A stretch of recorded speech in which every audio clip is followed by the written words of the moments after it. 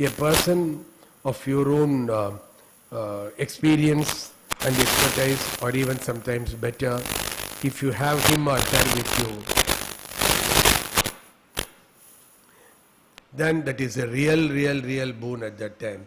You know, when you have a PP, a mother bleeding there on the table, your mind does not work. You think, I have done something, that is why she is bleeding.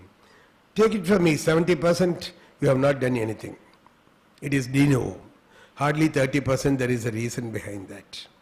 But if you have a person who is not directly connected with that particular mother, he or she will be able to think better. So when we say call for help, you call anybody, but a person who is equally or more experienced and with expertise than what you have. Don't think, why should I call? No. The second hand is the wonderful hand that you require at that time. Then of course I am not going to talk about, yes, and don't start IV line in the same thing. Probably they would have started with a 21 or 22 gauge Venflon for your oxytocin and all that. Take off that, start with a 16 gauge Venflon. 16 is the ideal. 18 is acceptable. Beyond that, no.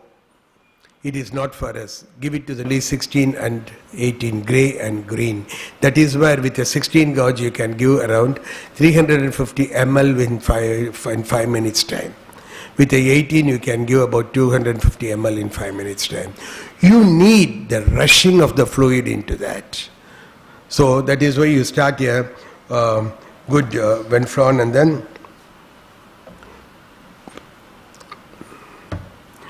take the blood. That is another thing where we miss. It is not that you don't know that you have to take a blood, but at that time your mind will not work. You will always be thinking how to stop the bleeding, how to stop the flow. So the hematocrit, this is where your hemoglobin and hematocrit makes a big difference.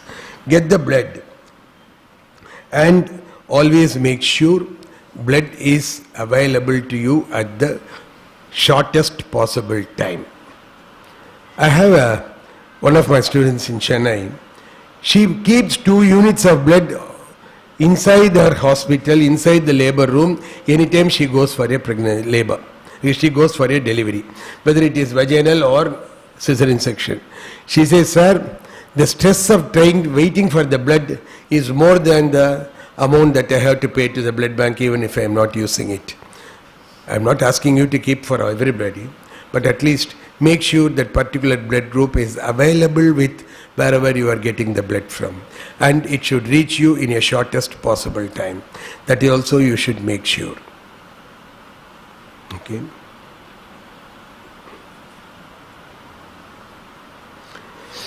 First line is always oxytocin. Don't start with carboprost and all that. It is not, there is nothing much difference between the two. And nowadays there is a tendency to give oxytocin and carbitocin. That is not a good combination at all. Stick on to one thing.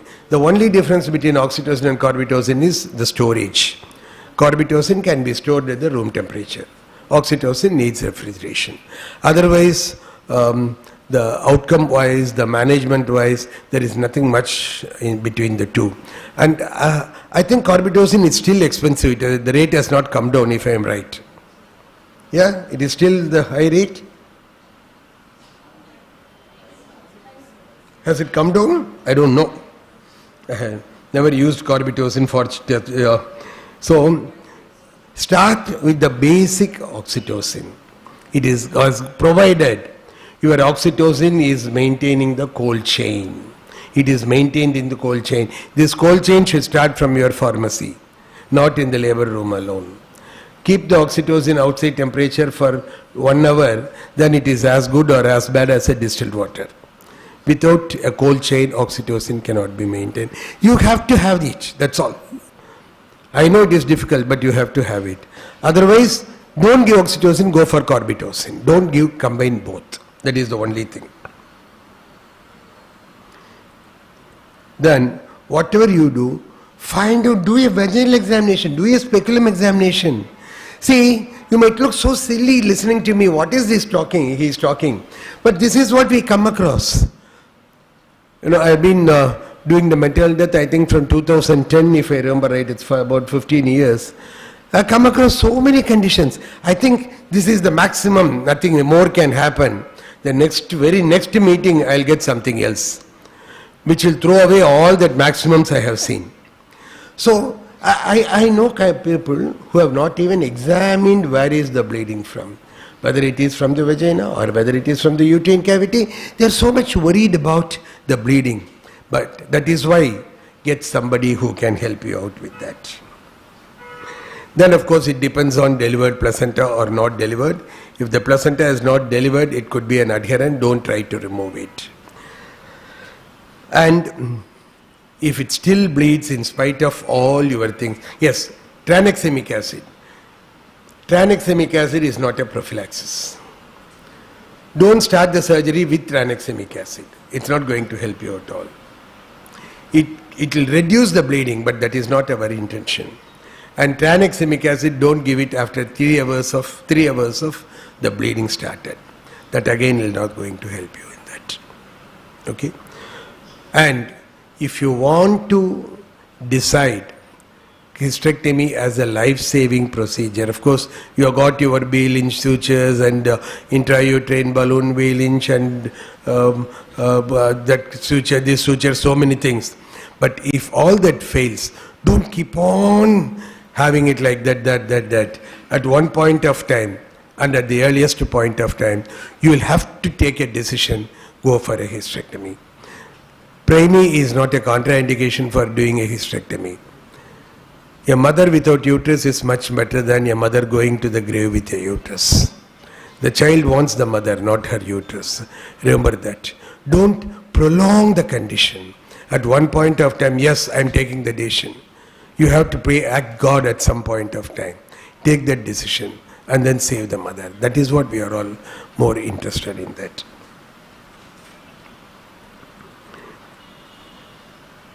Okay. Of course, always rule out your traumatic PPH, cervical tear, vaginal tear and all that, and then continue further management. Next, coming to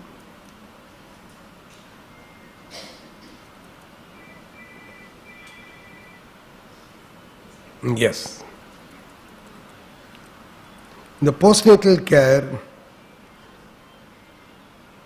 either you make sure your mothers come back, because 75% of our maternal deaths occur in the postnatal period. Whether it is vaginal delivery or cesarean delivery, whether it is in Kanyakumari or in Chennai, whether in a well-established setup, whether in the medical college or whether it is in a PHC or wherever it is. 75% of our maternal death is in the postnatal period. You have to have a little more postnatal care. And so I know some of the nursing homes, they have a good habit of calling their mothers and then asking them. That's good. You know, you cannot be going behind them and then ask. But give them these questions. What are the things your staff nurse or whoever is calling should ask? But if you just say, Nalla irken, nalla irken, that's all. The mother is not going to be aware of what are the problems. So, whether there is heavy bleeding, whether there is breast engorgement and paler. Of course, if they go paler, pulse. There are places where they have not seen the mother, the doctor has not seen the mother. The postnatal mother is as much an importance to you as an antenatal mother or a laboring mother. You can ask others to see, but finally, before sending her home, you have to see her by yourself. And then make sure that there is no signs of sepsis, no signs of anemia, and her BP is maintaining. Keep in mind the secondary PPH also. Don't forget, because she did not have any PPH at that time, everything is fine. Then the diet and all that you explain. Do a hemoglobin at least in the first postnatal visit. See what has happened. Okay, about 0.5 to 1 gram is acceptable provided she does not have any rapid pulse rate or other signs of failure. But if there is a precipitous fall of hemoglobin and there is a precipitous decrease in hematocrit, then you will have to think that there is some bleeding somewhere which neither she is aware nor anybody has examined. So examine her thoroughly before sending her, saying that you are all right. Then only the problem comes only when you send her like that, and after about 5 or 6 days she comes back with anemia with failure, or with a intracranial hemorrhage, or a intraperitoneal bleed somewhere, something. That is problem. Or even they come back with DIC when you cannot do anything. I don't know. I don't think this is required. Atonic PPH, it is going to be the same almost. Only thing is, blood has indicated monitoring input and output. Urinary output is very, very, very important. When there is a bleeding, check for urine output. Don't hesitate to catheterize the woman. Otherwise, it's not going to help you. You know, asking somebody to check the urine output and all, it never happens. You can tell anybody, you tell me, give me the hourly urine output, nothing. It becomes a yearly urine output. There is no hourly urine output. So, always make sure that she is catheterized and the urine output is measured. Any PPH, if there is no urine output, then this is a very, very risky, dangerous sign, and it requires immediate management. Tamponades are good, and UBT is available freely nowadays. They can be used before you take a final call on that. And another thing, after a hysterectomy, I find quite a good number of people doing an internal iliac ligation also. That is not going to help. See, there are two things in internal iliac ligation. Whether the vascular surgeon or the urologist, 50% of them swear by internal iliac ligation as the last word in PPH management. 50% says, don't waste your time on doing a internal iliac ligation. I worked in a place where we used to do quite a good number of ligations. I have seen mothers coming back after a ligation for the next pregnancy also. But I have also seen after the ligation, all the vessels are very much intact when we did a contrast study. So all those things are there, and after the ligation, hysterectomies have been done also. So unless you can do it yourself and with the shortest possible time, there is no point in taking internal iliac ligation as the last word in that. Go to the whatever you can do with the uterus, whether you can do a compression sutures, you can do an internal tamponade, you can do a compression suture, or go for a hysterectomy. Don't call for a urologist, wait for him or her to come and then do it. It is not going to matter much. And after the hysterectomy, ligation is not going to help at all. If there is a bleeding, it is due to another reason. Probably by the time she would have gone in for a DIC. So don't again waste time on that. And when there is bleeding, when her BP and all is coming down, or when there is sufficient evidence of DIC, your idea is to get in and get out fast. At that time, don't try all those radical measures or heroic measures, internal iliac ligation, waiting for somebody to come, going for uterine artery ligation. Those are all things which you should have done much earlier, not after you are removing the uterus. There is no point in doing that. Okay.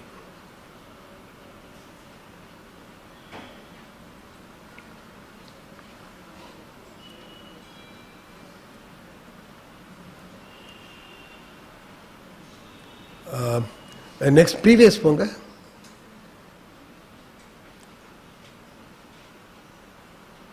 Killer. Sorry, mele. Previous.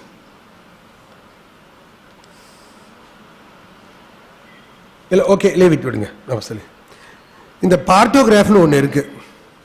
Ingayad kettinga yavagam irukka? I've been talking about this partograph for I think ever since I started learning how to talk. But now I am in the evening or even say in a goodbye stage of my life. Till now, the partograph is never drawn anywhere in the proper way. Mind you, it is a real good tool and a very simple tool with no cost at all. But nowhere, whether it is PHC or medical college or even a quaternary care institution, nowhere it is being done. That is very good. I am not going into that, no point in telling, still it will never be done. Okay. Yes. And coming to this, vaginal bleeding, you have got two things. One is an abruption and one is before 20 weeks. Next.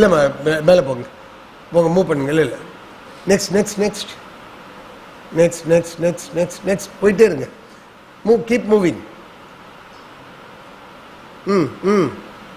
Keep moving. போங்க.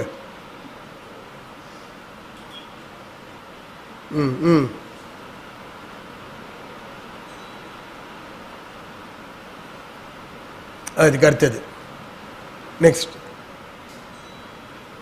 அதுதான்.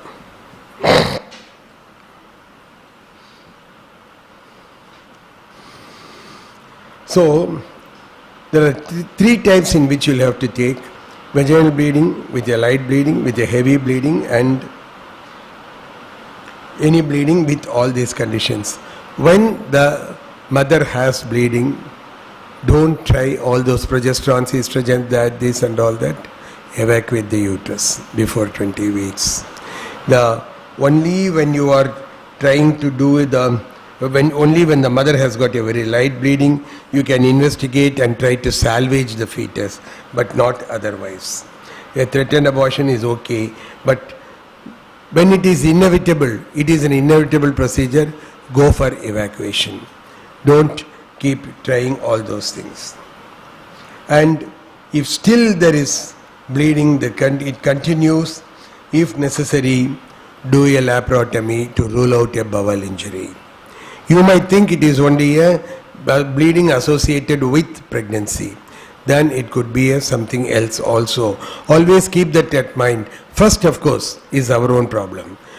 Rule out all maternity related conditions.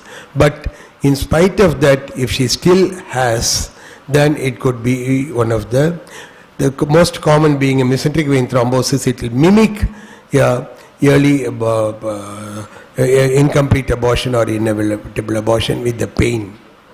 There may not be bleeding. Similarly, when there is no bleeding or very minimal bleeding, but an excruciating pain, think of non-maternal causes. Get the surgeon to see. Get a proper ultrasound or even a CT to see what is really happening. These are our conditions which you will have to take. And always remember, the chances of a spontaneous rupture, though it is very, very rare, 1 in 5,000, 1 in 10,000, it can still happen. And recently it happened in one center also. Now, with the increasing rate of cesarean section, the chances of placental scar adhesions and then scar giving way or in the early weeks itself are also going up. So, the best way to avoid is to reduce the cesarean section. But that is, I think the younger brother for partograph. That also nobody uses, and this also nobody reduces. Okay. And TVS is good, but if you don't have a TVS, that doesn't mean an ultrasound cannot be or should not be done. Don't delay doing an ultrasound just because of a TVS. It happened, the mother died. They were waiting for a TVS to come, the report to come. The mother could not get the money and all that arranged. Then she went somewhere here, there and all that. Finally, it was a ruptured ectopic. They opened, they could not salvage the mother. All because of waiting for the TVS. TVS if you have, if the mother can afford it immediately, it's very good. Otherwise, don't think that TVS is the end of everything. It gives you all the informations in the world. It can still give you false information. It may not give you any information. So, clinical. Keep that in mind. That is your number one choice. All others are accessory to your clinical knowledge and your clinical expertise. These are I know one very good scan center, long back, not now, about 10, 15 years back. They gave a report as mucinous cystadinoma. But clinically, I thought it is a vesicular mole. Started a drip. The mucinous cystadinoma came down vaginally. So these things can happen. I'm not blaming the radiologist. I'm not saying the radiologist doesn't know. It's a good center. There is a very well-trained radiologist. But these things can happen. So don't think just because the sonologist has said that, or the CT has said that, MRA has said that, if there is a discrepancy between your clinical finding and your investigation, whatever is the investigation, even a thing like clinical anemia and clinical pallor and your hemoglobin, clinically pale, hemoglobin 10.5 grams, see that, change the lab, ask somebody else to do it. Look for the hematocrit. So, like that, when there is a discrepancy between the two, believe in your own skill, believe in your clinical examination, redo all the investigations if necessary, then you will not be able to miss. Just because TVS says that, I will only go by that. TVS says this, I will only go by that. No. You can always do it. I have nothing against TVS, I have nothing against CT. But use it where it will be helpful to all of us, including the patient. And avoid this curettage, suction evacuation. Manual vacuum aspiration is a very, very safe procedure. You just cannot afford to perforate the uterus. Even if you are determined, with a determination you come, today I am going to perforate this uterus, you cannot perforate if you use an MVA. So that is a very good thing. No point in all that digital evacuation, putting in a sponge holding forceps, those are all dead with my days, over. That is what we did in those days. You cannot say that it is the present thing.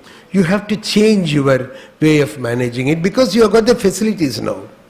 MMA has come, early weeks, up to 9 weeks, go for a medical method of abortion. Beyond that, go for a medical manual vacuum aspiration. Only all these fails, you go for the next level of thing. So, choose the right method and choose the safest method for the mother.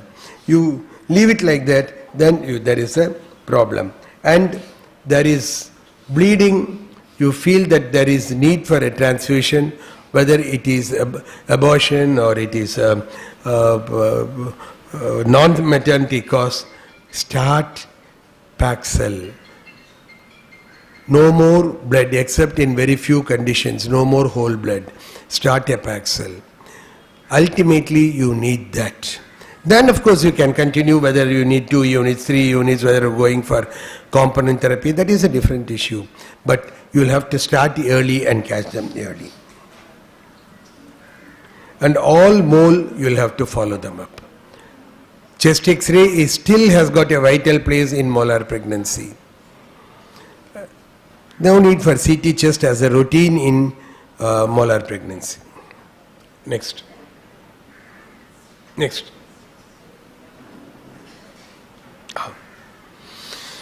This is a very sad condition, I would say. With so many things, with so much of advancement, we are still losing mothers in APH, particularly in abruption. Why? Why do you think we are losing mothers in abruption? Yes, can anyone come say, respond? Failure to identify, okay, yes, that is one thing. Then anything else?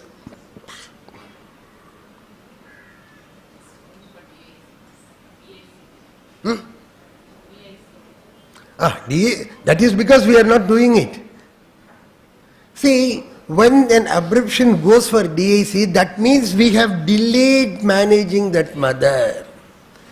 Do not delay. See, these are conditions where you have no option. Whether it is abruption or PPH or placenta previa, is it your mistake? At least placenta previa you can say, previous cesarean, all those things and all that, the placenta has come down, that to accreta per creta and all that.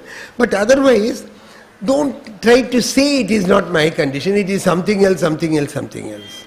I'll come to that later. Almost every month, I come across at least 2 near miss in abruption. And once in 2 to 3 months, I lose a mother in abruption. Just cannot afford to lose a mother. Right, if she is completely left everything and then she came very late, even then we have to try. But as she said, if she comes in full-blown DIC with all that, we can. If it happens, that's a different issue. But as a routine, we cannot afford to lose the mother in abruption. So, heavy bleeding, always think of abruption.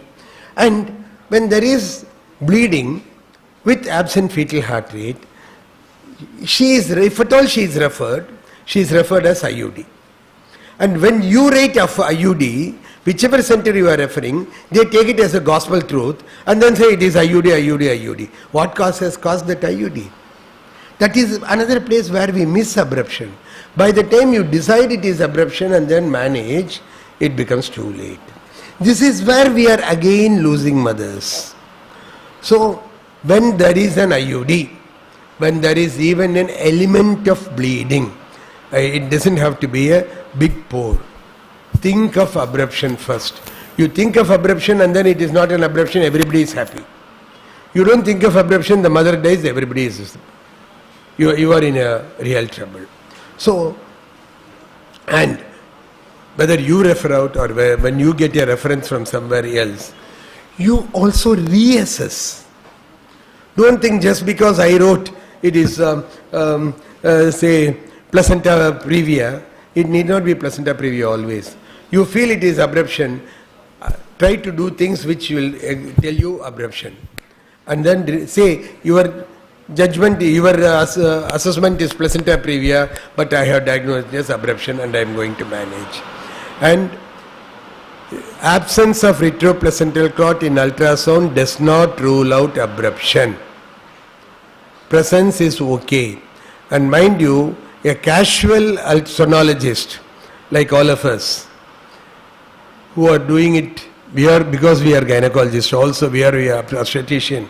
I also do, nowadays I have stopped all that. It's quite some time since I saw my patient there. All those whom I see they don't require any ultrasound or anything. I see them in a different place. So, just because there is no retroplacental clot, don't think it is not abruption.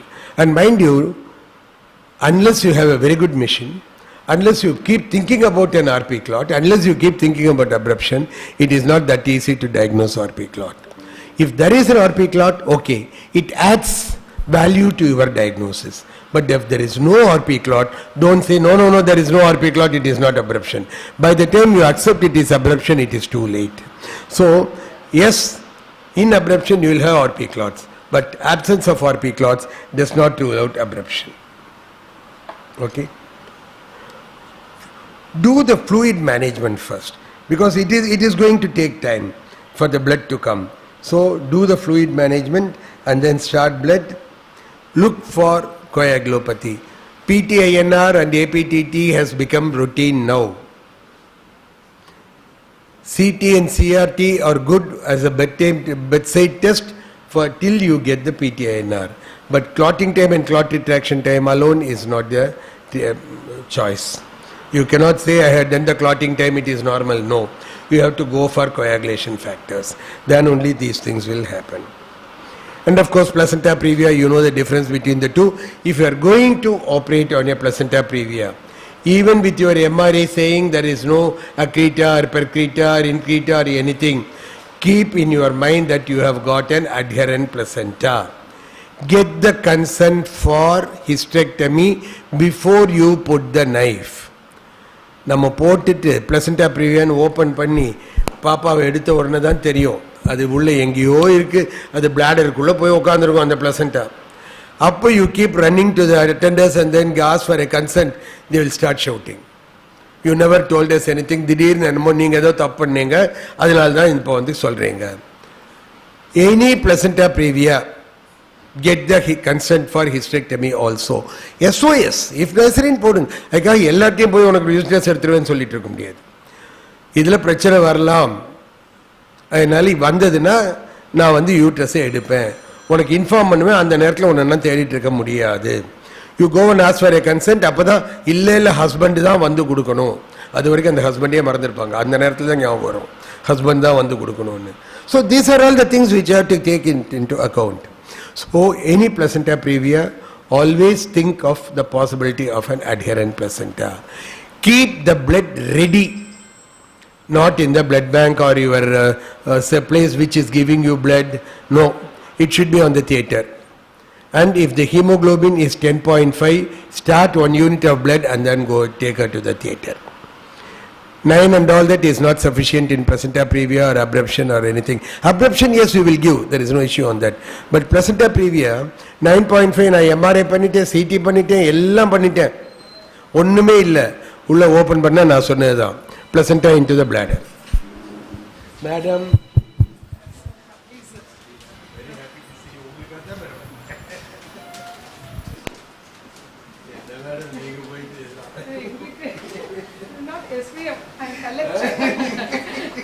thank you, madam. I'm honored.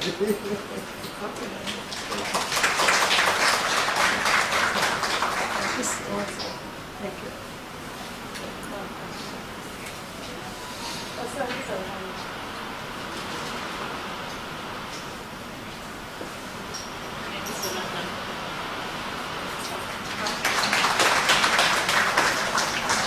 I'm going to sit and listen, sir. Only I am not. Ella program. Right, madam.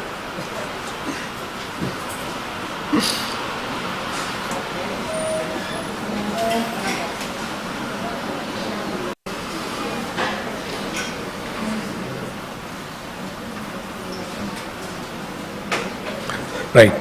So, yes, as I was telling, when there is a placenta previa, keep blood with you, not anywhere else. You have to have 2 units with you. Because when something unexpected happens, you require more, but other varaikkum you can give these 2 units and then try to tide over the crisis. And whoever is your surgeon or a urologist who helps you with it, alert that person. I am opening something, I don't know what is there. I don't know whether how many of you remember that wonderful sentence in Bailey and Love. Nowadays I find even MS surgery Bailey padikkiradhilanu solranga. Abdomen is a temple of surprises. Yes, I have come across lot of gods inside the abdomen. So the temple is always there. You can have anything inside that. Forewarn them. If necessary, even bring them into the theatre, doesn't matter. Because every second matters when you are operating on that. So don't delay. Bring them in, keep them and ask them to wash up and assist you for the cesarean section. If there is a problem, change over the side and then give it, ask them to complete it. Don't try to go in search of a surgeon, urologist and all that. These are things which you will have to really look for that. And don't unnecessarily delay even in placenta previa. If your setup is good, newborn setup is good, the salvageability is there, baby is of a considerable weight, terminate the pregnancy early and give it to the neonatologist. You can say 36 plus, you can terminate if she comes. 36 plus, bleeding, go back and come after 10 days.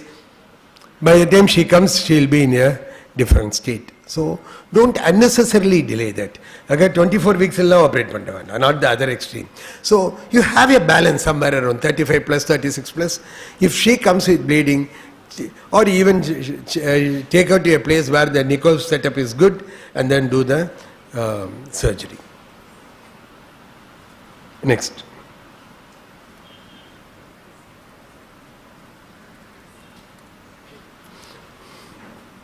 Yes. So the next nightmare for us, in spite of everything, our death due to PPH has gradually come down now. Now our top is eclampsia and preeclampsia. Why we are missing on that? I'll take both eclampsia and preeclampsia together because, right. In preeclampsia, where are we missing it? Why we are missing it?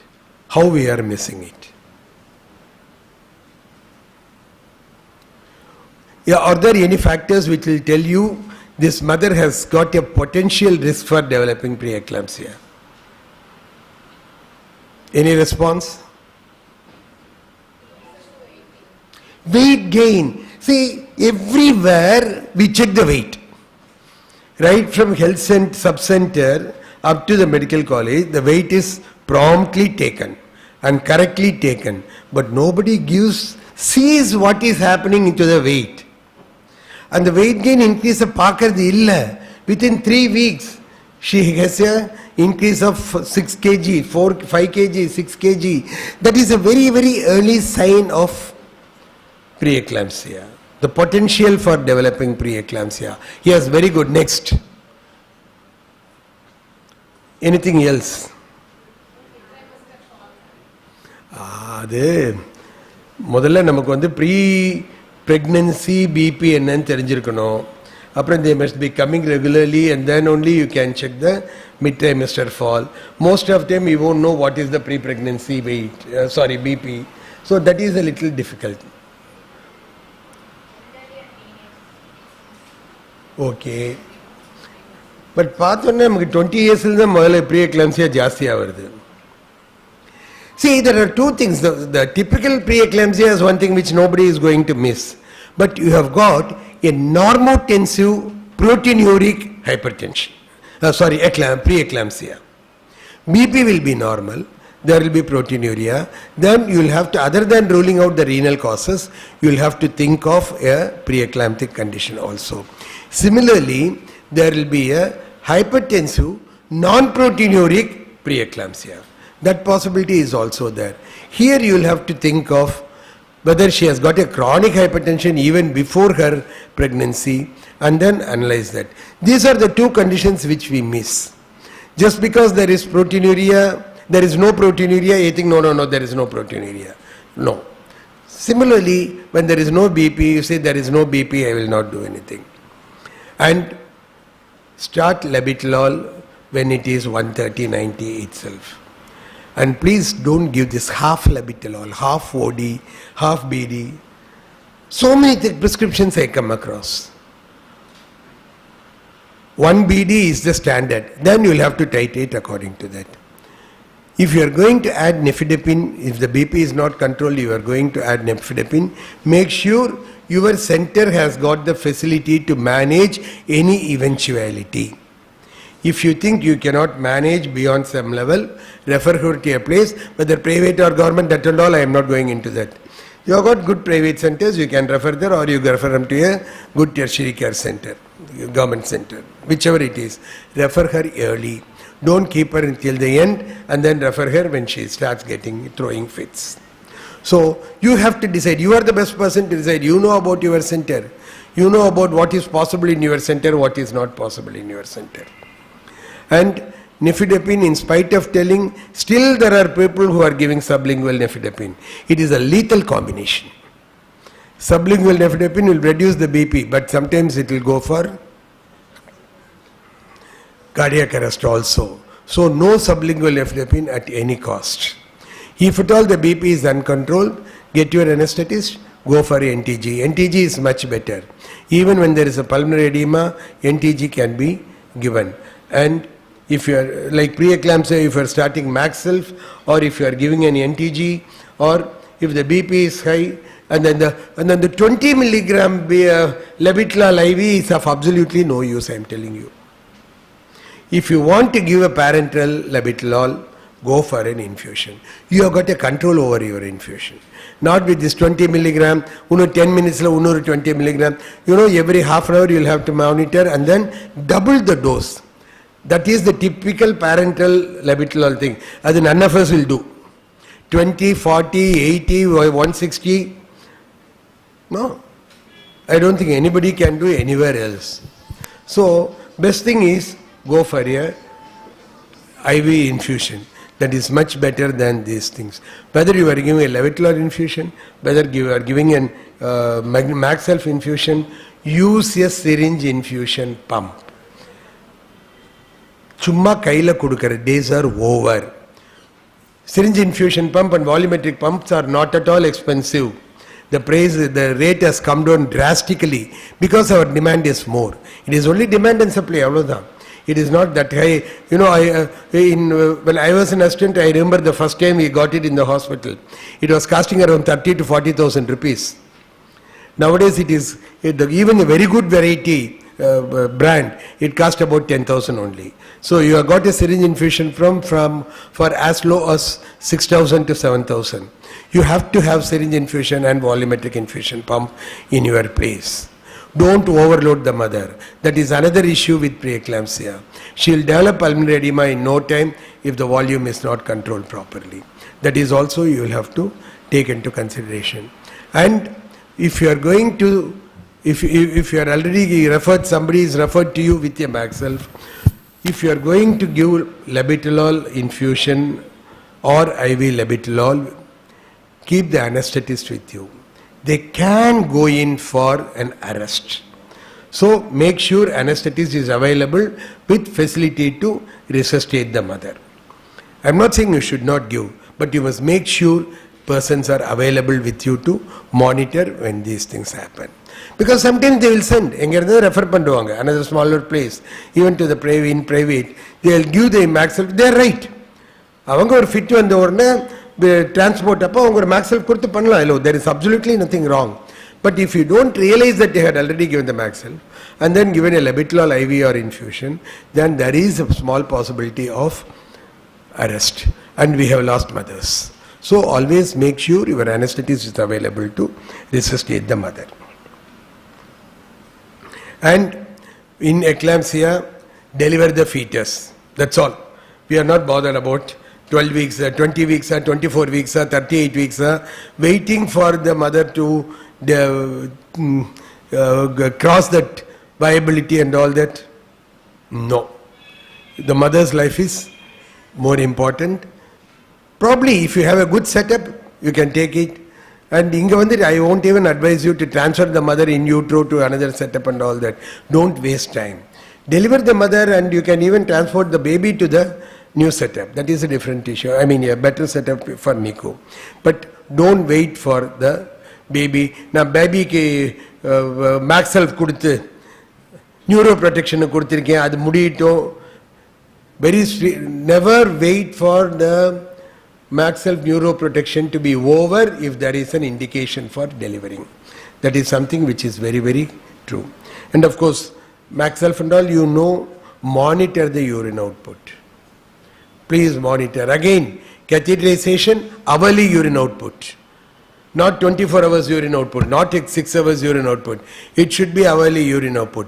When it is less than 50, 60, 50, 30 is okay. 30 ml per hour is acceptable, but it is not appreciable.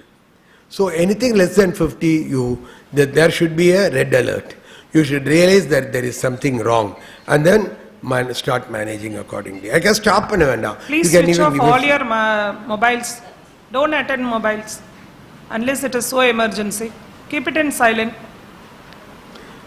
So you can give a fluid challenge and then see. Most of time eclampsia நம்ம வந்து அந்த ஸ்லோவா ஒரு infusion பம்ப்ல போட்டுட்டு இருக்கறப்போ அவங்களுக்கு fluid கிடைச்சிருக்காது, அதனாலயே இருக்கலாம். So that is also there, but you have to monitor the urine output. That is one thing which you will have to see. How many of you sterilize your labor room? Disinfection of labor room, how many of you do? Please put up your hand. அப்பா கண்ணே தெரிய மாட்டேங்குது எனக்கு, கண்ணாடி போட்டு பார்க்குறேன்.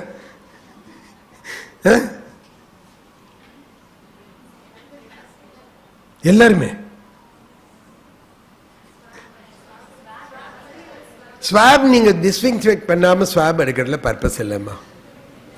Unless you disinfect. Okay, how often you take a swab? Monthly. How often you disinfect? So if you are taking a swab before disinfection, there is no point in you taking a swab. I will not accept your report at all.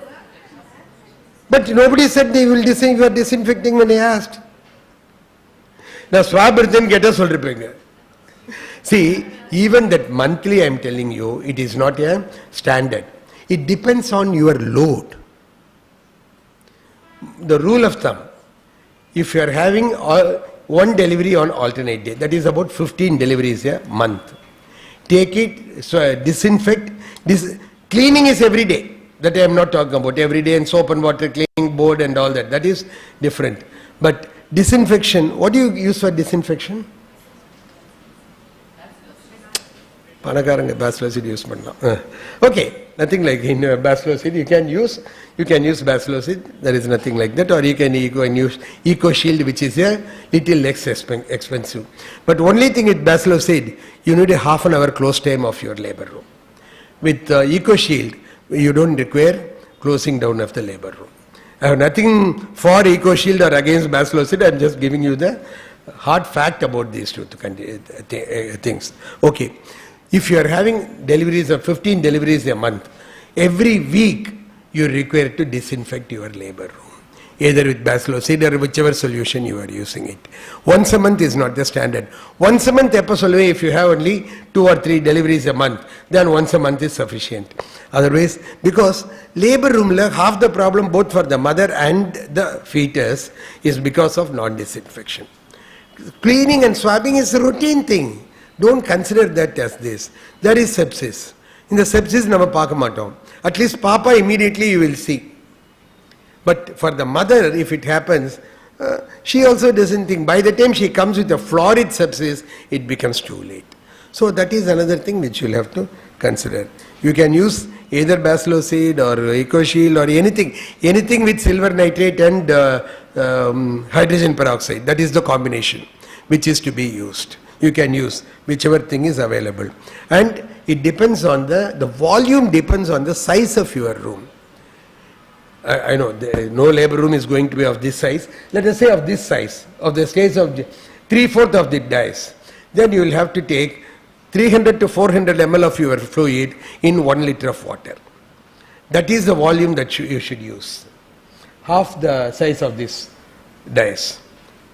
Now the whole, half the size of the room, and then I am using 300 ml with 1 liter. No, that is no use again.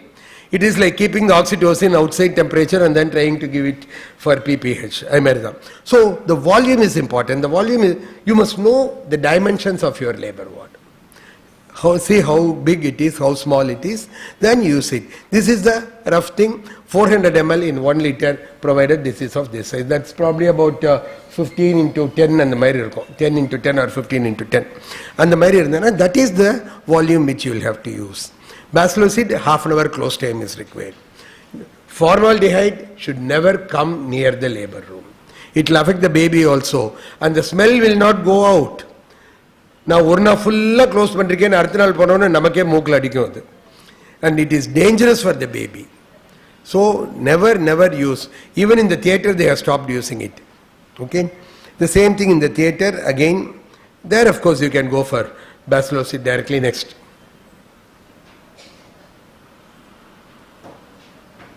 Okay, bacillocid is alcoholic thing. Next is of course preeclampsia. I think these are the major conditions where you require to follow the protocols, where you have to have a protocol based assessment. If you have any queries, I am ready to respond. So before you ask when I am going to stop, I have stopped. Okay, thank you.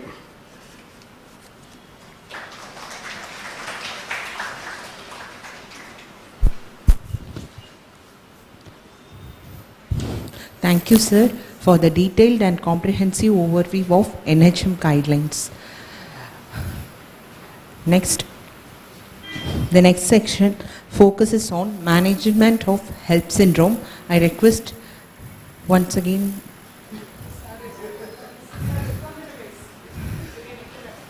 the next session. Konjam.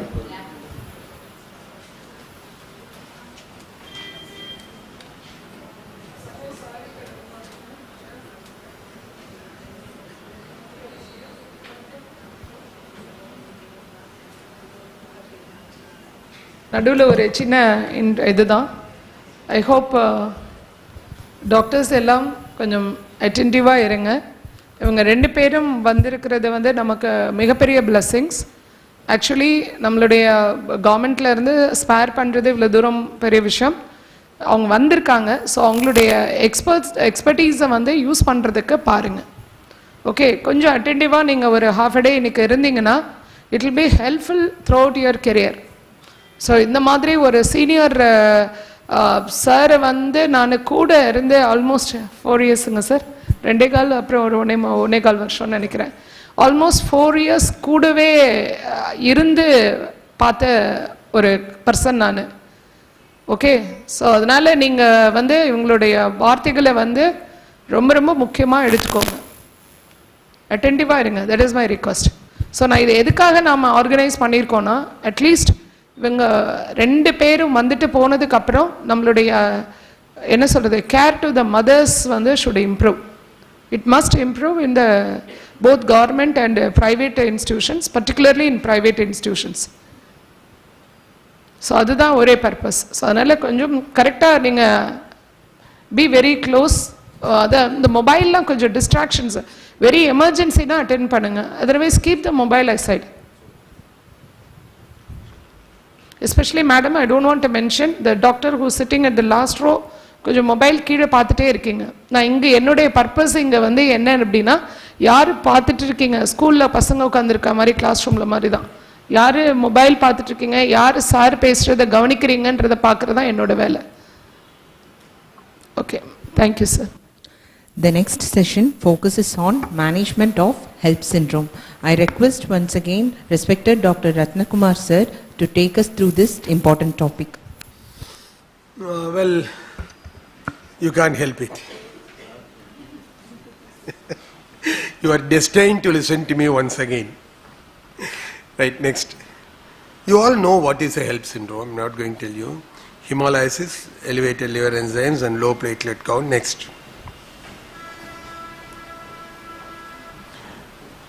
See, HELLP syndrome is not a separate entity. It is actually a part of a spectrum of preeclampsia. Only thing is, it is so silent. You don't know when it will happen, in whom it will happen, and when you can do something about it. That is where we all tend to miss HELLP. And very often, HELLP is missed or misconceived as all other things other than HELLP. AFLP, jaundice, whatever it is you want to say. இது ஒரு நல்ல இது என்னன்னா, we have developed a good system. Any obstetric problem, we always try to give it to the other person first. HELLP ன்னு suspect பண்ணோம்னா முதல்ல கேஸ்ட்ரோஎன்டராலஜிஸ்ட்டை கூப்பிட்டுறோம், எக்லாம்சியாக்கு முதல்ல நியூராலஜிஸ்ட்டை கூப்பிட்டுறோம். எக்லாம்சியா help எல்லாம் நம்ம பண்ணணும். Okay, you can take their help. Absolutely nothing wrong in that. But don't wait for them to come and tell you what to do. It is a part of our bread and butter. We will have to manage our eclampsia. We will have to manage our HELLP syndrome. We have to do things for us. You take their help, take their support. That is totally a different issue. But that should not be the only thing. So, pre-eclampsia, it becomes a totally different picture. There is fits. There is loss of consciousness. Everybody is alert. வீட்டில் எல்லாம் வந்துடுறாங்க, பக்கத்து வீடு ஏற்று வீடு எல்லாம் வந்துடுறாங்க. But in HELLP, nobody knows what is really happening. So, it gives you a warning that things are not happening as it should happen. So, this is what I said. We talk about hepatitis, ITP, gallbladder, TTP, எல்லாத்தையும் யோஸ் பண்ணிப்போம். கடைசி வரைக்கும் help சொல்ல மாட்டோம். கடைசியில் சொல்கிறப்போ it becomes late. Think of HELP first. It is more common than all other conditions. Because hepatitis is totally a different spectrum. This is a different spectrum. Both are not one and the same. So you have to think of that. Next. In severe preeclampsia, it is more common. It is not that it will not happen in preeclampsia. In severe, it is more common.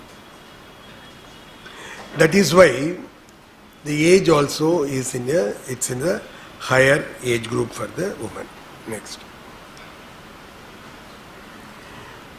Most often, next. It occurs. Previous. Right. Previous. Right.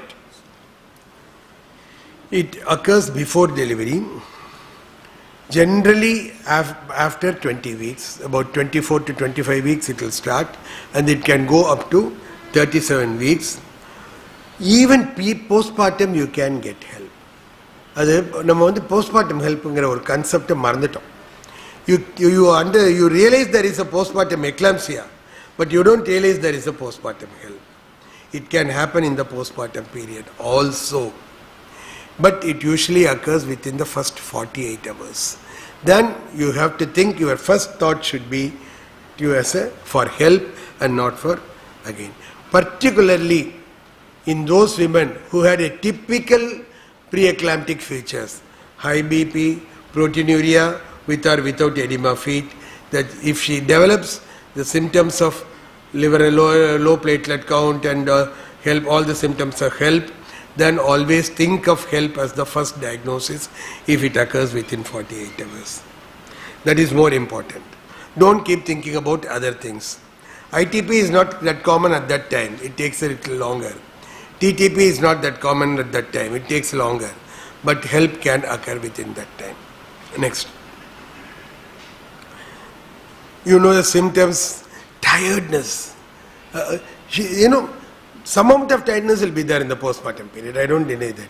But after 2 days also, she won't even get up from the bed. She will say, I want to be lying down. It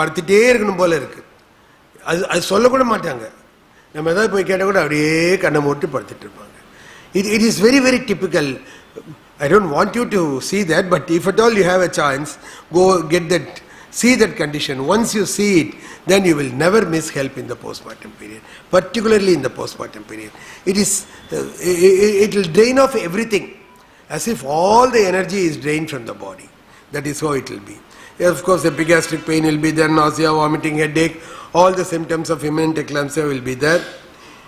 In 10 to 20%, if it is HELLP alone, you may not have hypertension and proteinuria. Hypertension illa, idu HELP illa, please don't say that. Even without hypertension, HELP can occur, because it is a different pathway in which HELP occurs. It is not the same way as for hypertension and proteinuria. So, yes, most of the time there will be hypertension, there will be proteinuria, but in 10 to 20%, around 15 to 20%, you may not have hypertension, you may not have proteinuria, and still it can be HELP. See, look for other signs and symptoms. There are certain things I will tell you later, how you can typically go for that. Next. Right upper quadrant pain, very, very, very typical. Okay. It may be fluctuating or a colic-like. Malice, I told you already. Exacerbation during night, that is another thing. It is so tiring, the pain is also exacerbated, the malice is also more exacerbated at the right. But that malice is something which is really, really, really difficult to understand unless you see that mother suffering from that. And upper right upper abdominal quadrant pain, always keep HELP in mind. It could be another thing, I am not saying no. But we have to keep HELP as a possibility in that. And if she had preeclampsia, 95% of the time it is only HELP syndrome. Don't wait for somebody else to come and tell you. You can start managing and then call the other specialist and try to get their help. You can do it. Ultrasound will not give you much of a picture. What is partial HELP? It is a developing HELP. The complete picture will not be there.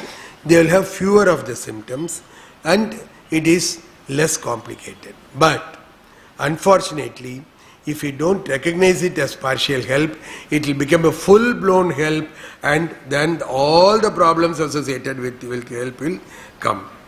So, You can call it partial HELLP, incomplete HELLP and all that. Even that has to be treated properly. Otherwise it will become a full-blown HELLP. This is where we miss and then lose the mothers. That is another thing which you have to think. Because HELP is comparatively easy to manage, provided you think of it and diagnose HELP. If you don't do that, you are out. And she is out. So, reversal of the syndrome may also occasionally occur, but rare. Once again it can happen. It can happen in subsequent pregnancies, but that is rare. Next. This is a very typical thing. I know sometimes they say, HELP bless me Ketena, what is this fellow talking about? This is Maha, that is microangiopathic microhemolytic anemia, is a very typical picture of HELP. Only thing is, you must warn your pathologist. I am suspecting HELP. Go and actually it is a symptom of, it's a picture of hemolysis. So you will have to tell them, please look for hemolytic picture in the peripheral smear. I am suspecting HELP. It's a very typical finding, but I won't blame the pathologist. There are so many things, they may miss the finding. See, of course we are not going to see it, but if you see, the hemolyzed pictures or structures are very, very typical also. Now the arrow that is how it will look. So, fragmented or contracted red cells with burst cells in the periphery reflects the hemolytic process. And the most common hemolytic process which will come across is HELP in pregnant mothers. This is something which you have to tell the pathologist. Then when you have a doubt, HELP typical diagnostic features coming. There is a typical diagnostic feature, I am coming to that also, but that is not generally being done. But this is something which you can do it. Kanyakumari, you have got so many labs outside everywhere, right? So you tell them, but give in the report, in your prescription, it is a suspected hemolysis, suspected HELP. Look for hemolysis. You can even write, look for MAHA. Very, very typical in hemolysis. Next. Serum LDH levels, yes, we will be doing LDH routinely. Hemoglobin concentration will be less, and this is where your hematocrit values are helpful. You will have a higher hematocrit with a lower hemoglobin levels. Unconjugated bilirubin will be more naturally. Low haptoglobulin concentration, but only thing is we don't do haptoglobulin as a routine procedure. And your labs will definitely have, is a very typical marker for hemolysis, but that is going to be expensive.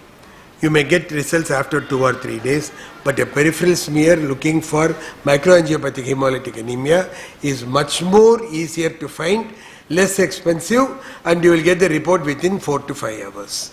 You can have the report, and namakku therinja lab irundana you can even get the report within 2 hours. Only thing is, and then you should have the pathologist there. You require a pathologist to identify this. Technical people may not be able to identify. If at all you can do a haptoglobulin, you can have a low haptoglobulin level, is again indicative of HELP. Liver enzymes, yes, any hemolytic process it will be increased. Then next is AST, ALT, or due to liver injury, that is also same. Increase in AST and ALT, SGOT and SGPT, that is also there. You will find it in any condition, but in HELP it is very, very typical. Even the bilirubin may be normal, but AST and ALT will be altered. In that case also, think of HELP. Do a peripheral smear, microangiopathic hemolytic anemia, think of HELP. If at all you do a haptoglobulin, think of, if it is low, think of HELP. If even the bilirubin is normal and AST, ALT is high, think of HELP. Indirect bilirubin is high, again think of HELP. 4 points. Except haptoglobulin, all the 3 can be done as a routine. We are doing it as a routine, but we are not identifying at that time. Lab can, see, I don't know, somewhere in the biochemistry book only I read, if you are sending an investigation, first think, what are you going to do with the report? If you think the report is not going to make any difference in your management, don't send that investigation. Same thing if you are sending the investigation, get the report first. Pester pannunga unga lab, unga pathologist, eppdiyadhu pester panni get the report. Naale kuduthirren, okay, naale kuduthirren. Naaliki namakku so many things will happen. Unnu 10 patients kuda vandirupanga, inda nama inda help vitruvom. Will be helpless when she comes back in a severe, full-blown health status. Get the report. That is something which I always find. Okay, culture, backtrack even 24 hours you get a good culture report. Even 2 days I agree. But routine investigation, it takes so long. Complete hemogram half an hour work. Adukella delay pannave mudiyadhu. Complete hemogram gives you the hemoglobin and also the hematocrit. It gives you the platelet. Adukku next day varaikku wait பண்றாங்க. கேட்டா ரிப்போர்ட்டே வரலங்கறாங்க. No. இப்போ எங்க செல் count எல்லாமே எங்க இருக்கு? Right from the PHC level, we block PHC la irukilla sir. Right from the block PHC we are having cell counter. And it is half an hour work for us. So, idella vandu don't delay. If lab is not supporting you, don't support the lab thereafter. Lab kara enna adikka poram. So, these 4 things, leave alone haptoglobulin, don't bother about it.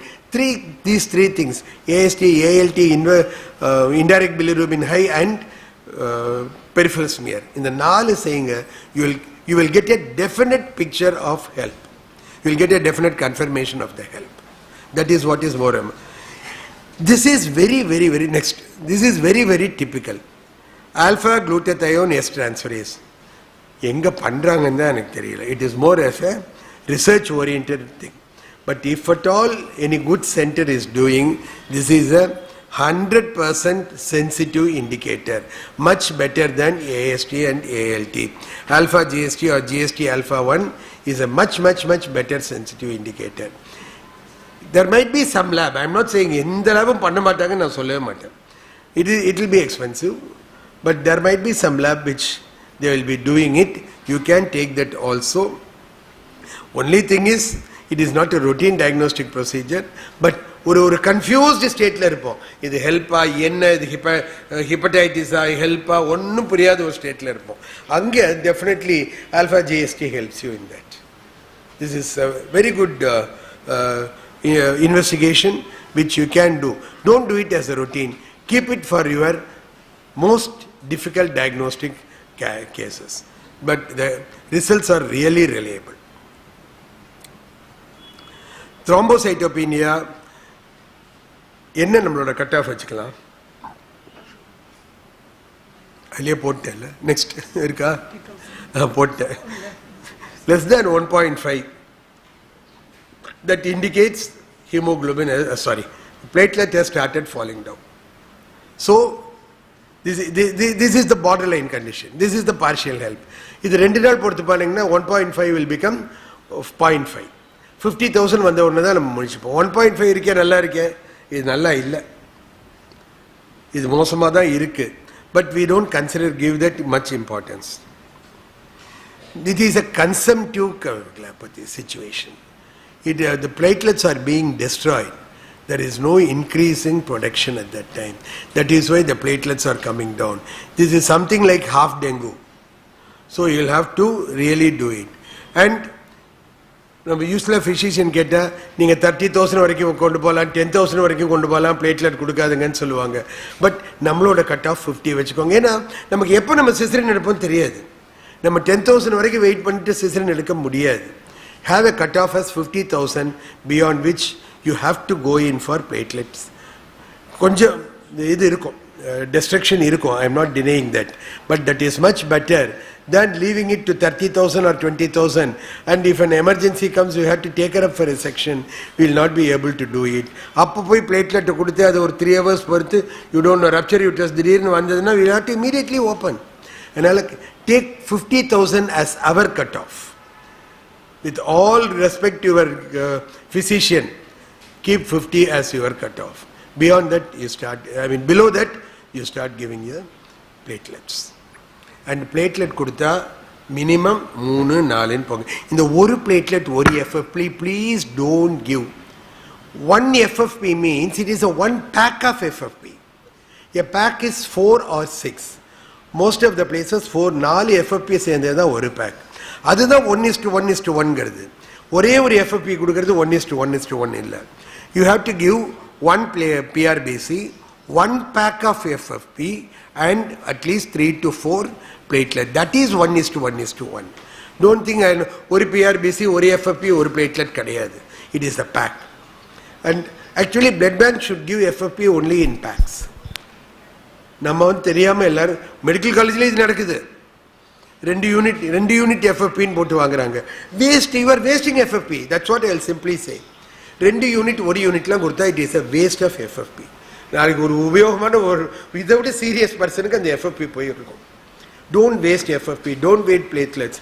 These are all things which you cannot get everywhere. நமக்கு component லைசன்ஸ்ல இது எல்லாத்தையும் வாங்குறோம். அதனால 4 FFP கம்மியா இருந்தா நீங்க கொடுக்க வேண்டியது அனாவசியம். பிளேட்லெட் 3 இல்ல 4 கம்மியா இருந்தா கொடுக்கறதுல பர்பஸே இல்ல. ஏன்னா நீங்க கொடுக்கிற ஒரு பிளேட்லெட் கம்ப்ளீட்டா டெஸ்ட்ராய் ஆயிடும்.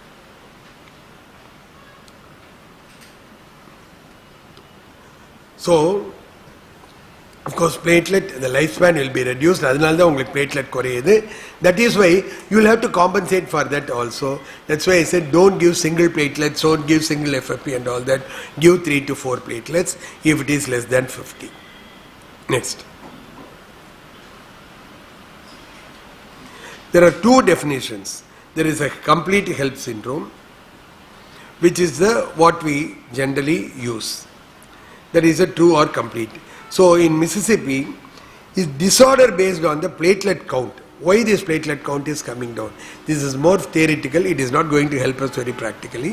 So you still continue, take those 4 investigations. I am again repeating AST, ALT, indirect bilirubin and your hemolytic peripheral smear. These 4 investigations. Of course LDH you would have done already. Keep these 4 things, and when the keep the reducing platelet count as the cutoff of less than 1.5 lakhs and less than 50, give 3 to 4 packs of 3 to 4 numbers of platelet. If necessary, if your peripheral coagulation profile is PT-INR is increased, give FFP. FFP na ஒரு பேக்னா 4 சேர்த்து கொடுக்கிறது தான் FFP. Do a PT-INR. No more CT-CRT. HELLPக்கு CT-CRT is a waste. It will not give you any information. So you have to go for PT-INR. PT-INR இப்ப எல்லா இடத்துலயும் இருக்கணும். I know whether medical college has PT-INR இருக்குல்ல. உங்க ஹாஸ்பிட்டல்ல இருக்கா? இல்ல வெளில அனுப்புறீங்களா? டீன் மேடம் இருக்காங்க, அவங்கள்ட்டே கேட்டுலாம். Headquarters also. இருக்கா பிரியா? குட். சோ சென்டர்ஸ்ல வெதர் இருக்காமா? இல்ல எங்களுக்கு இருக்கு, குழித்துறையில இருக்கான்னு கேக்குறேன். மா சீமாங்க ஆபரேஷனல் காசு கொடுக்குறோம், கிட்ட வாங்கி கொடுங்களேம்மா. ஏமா வேற டிபார்ட்மெண்ட்ல ஒரு 2 டெஸ்ட் பண்ணினா நமக்கு என்ன ஆயிட போகுது? மேக்ஸிமம் யூட்டிலைஸ் பண்றது நம்ம தான். ஓகே, நியூ பார்ன்ல ஒரு எதுக்கு போட்டு போறாங்க, பிசிஷியன் ஒன்று போட்டு போறாங்க. கொஞ்சம் லிபரலா இருங்கம்மா, ரொம்ப உட்காந்து கரெக்ட் பாக்குறீங்க. எல்லா சீமாங் சென்டர்ஸ்லயும் வாங்கி வெச்சிருங்க, எல்லாத்தையும் வாங்கி வைங்கம்மா. பூதப்பாண்டியில we have. So when Budapandi has, then you must have it here. Please purchase it. ஏன்னா நீங்க வெளியில கொடுத்தீங்கன்னா உங்களுக்கு ரிசல்ட் வரதுக்கு 3 to 4 hours ஆகும். உங்க லேப் இருந்தா அரை மணி நேரம் 45 minutesல you can get the report. அதனால don't bother about all that. Get a kit and give it to them. ஒன்றும் இல்லை, ரொம்ப சிம்பிள் விஷயமா எல்லாம். பணம் வேணும்னா கேளுங்க, நாங்கள் கொடுக்குறோம். கொடுக்க மாட்டேன்னு சொல்லவே இல்லை, செலவே பண்ண மாட்டேங்கிறீங்க. நீங்கள் எங்களோட ப்ராப்ளமே நீங்கள் செலவு பண்ண மாட்டேங்க. மேடத்துக்கு தெரியும் டெல்லியில் எப்படி நாங்கள் திட்டு வாங்குறோன்னு. இல்லை, by the time next month உங்களுக்கு சிஆர்எம் வரப்போகிறது, state CRM. So that is what they are going to see the expenditure part தான் மெயினாக பார்க்க போகிறாங்க. So all CEmONC centres you please பண்ணிவிடுங்க. அதுதான் நம்ம அப்புறம் பேசுகிறோம். பட் சார் சொன்னதில்ல, அட்லீஸ்ட் சீமாங்க்ல you have to make the expenditure full. Okay, purchase பண்ணிவிடுங்க madam. Next. So these are the main diagnostic criteria. Platelet less than 100 to 109, AST, ALT. Before you just follow the Tennessee classification, the Mississippi classification, that is enough. This is just a difference. That's what I told you, all the other things. Okay. So now what are the differential diagnoses? One is hemorrhagic fever. Other conditions related to pregnancy. Acute fatty liver of pregnancy. Inga da vandu namak usually or thagararu varum. AFLP HELLP go by your serum blood sugar level. If the blood sugar level is persistently low, ஒரே ஒரு தரம் low ஆன உடனே ஏஎஃப்எல்பின்னு don't come to the diagnosis. அந்த அம்மா ஒன்றுமே சாப்பிடாம இருந்திருக்கும், நம்மளும் ஃப்ளூயிட்ஸ் கொடுத்துருக்க மாட்டோம், blood sugar will definitely be low. So if in spite of your supplementation with glucose, if the blood sugar level continues to be low, then think of AFLP. Otherwise, single reading of 65 grams, 65 milligrams, 50 milligram is not AFLP. Treat her. 25% dextrose podunga. Then varatum. Repeat it after 2 hours of a 25% dextrose. Then you see what it is. If it is normal, forget the AFLP from your mind. Infectious and inflammatory disease. Pancreatitis is another thing, but of course you have got amylase for that, which is more sensitive for diagnosis. So, main namakku vandu confusion varudhu AFLP li inge indha vandu maatuvom. Always think of blood glucose in AFLP, treat the low sugar, and then if it persists, then you think of AFLP. Otherwise, better to err on the side of caution. HELLP is much more dangerous than this. Both are equally dangerous, but I would be able to manage AFLP, but I will not be able to manage HELLP after some time. It will become a real big problem. Next. Yes, viral hepatitis, cholangitis, cholecystitis, the typical pain. Everywhere you will get that. Upper urinary tract infection, gastritis, gastric ulcer.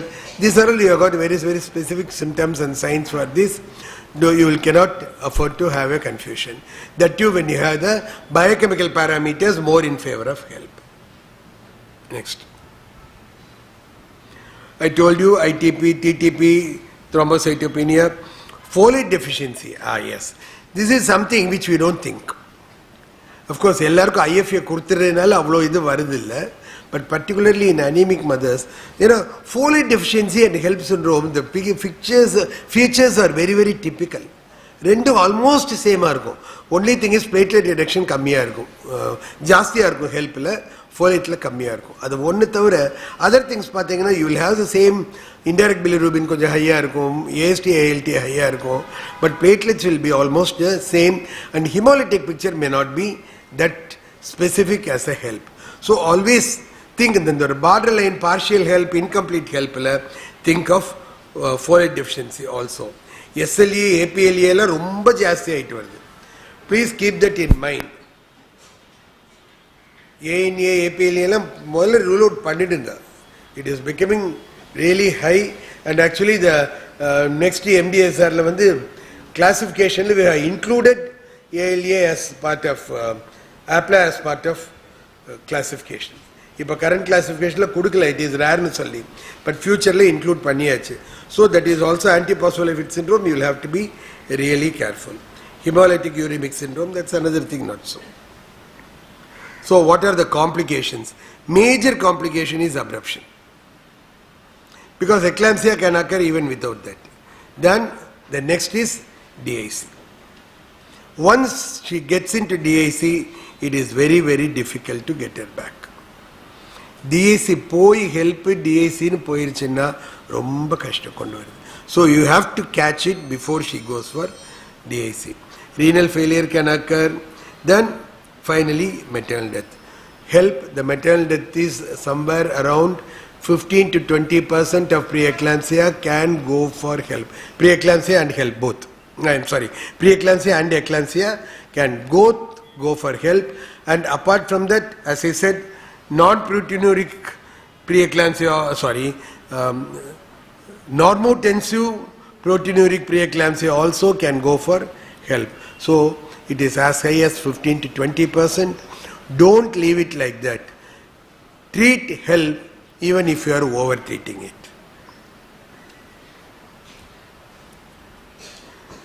So as I said, these are all the various predictors. LDH concentration is more than 1400, AST, ALT, uric acid also will be high.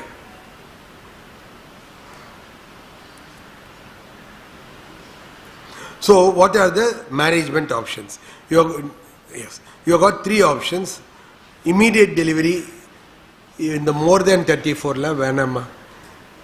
As I said, we need a mother to have another baby. If the baby is preterm, send the baby to a good SNCU and then let the baby survive. We don't want to lose the mother. Once the mother is lost, apram baby kurtu, and the baby also within 1 year it goes off. If there is problem, try to manage it, otherwise deliver the mother. The second is within 48 hours and stabilization of maternal condition. Corticosteroids can be given, but don't wait for that 48 hours of corticosteroids. You can even start the corticosteroids and give, but don't wait for that to get over. The expected management if it is less than 26 weeks or 27 weeks. Anga namakku time irukku, we can do an expected management. In the 30 weeks meliye, you can go for an immediate delivery. Only thing namak baby da konja problem doesn't matter. I would rather prefer the mother to be alive here. Next, what are the conservative management where you have? Genetical orders physical condition. Okay. அவங்களுக்கு அந்த ஹைப்பர்டென்ஷன்ஸ் அதோட ரிலேட்டடா இது வருதா இல்ல வேற ஏதாவது diseases இல்ல chronic hypertension சான்ஸ் கம்மி மேடம் ப்ரீ எக்லாம்சியால இருக்கு சான்சஸ் இருக்கு. Okay. So less than 34 weeks was only an acceptable option in some condition, not in all conditions. இது வந்து யூசுவலா இந்த டெர்ஷரி கேருக்கு அனுப்புறது அந்த மாதிரி கண்டிஷனுக்கு தான், பட் அது கூட ஒரு 48 ஹவர்ஸ்க்குள்ள தான். In women with JAC, no question of conservative management. Do a risk assessment, whether it is better to prolong or better to terminate. If the advantage of prolonging is not of any big advantage, then terminate the pregnancy. Don't bother about it. Now our SNCUs are improved, so you can send the baby, and well, you should not say that, but for me, I would say my mother is more important. Mother is the only baby kadaikum. So, conservative is only in very, very, very, very selected cases. And if at all you choose to go for conservative management, not more than 48 hours. Within that time, you have to take a call. I am going to do that, I am going to terminate, I am not going to terminate. That's all. Not more than that.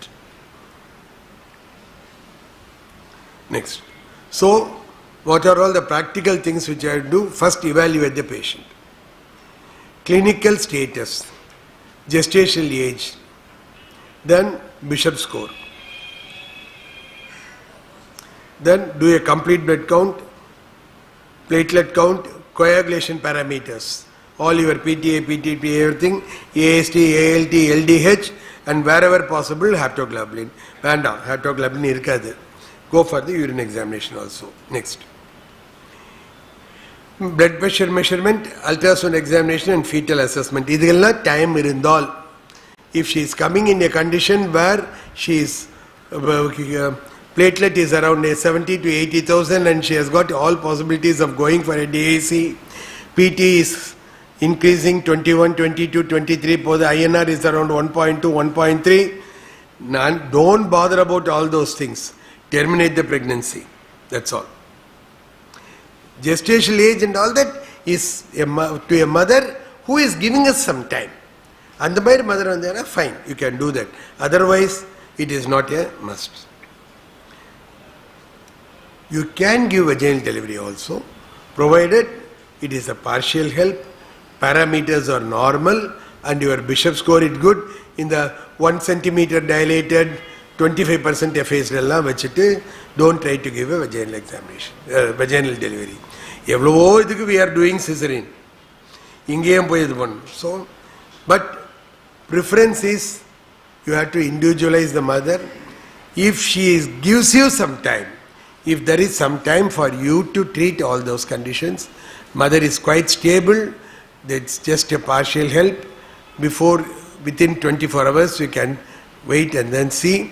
But if it is anything, platelet is around 80, 90 or 80 and all other biochemical parameters are high and it's a borderline PTINR, don't wait, terminate the pregnancy. Next. Same thing, albuminuria, peripheral smear, coagulation, I told you. Right. Next. Maxilf you can give, platelet, FFP wherever indicated, maintenance. Maternal vital signs and fluid balance is also important. We will be giving overload of fluid, you will have to maintain that. Right? Next. This is your ideal fluid balance. The diuresis of 30 to 40 ml per hour. 150 ml per hour is the maximum. And balance of electrolytes. Mali, electrolytes, keep repeating electrolytes. At least every 8 to 10 hours keep repeating electrolytes. Negative balance will lead to vasoconstriction. Now you can even go for the IVC diameter. You can see the load. Pulmonary edema can occur when there is a positive balance. Capillary wedge pressure if facility, otherwise you can even do it without that. So all those things are. These are the maternal indications for immediate delivery more than 160 110 in spite of antihypertensives, worsening clinical symptoms, renal function is going down, there is signs of abruption, oliguria, pulmonary edema or eclampsia. No waiting, nothing, terminate the pregnancy, finished. And then monitor the mother. Next. No general agreement on the mode of delivery, it depends on individual. As I said, 25% one finger vaginal delivery use illa. Nalla well face 7 to 8 centimeters ARM panna contractions in the delivery. Otherwise, don't wait for vaginal delivery. Don't think I am going to give vaginal delivery and save this mother. No. Where necessary, go for a section immediately. Next.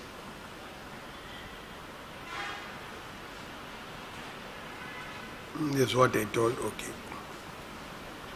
Yeah, route of delivery, corticosteroids. Antithrombin, nammalte kadayum kadayadu. Glutathione is supposed to be protective, but these are all things which are not available with us as a routine. Okay. Anesthesia, platelet count leave it to the anesthetist. 1 lakh kammiya irundaduna better go for a general anesthesia or an epidural is contraindicated when the platelet is below 75,000. Postpartum, monitor the platelet. After delivery, vandadina, you have to manage as per what you have seen. Renal failure and pulmonary edema is more when it is in the postpartum HELLP syndrome. So, monitor your urine output and the renal parameters. That is very, very important in the thing. No use for routine corticosteroids in postpartum. In the corticosteroids, platelet increase panta period, it's over. It is not there anymore. Okay. FFP can be given, adequate RBC and platelet transfusion. When there is when she had DNC, it takes for us quite some time for us to improve. Risk of recurrence is always there, though rare. It's about 20% risk of recurrence is there. So, a woman with a past history of HELLP, always consider she may go for HELLP and then manage her. We cannot prevent it, but we can at least see, identify early and then do what is necessary.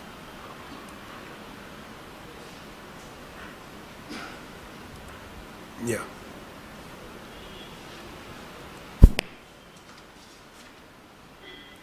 Yes, delivery alone is not important. Puerperal management is definitely important.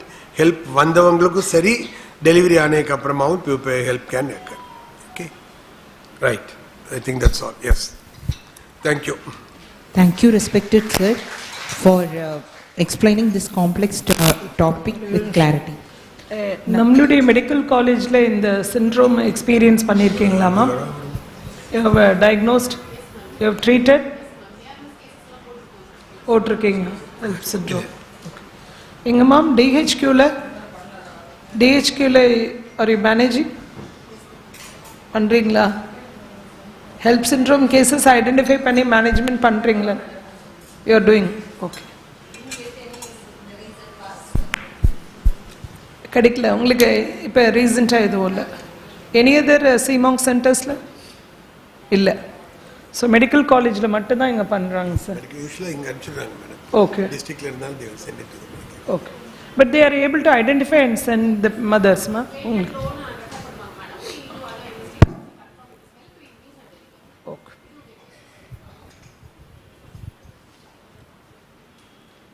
How the private institutions are managing in the syndrome? All.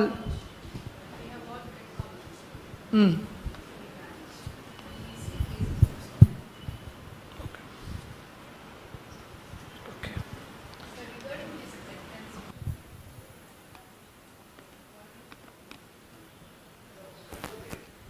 That is what I said. One is PRBC. Next one is FFP, which is a one pack. Four. Some people even have a 6-pack. Irrespective of your platelet count and fibrinogen level. That is FFP. You do the coagulation profile. If suppose platelet count is around 1 lakh, she doesn't need 4, no sir? You give 2 or 3 or 4. See, if the coagulation profile has already fallen down, that indicates there is a process which has started. You are only identifying it early. If the coagulation profile is, let's say 1.8 or 1.9 INR and 26, 27, that means the process has started. Something is going on. It will not be much longer before the platelet also comes down. So you start with one PRBC. If the hemoglobin is really high, you can even skip PRBC, go for 4 units of FFP. Then you can, depending on the platelet, if it is less than 1 lakh, go for 3 or 4 units. Okay. Because it will go down. If it is somewhere around 1.5, 1.6 lakhs, then your coagulation profile will not be so much altered. There will be some amount of changes will be there. It will not be very, it will not go up to 27, 28 and all that. If you see the APTT also at that time, there will not be much of a difference. So when there is a change in your coagulation profile and the platelet count is low, go for 3 to 4 units. Suppose it's a PPH where your PT, APTT, INR is normal. Then what is the protocol should we follow? For example, PPH we estimate around 1500 ml of blood loss. Then what is the ratio we should follow? For postpartum hemorrhage, blood loss. Blood clot. No sir. Postpartum hemorrhage. I am not talking about HELLP syndrome. Okay. So what is the protocol should we follow when PT, APTT, INR, everything is normal? Nothing to do with the coagulation. It's only a PPH. 1 Madam, gram. Sir, can I answer? See, she has lost 1500 ml of blood, which includes RBCs, platelets and the coagulation factors. Whether the patient is gone in for a DIC or not is only going to be told by the PT and INR. So you have to replace, because it's a massive blood loss. 1500 ml is a massive blood loss. You have the group. So when it is so, you have to replace whatever is being lost before she goes for a DIC and have an alteration in the coagulation products. If you know that she has lost 1500 ml of blood, you have to replace it. Then only we want the massive transfusion protocol like 1:1:1. But what is 1:1:1 is only what sir said is for a plate FFP is 10 to 15 ml per kg body weight. Supposing the lady is around 50 kgs. So 10 into 150 into 50, you just make it like that. Then it will become a pack of 4. That's why for us to easy to remember, 1 pack of FFP, which includes 4 packets of FFP and 6 packets of platelets, because the amount of volume is like that. It becomes a massive transfusion protocol when it is more than 1500. Doesn't mean that you need to have the PT and INR to fall down and then give it. Give it immediately so that you don't have. Immediately you will have to give crystalloids. And then along with that, depending on amount of blood loss, you need to have this 1:1:1. So irrespective of anything, we go with 1, 4, because 4, 1500 ml of blood is not, when you are giving PRBC, she has also lost the coagulation factors and also the platelets. So you have to go like that. That's what it means when it is more than 1500. For that you should identify that 1500 ml of blood is lost. If you have not identified 1500 blood is lost, patient will go in for DIC, and that is the time where you identify and where you do this PT and INR, and that is the time we are giving it. So before that you have to identify. For a person with anemia, they go in for DIC even before that 1500 ml of blood is lost. So for that only we need to have all these monitoring system and surveillance. Okay. And another thing, 1500 milligram, if you see, it is 4500 ml. Sorry, 1500 grams. ml. If you say Our 1500 estimated grams loss is 1500 that's what. ml. Okay. But your platelet and coagulation profile is normal. That's what we face. Or it now, will be sir. normal at that so time. we'll have 1, 4, 4 4. initially. Yes. It's, in other words, it's a prophylactic. Like your, because your platelet not is prophylactic. normal. It's not prophylactic. It is Your not platelet prophylactic. which she has, No, whatever she's lost, you are giving it Yeah, back. we'll look into the coagulation profile when a woman bleeds. Suppose the platelet is normal, like 1.50, and your Not fibrinogen necessary is for a normal. 1500. Then also we have to give 1, 4, 4. That's Yeah, what it yeah, means. yeah, that's what I'm saying. Yeah. See, the damage has started. Only thing, it has not reflected as a DIC. Yeah. So it is not actually prophylaxis. You are giving a treatment, and this factor 7 has got a very dubious role. Okay. So unless you have got a factor deficiency, it is not going to have much use. But we are all giving routinely as a factor 7, but not much of a use. Okay, sir. So suppose in case we suspect this particular patient may go for postpartum help. How long we have to keep the patient under surveillance in hospital, sir? Which one? Pardon? Suppose we are suspecting this particular patient may go for a postpartum help. How long we have to keep her in the hospital under surveillance? Postpartum? Health. Oh, postpartum health. Expecting. Usually it takes about 48 hours. Yes, sir. Generally, after 72 hours, the chances of help is low. Well, during that time, you keep monitoring all those four or five All the parameters. Yes. Then, if it goes beyond that, 72 hours or even 96 hours, generally the chances. By the time they will settle down. Yeah, they settle down. We now move on. One more, I have, since sir has covered 2 topics, help is, I think we are very clear. About the management of the high-risk pregnancy, sir, like here from the analysis we are doing on monthly basis, we have come to know like many doctors know even when the mother is less than some 13 grams of hemoglobin, and if they, even if they have high pressure and not consider, sometimes they are not even considering the weight gain also, and they are treating as them like a normal, and they are giving them all medicines and everything, and they are saying you are okay, you are normal, sir. They are not disclosing the facts to the mother, and that also contributes for the some cases of the maternal deaths in the past in the district, sir. I think what is your clear suggestions to the physicians, sir, particularly the officers from the private health institutions? No, that's what I told them also, madam. That is, the weight gain is the easiest and simplest method by which you can start suspecting she has got a potential to go for PIH. But only thing is, we all take weight, but we don't read the weight. We don't see what is the real weight. They are not taking it so seriously. Am I right? Sometimes they are not taking the weight gain also seriously, sir. Even not increasing the weight substantially also they have to take it seriously, and overweight gain also they have to take it seriously. And that seriousness should be there in the hearts of the doctors. So we cannot tell parents, patients or mothers that you are okay. When they are not okay, we must tell it openly that you are not okay, and you have to control your food habits, or they should take good health. They should take care of themselves. They have to maintain their BP, and hemoglobin should be increased. No, it should be increased. We can't keep telling them the lie, and it ends up in critical stage, sir. That's my request. I want you to give a clear directions to the doctors, like how they have to watch the mother. See, the thing is, I, to some extent I understand why you are saying that way also. See, நம்ம மதர்கிட்ட உனக்கு wait ஜாஸ்தி ஆச்சுன்னா முதல்ல சொல்கிறது இல்லை இல்லை நான் வந்து இன்னைக்கு கல்யாணத்தில் போய் 3 இது சாப்பிட்டேன், இன்னைக்கு ஸ்வீட் சாப்பிட்டேன். All kinds of excuses they will come out with. It is very very very common. But we have to realize that ஒரு கல்யாணத்தில் சாப்பிட்டு இல்லை ஒரு ஸ்வீட் சாப்பிட்டு இல்லை பிரியாணி சாப்பிட்டதுனால யாருக்கும் வெயிட் இன்க்ரீஸ் ஆகிட போகிறதில்ல. It is a continuous process which has started already.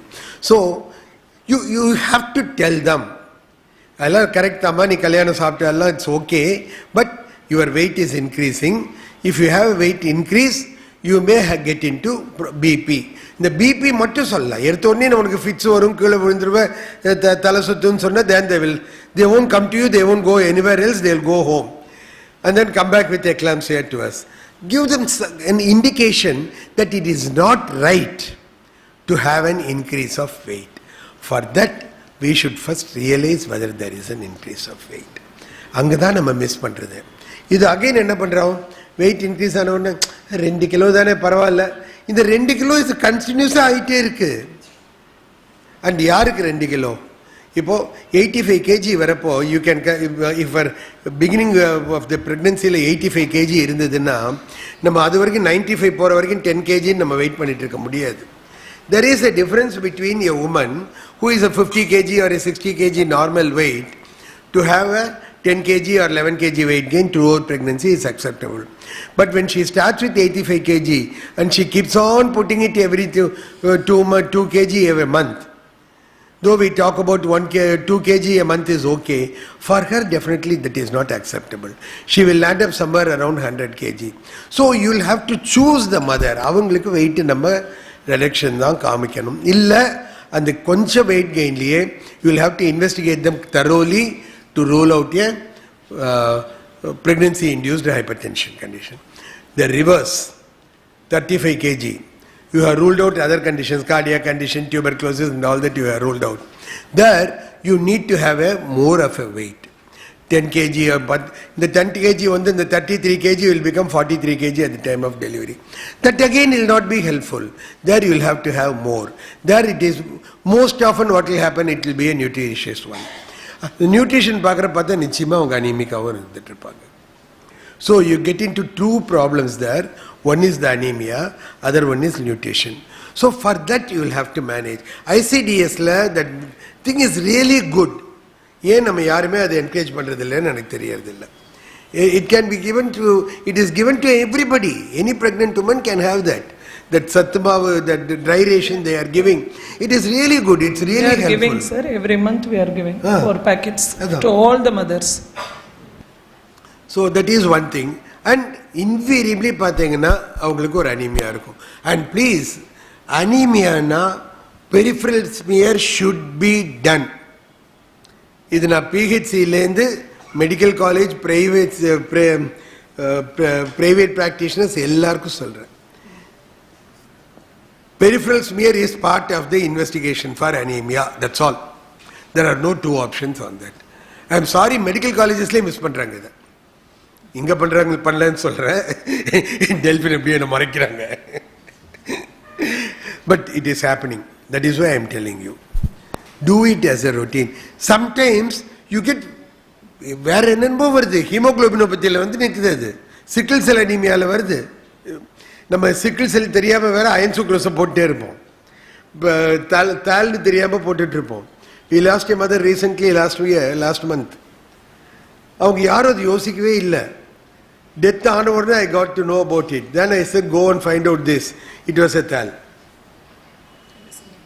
So இப்போ வந்து I remember West Bengal, even 15 years back, they did sickle cell screening was part of their routine. நம்ம ஹீமோகுளோபின் எடுக்கிற மாதிரி எல்லாருக்கும் பண்ணாங்க. More than 15 years, 20 years இருக்கும்.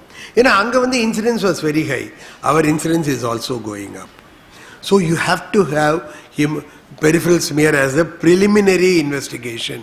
எல்லாருக்கும் அனுப்புங்க. I would say even if it is in the 8.9, 9. And the 89 வந்தா கூட do have a peripheral smear. 11+ வேணா you can கொடுக்கலாம். They are spending so much even in private. ஒரு peripheral smear எவ்வளவு வரப்போகுது? 30 ரூபா வரப்போகுதா, 40 ரூபா வரப்போகுதா? That's all. But that is going to make all the difference in that. So do a peripheral smear for all anemic mothers. You will get some really startling results with your peripheral smear. Can be done, but இது முதல்ல பார்த்துட்டு அடுத்தது அதுக்கு போங்க. நீங்க எல்லாருக்கும் HPLC போனா தாங்காது.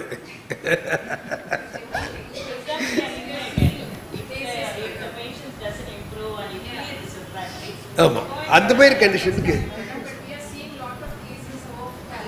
yes, I so also then you can do it if it depends on your incidence.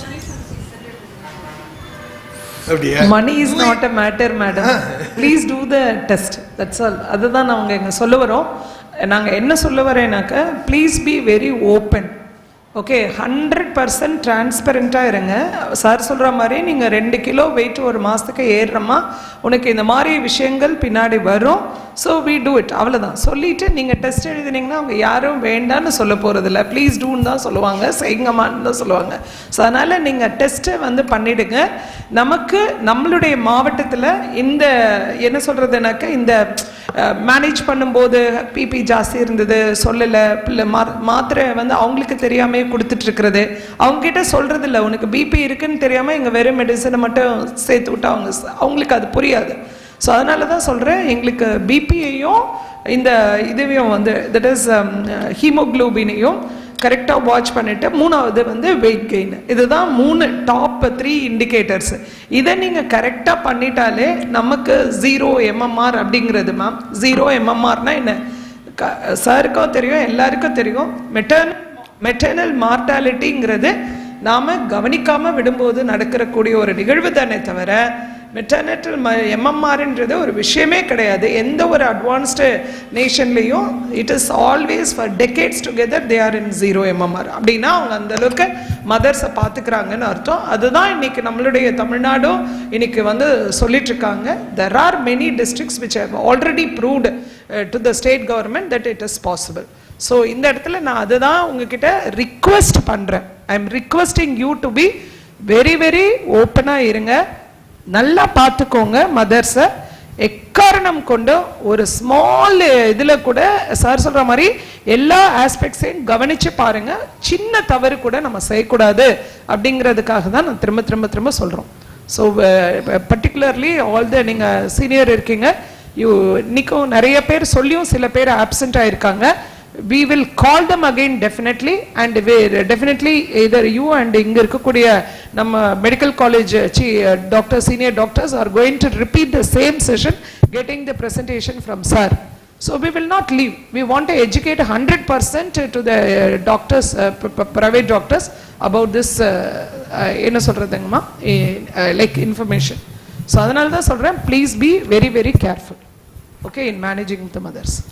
நீங்க லெபிட்லால் போட்டீங்கன்னா you inform the concerned PHC area also. ஏன்னா நம்மள்ட்ட சொல்லுவாங்க, நான் மாத்திரை சாப்பிடவே மாட்டேன். இந்த அயன் டேப்லெட் மாதிரி தான் இதுவும். ஐஎஃப்ஏ எல்லாருக்கும் போட்டுட்டு இருக்கோம். எவ்வளோ பேர் ஐஎஃப்ஏ எடுத்துக்கிறாங்க? இதில் இருக்கிறதுலேயே மோசமான குரூப் யார் தெரியுமா? ஐஎஃப்ஏ எடுக்காது டாக்டர்ஸ் தான். எடுக்கவே மாட்டாங்க. பட் லெபிட்லால் போட்டால் inform the group, they can field visit பார்க்கலாம். அதே மாதிரி இல்லை நாங்கள் நீங்களே பார்க்குறீங்க, do it, ask them to bring the number of tablets with them. நீங்கள் ஒரு மாதத்துக்கு லெபிட்லால் 1 BD போட்டிங்கன்னா 60 டேப்லெட்ஸ் அவங்க எடுத்துருக்கணும். ஒரு 10 நாள் பொறுத்து வந்தாங்கன்னா 20 டேப்லெட்ஸ் கையில் 40 இருக்கணும். 40 டேப்லெட் இருக்கான்னு உங்கள் நர்சிங் ஹோம்லேயே வச்சு பாருங்கள். This is a simple tablet audit which is called. Very very simple procedure. நீங்க பண்றேன்னா பண்ணுங்க, இல்ல நம்ம டிஸ்ட்ரிக்ட் லெவல்ல ஜேடி சார் டிடி சார் அவங்கள்ட்ட சொல்லுங்க, ஃபீல்ட் லெவல்ல அவங்க பார்க்கட்டும், டிடிக்கு இன்ஃபார்ம்னு அவங்க ஃபீல்ட்ல பார்க்கட்டும். என்ன நாங்க எடுத்துக்கிறோம் மருந்து கட்டாயம் சாப்பிடுறோங்கிறாங்க, கடைசியில பார்த்தா 160 110ல வந்து நிற்கிறாங்க. They don't take because we are not very open to them. உனக்கு பிபி இருக்குமா, பிபி இருக்குன்னு சொல்றதுல என்ன இருக்கு? எல்லாருக்கும் இப்ப தெரியும் பிரெக்னன்சில பிபி வரலாங்கிறது. No, everybody knows. You tell them உனக்கு பிபி இருக்குமா, இப்ப கொஞ்சம் தான் இருக்கு, மாத்திரை சாப்பிட்டேன்னா ஒரு பிரச்சனையும் இல்லை, சாப்பிடலன்னா பிரச்சனை வரும், கொஞ்சம் பயமுறுத்தி தான் ஆகணும், வேற வழியே இல்லை. Do that, you will have no problem.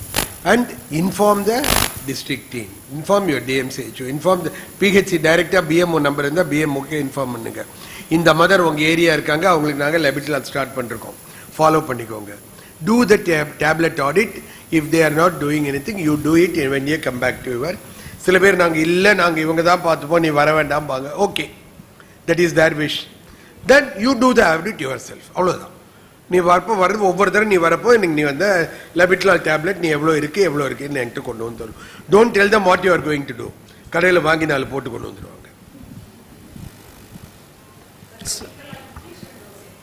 என்னம்மா infusion dosage you can go for, you can start, depends on the BP. Usually நம்ம வந்து 150 100 160 100 வரப்போ we start the labetalol infusion. You can start with 40 milligram in normal saline and then start giving it at 8 to 10 drops per minute லேந்து கொடுக்கலாம். Monitor the BP and then titrate the labetalol. இதை start பண்ணிட்டு போகக்கூடாது, பக்கத்தில் ஒரு ஆள் இருக்கணும், மானிட்டரில் connect ஆகிருக்கணும், BP monitor பண்ணும். Agreed, labetalol will not suddenly decrease the BP. NTGL that risk is there. இல்லை சடனாக வராது, பட் ஸ்டில் நாங்கள் ட்ரிப்பை ஸ்டார்ட் பண்ணிட்டு பக்கத்தில் போய் அந்த பேஷண்ட்டை பார்த்து வரேன்னு கூட கூடாது. There should be somebody who knows how to monitor the BP, connected to a monitor, ask somebody to sit there and then check the BP. There should be a doctor available in the hospital if there is a fall, what to do. இது ரெண்டே வச்சுட்டு do the infusion. Sir. Then we have to start only BPM. Blood transfusions are components. See, அதுதான் இவங்க doctor Sumit சொன்னது. When there is 1000 ml of blood loss, it is not RBCs alone that are gone. Along with that, the coagulation factors are also going off. அப்போ நீங்க பார்த்தீங்கன்னா உங்களுக்கு PTINR நார்மலா இருக்கும்.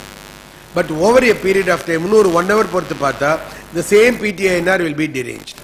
The same APTT will be deranged. அப்போ போறப்ப என்ன ஆகுது, she is in the beginning of a DIC. 1 hour பொறுத்து she will become a full blown DIC. அதனால தான் we are giving them FFP and wherever necessary platelet also. Do that because 1000 ml வந்தாலே definitely coagulation factors will be affected. So post-operatively, how long should you give heparin, sir? Post-operative heparin, how long should it be given, sir? I was expecting this question. See, two things particularly. One is the post-operative period. Second is the patient's general condition. A morbidly obese woman, post-operative, and நம்ம என்ன சொன்னாலும் இந்த water இன்டேக்கும் கம்மியாக தான் இருக்கும், நடக்கிறதும் கம்மியாக தான் இருக்கும். 10 days heparin you have to give. 10 days nursing ஹோமில் வச்சிருக்க முடியாது, ஐ அக்ரி. நம்மளும் வச்சிருக்க மாட்டோம், மதனும் இருக்க மாட்டாங்க. 10 நாள் ஒரு இன்ஜெக்ஷனுக்காக நீ உட்காந்துருன்னு சொன்னா nobody will be there.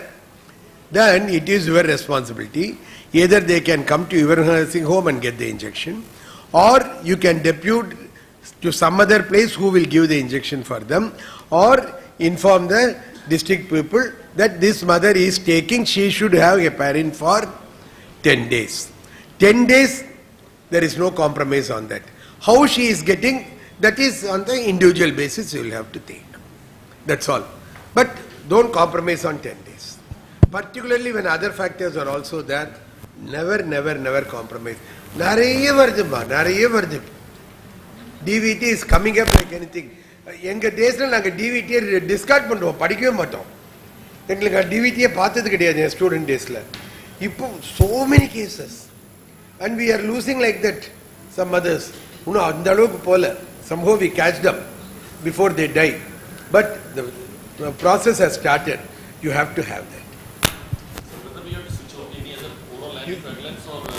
Initially, you give either heparin or low molecular. That depends on you. After that, you can do it. After about 15 days, you can think.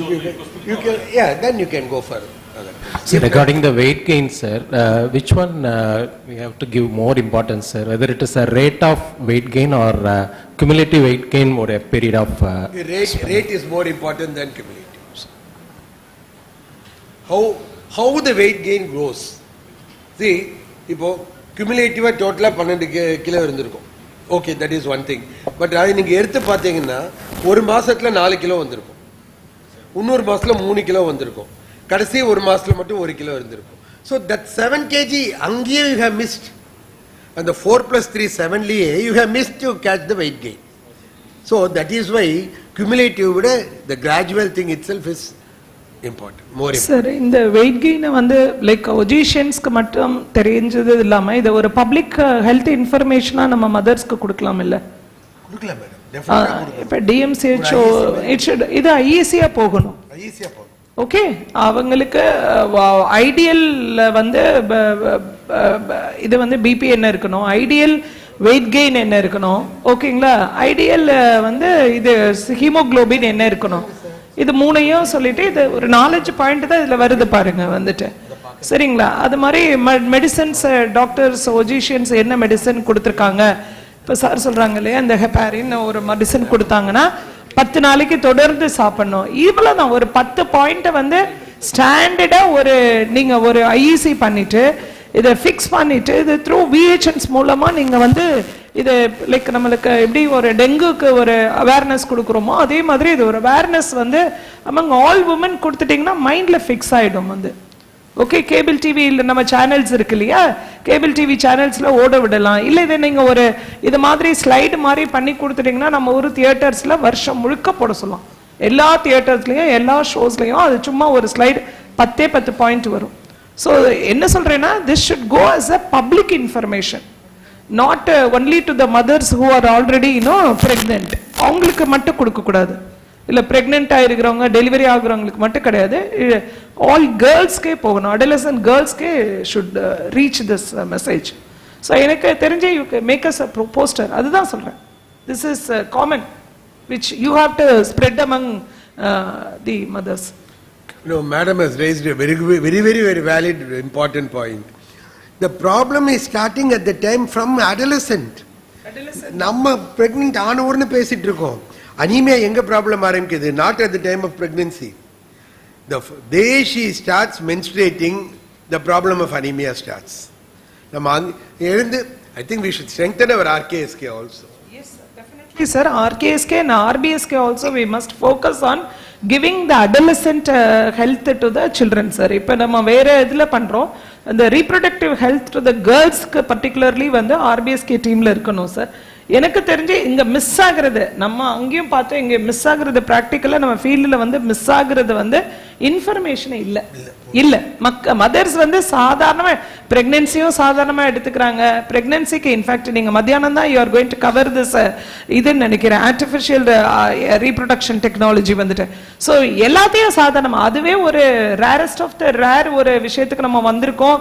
நம்ம இந்த மாதிரி ஒரு வந்து ஹை என்னது சொல்றது இந்த பிரெக்னன்சி வச்சுட்டு இருக்கோம் கூட தெரியாம they take it lightly everything. So that அந்த ஒரு sensitization இருக்கணும். டெங்குனா நம்ம பயப்படுறோம்ல, டெங்குல ஒரு டெத் வந்தா என்ன அலறீங்க? why? because it is getting flared up everywhere. Media அது இதுன்னு வருதுன்னு சொல்லிட்டு அந்த பயம் வருது இல்ல, அதே மாதிரி பயம் தான் இதுக்கும் வரணும். we have to inform the girls. okay, so sir சொல்ற மாதிரி we have to teach children from 9th standard onwards. கேர்ள்ஸ்க்கு இதை வந்து ரீப்ரொடக்டிவ் ஹெல்த் அவங்களுடைய இதை சொன்னாதான் இங்க வந்து உண்டு. ஏன்னா எங்களுக்கு இன்னொன்னு சொல்றாங்க சார், இங்க நான் இதுல வந்துட்டு அங்கன்வாடியில எடுக்கும்போது குழந்தைங்க இங்க இந்த சாம் சில்ட்ரன் அதுக்கெல்லாம் காரணம் என்னன்னு நம்ம அனலைஸ் பண்ணும்போது இந்த ஊரோட ஃபுட் ஹேபிட்டும் அப்படிதான். they don't take protein much.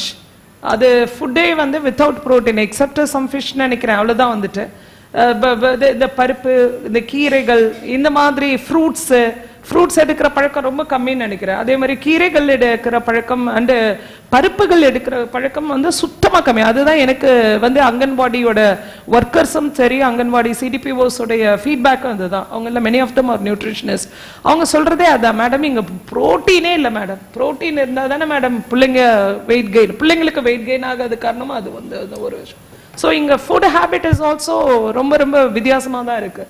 So அதையும் நம்ம சேர்த்து சொல்லணும் சார். இது வந்து நான் அதான் கேட்குறேன் நான். Okay, so we have to educate people. It should go as a public health message. Next in a discussion challenge faced by that discussion challenges faced at the tertiary care hospitals ல madam இருக்காங்க, secondary care இன்ஸ்டிடியூஷன்ஸ்ல.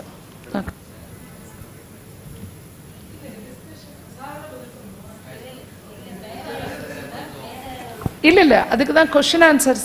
அடுத்த afternoon என்ன இருக்கு, interesting maternal cases which I think Sumathi madam will present, ma'am இருக்காங்க.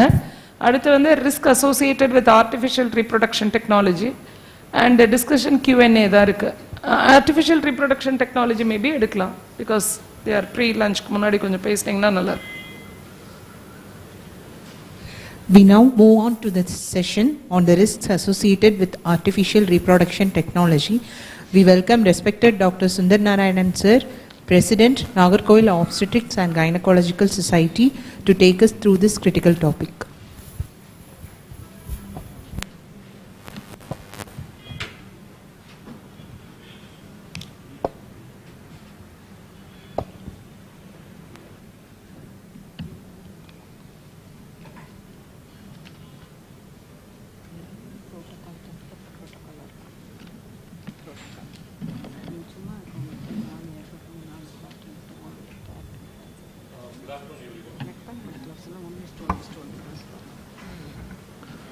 And I take this opportunity to thank our district collector as well as the organizers of this meeting for giving me this fantastic opportunity to talk in front of you.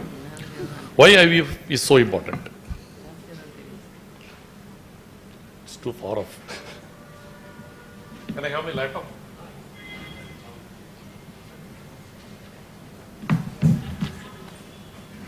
Can I connect it here?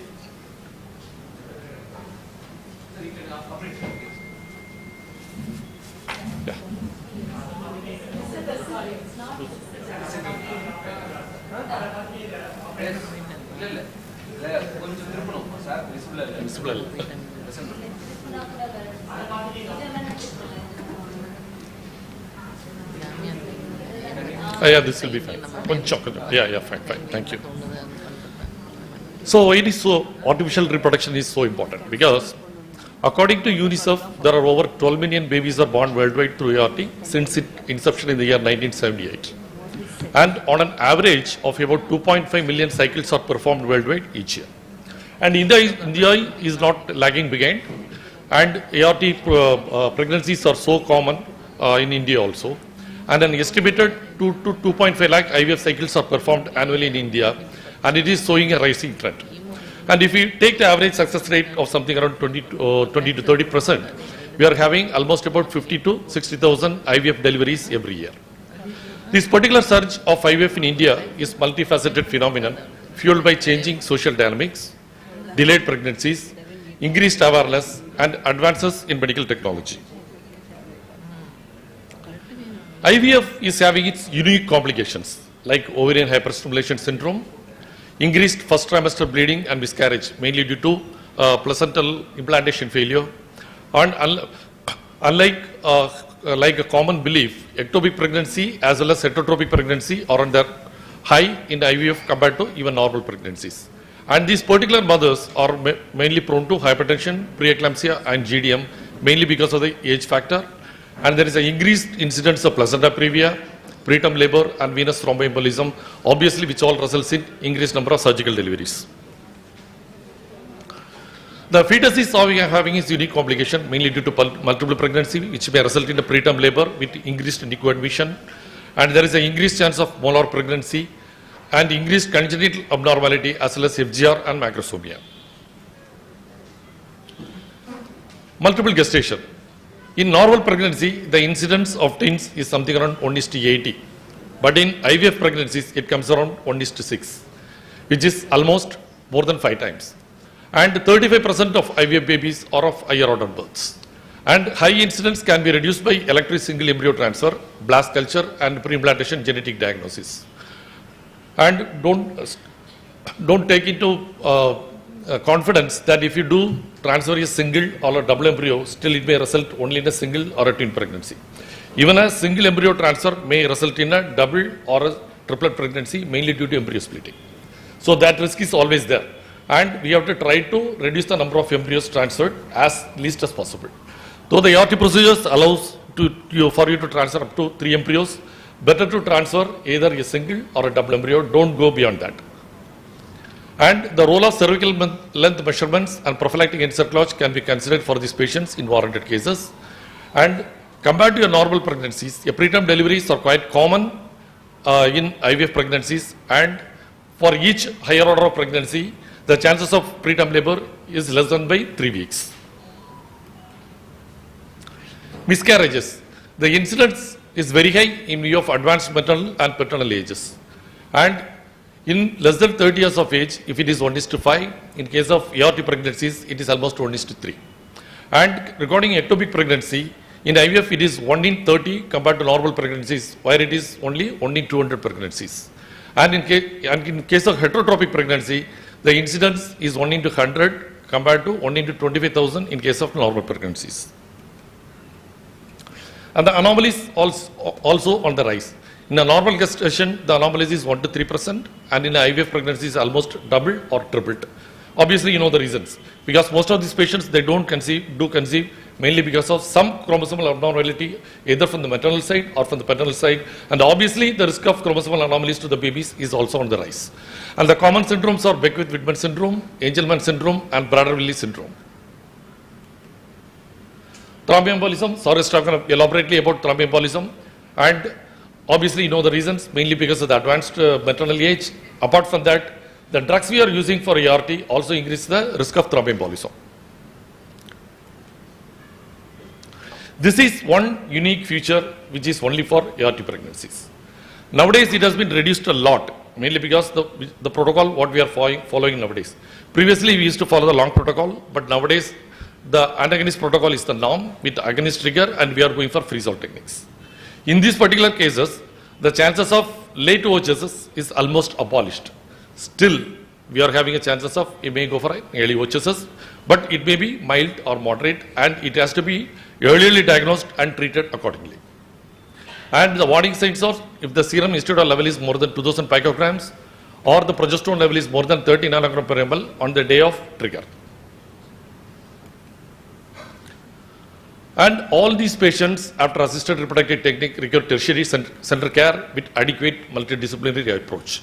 Because most of these conceptions occurs after 30 years, and even it may be more than 40 years also. So before embarking on ART procedures, you have to prepare the patient. And the preconceptual care requires supplementation with folic acid, that is about 500 micrograms. And the most important thing, we have to advise lifestyle changes to this one. And they have to maintain the optimal BMI. The chances of complications are more if the BMI is either on the higher side or even on the lower side also. And you have to counsel the patients and reduce their anxiety and depression. And if there is any comorbid medical conditions, it has to be treated before embarking on the ART procedures.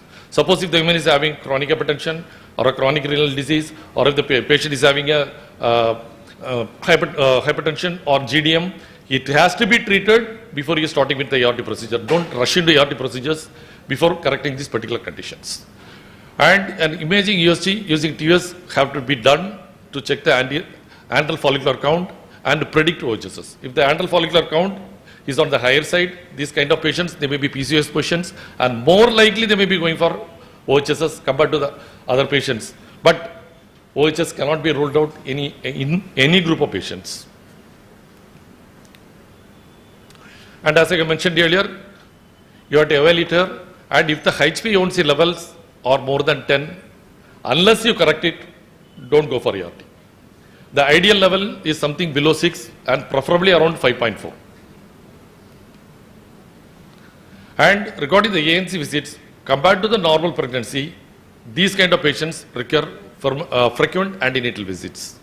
For the first trimester, you need a frequent monitoring at least once in a week, because there is a time the patients have a higher chances of miscarriage as well as menstrual bleeding, early pregnancy bleeding. And the second trimester, you have to do a review at least once in 2 weeks. And in case of third trimester, once it crosses 28 weeks, you have to monitor these patients almost weekly. During the first trimester, after the embryo transfer, you have to get the first beta ECG done after 14 days, and it has to be repeated after 48 days to assert whether the pregnancy is viable, intrauterine, or in any other ectopic sites. And the transvaginal ultrasound is preferably done something around 6 to 7 weeks. And at around 12 weeks, these patients need a ND scan, which is preferably done something between 11 to 14 weeks. And in case of any doubt, you can go for a chorionic villus sampling at between 10 to 13 weeks. And these patients may require folic acid as well as luteal phase support till about 12 to 14 weeks. A low dose aspirin can be given particularly in these women, especially these women who are having chronic hypertension, previous hypertensive disorders, or SLE or APA syndrome, as well as patients who are having diabetes mellitus. And if they are having more than one risk factors, you can even give higher doses of aspirin around 150 milligram per daily, along with low molecular weight heparin. This already sir has covered, and I don't want to.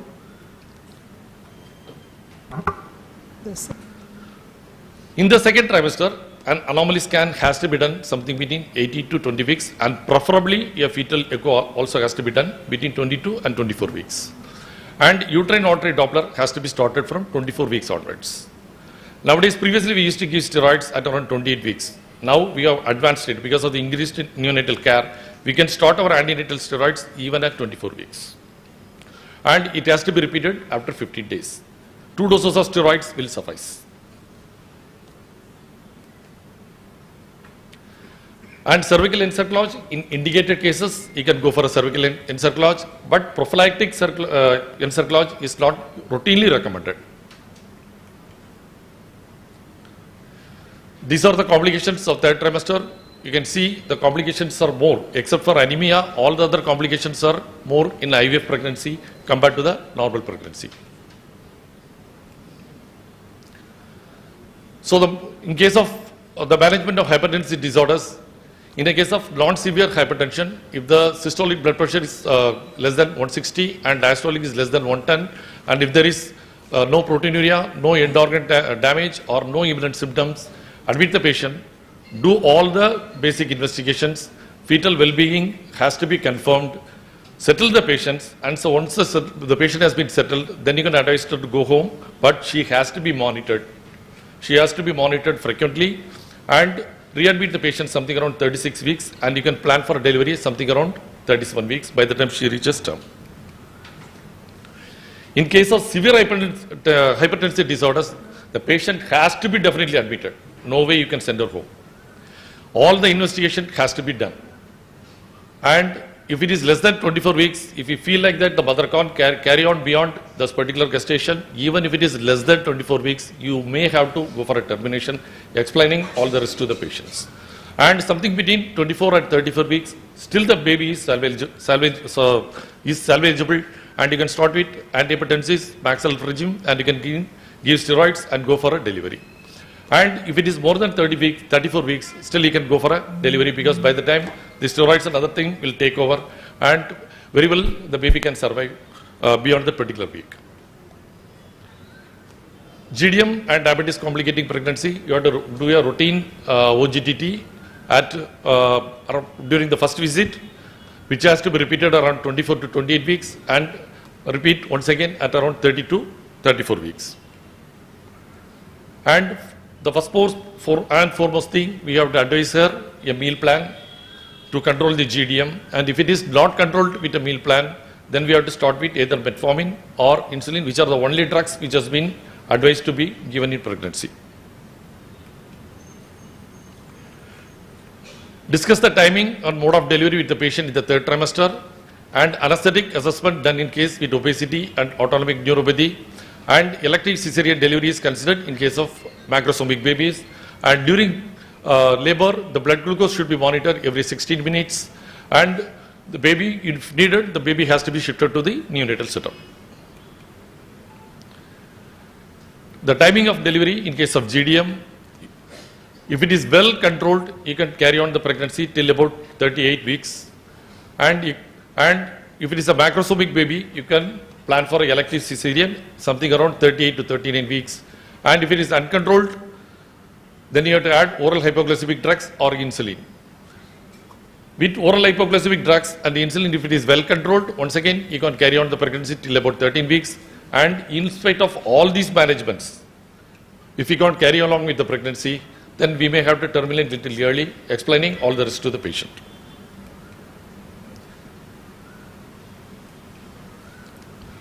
In case of type 1 diabetes mellitus, and if there is metabolic derangements, hydramnios and macrosomia, you can terminate before 37 weeks. And if it is well controlled, you can terminate something around 37 to 38 weeks. And in case of type 2 diabetes mellitus, you can try to carry on the pregnancy till about 37 to 38 weeks. And if the patient is having other metabolic derangements, hydramnios or macrosomia, you may have to terminate before 37 weeks.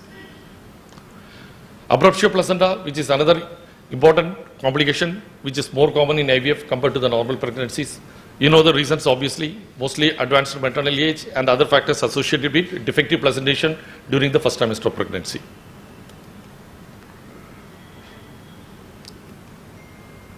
These are the 4 grades of abruptio placenta. Previous slide, please. Adilla, and the score vandadilla. Go. These are better. No. Yeah. Adu, Munadi. Previous one. Aduk Munadi. Next. Ida Kudang. Okay.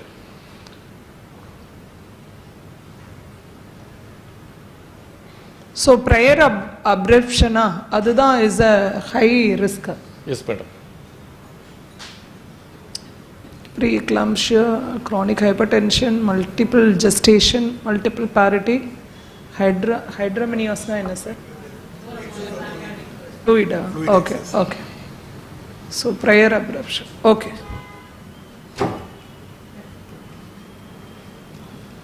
This is a classification of abruptio placenta. I think you all may be well knowing. So in case of abruptio placenta, Sarah has already talked. I think I no need for me to repeat it. And postpartum management, there may be a need for thromboprophylaxis according to the RCOG guidelines. And follow patients with preeclampsia and chronic hypertension postpartum weekly once up to 6 weeks, and thereafter periodically every month in case of chronic hypertension. And we have to advise them active diet and lifestyle modifications. And in case of diabetes complicating pregnancy, women who have been diagnosed with gestational diabetes should discontinue blood glucose lowering therapy immediately after birth. And if it is only indicated, then you can continue with either metformin or insulin therapy. And remind women with diabetes of importance of contraception and the need for preconception care when planning for future pregnancies. Because most of the women who go for a GDM or a full-blown diabetic in case of a previous pregnancy have a lot more chance they may have a GDM in the next pregnancy also. And explain to women who are diagnosed with gestational diabetes about the risk of gestational diabetes in future pregnancy and offer them advice also.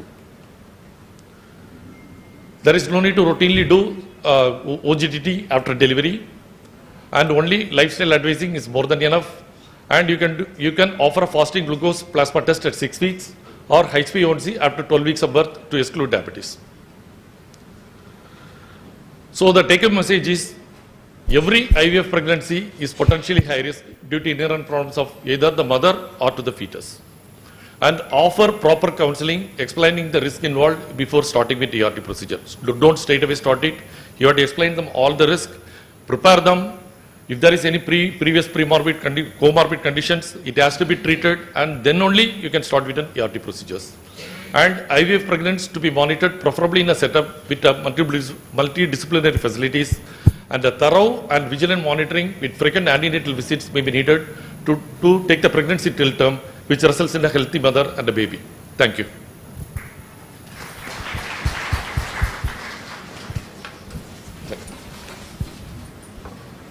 I think we can take question answers from sir, questions. Thank you, sir. Excuse me, sir. Sir, during pregnancy, there is a schedule for doing anomaly scan at a particular interval, sir. Is there any specific protocol for taking anomaly scan? In case of IVF pregnancy, yes. we can do a routine anomaly scan, something around 18 to 20 weeks. Yes, sir. And preferably a fetal echo, something between 22 and 24 weeks. That is more than enough. What is the maximum weeks for to do anomaly scan? Can we do up to 42 weeks? No, actually we have to detect it as early as possible, because these kind of patients will be on a routine follow-up. So no need to wait till 32 weeks to go for an anomaly scan. In general, those who have missed the anomaly scan, anytime. If it is beyond 20 weeks of gestations, anytime if you miss the anomaly scan, it has to be done immediately. In the matter of weight gain in ART, sir, most of the pregnancies are multiple pregnancies, sir. So is there any specific advice you give regarding monitoring of weight in these cases, sir? Regarding weight gain? No. Case of multiple pregnancy, particularly after ART. These mothers will not come to us, right? These mothers will not come to us. Most of the time. And they will be under their control, no, till delivery. Correcta? Okay. Idhula adha. Ipo indha edathila enoda question enna appadina, say how many such centers are there here in Kanyakumari, sir? I think at present we are something around 14 centers, I think. 14 centers. 28. 28. You have the list of centers, all Yes, the madam. 28? Yes, madam. Okay, first we will have the list of centers. Whether all the centers, they know, whoever does this IVF, they take care mother no until the baby is delivered, or they should have both lab and delivery. Out of 28, how many of them they do delivery, sir? Madam, we have been observing this fact only. These 28, they don't have tertiary care level center, madam. Because I think sir presentation pongla, the last slide ponga. Last, main and the third point, IVF pregnancy to be monitored preferably in a setup with multidisciplinary facilities. They should have all. They should be a tertiary care level. Tertiary, they should have all the specialists at their in the center or in the hospital. Yes. So that is one. So in the out of 28, how many such facilities are having the facilities to go up to delivery in KKMCH? We have classified levels, madam, grade level 1, 2, 3, but 3 level is not there in all the 28. Maximum they are, that's right. 6 or 7 only have. Okay. Sir, include inputs in Sure, because to have a clear idea. Yeah. Sir, can I ask a question?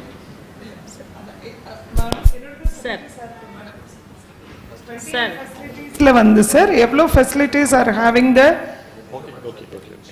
equipment or infrastructure to conduct deliveries. So actually, all the 28 centers are not level 3. Only for, I think maybe something around 12 to 14 centers, I think, I don't know exact picture, maybe around level 3. And all other centers are level 1 only, madam.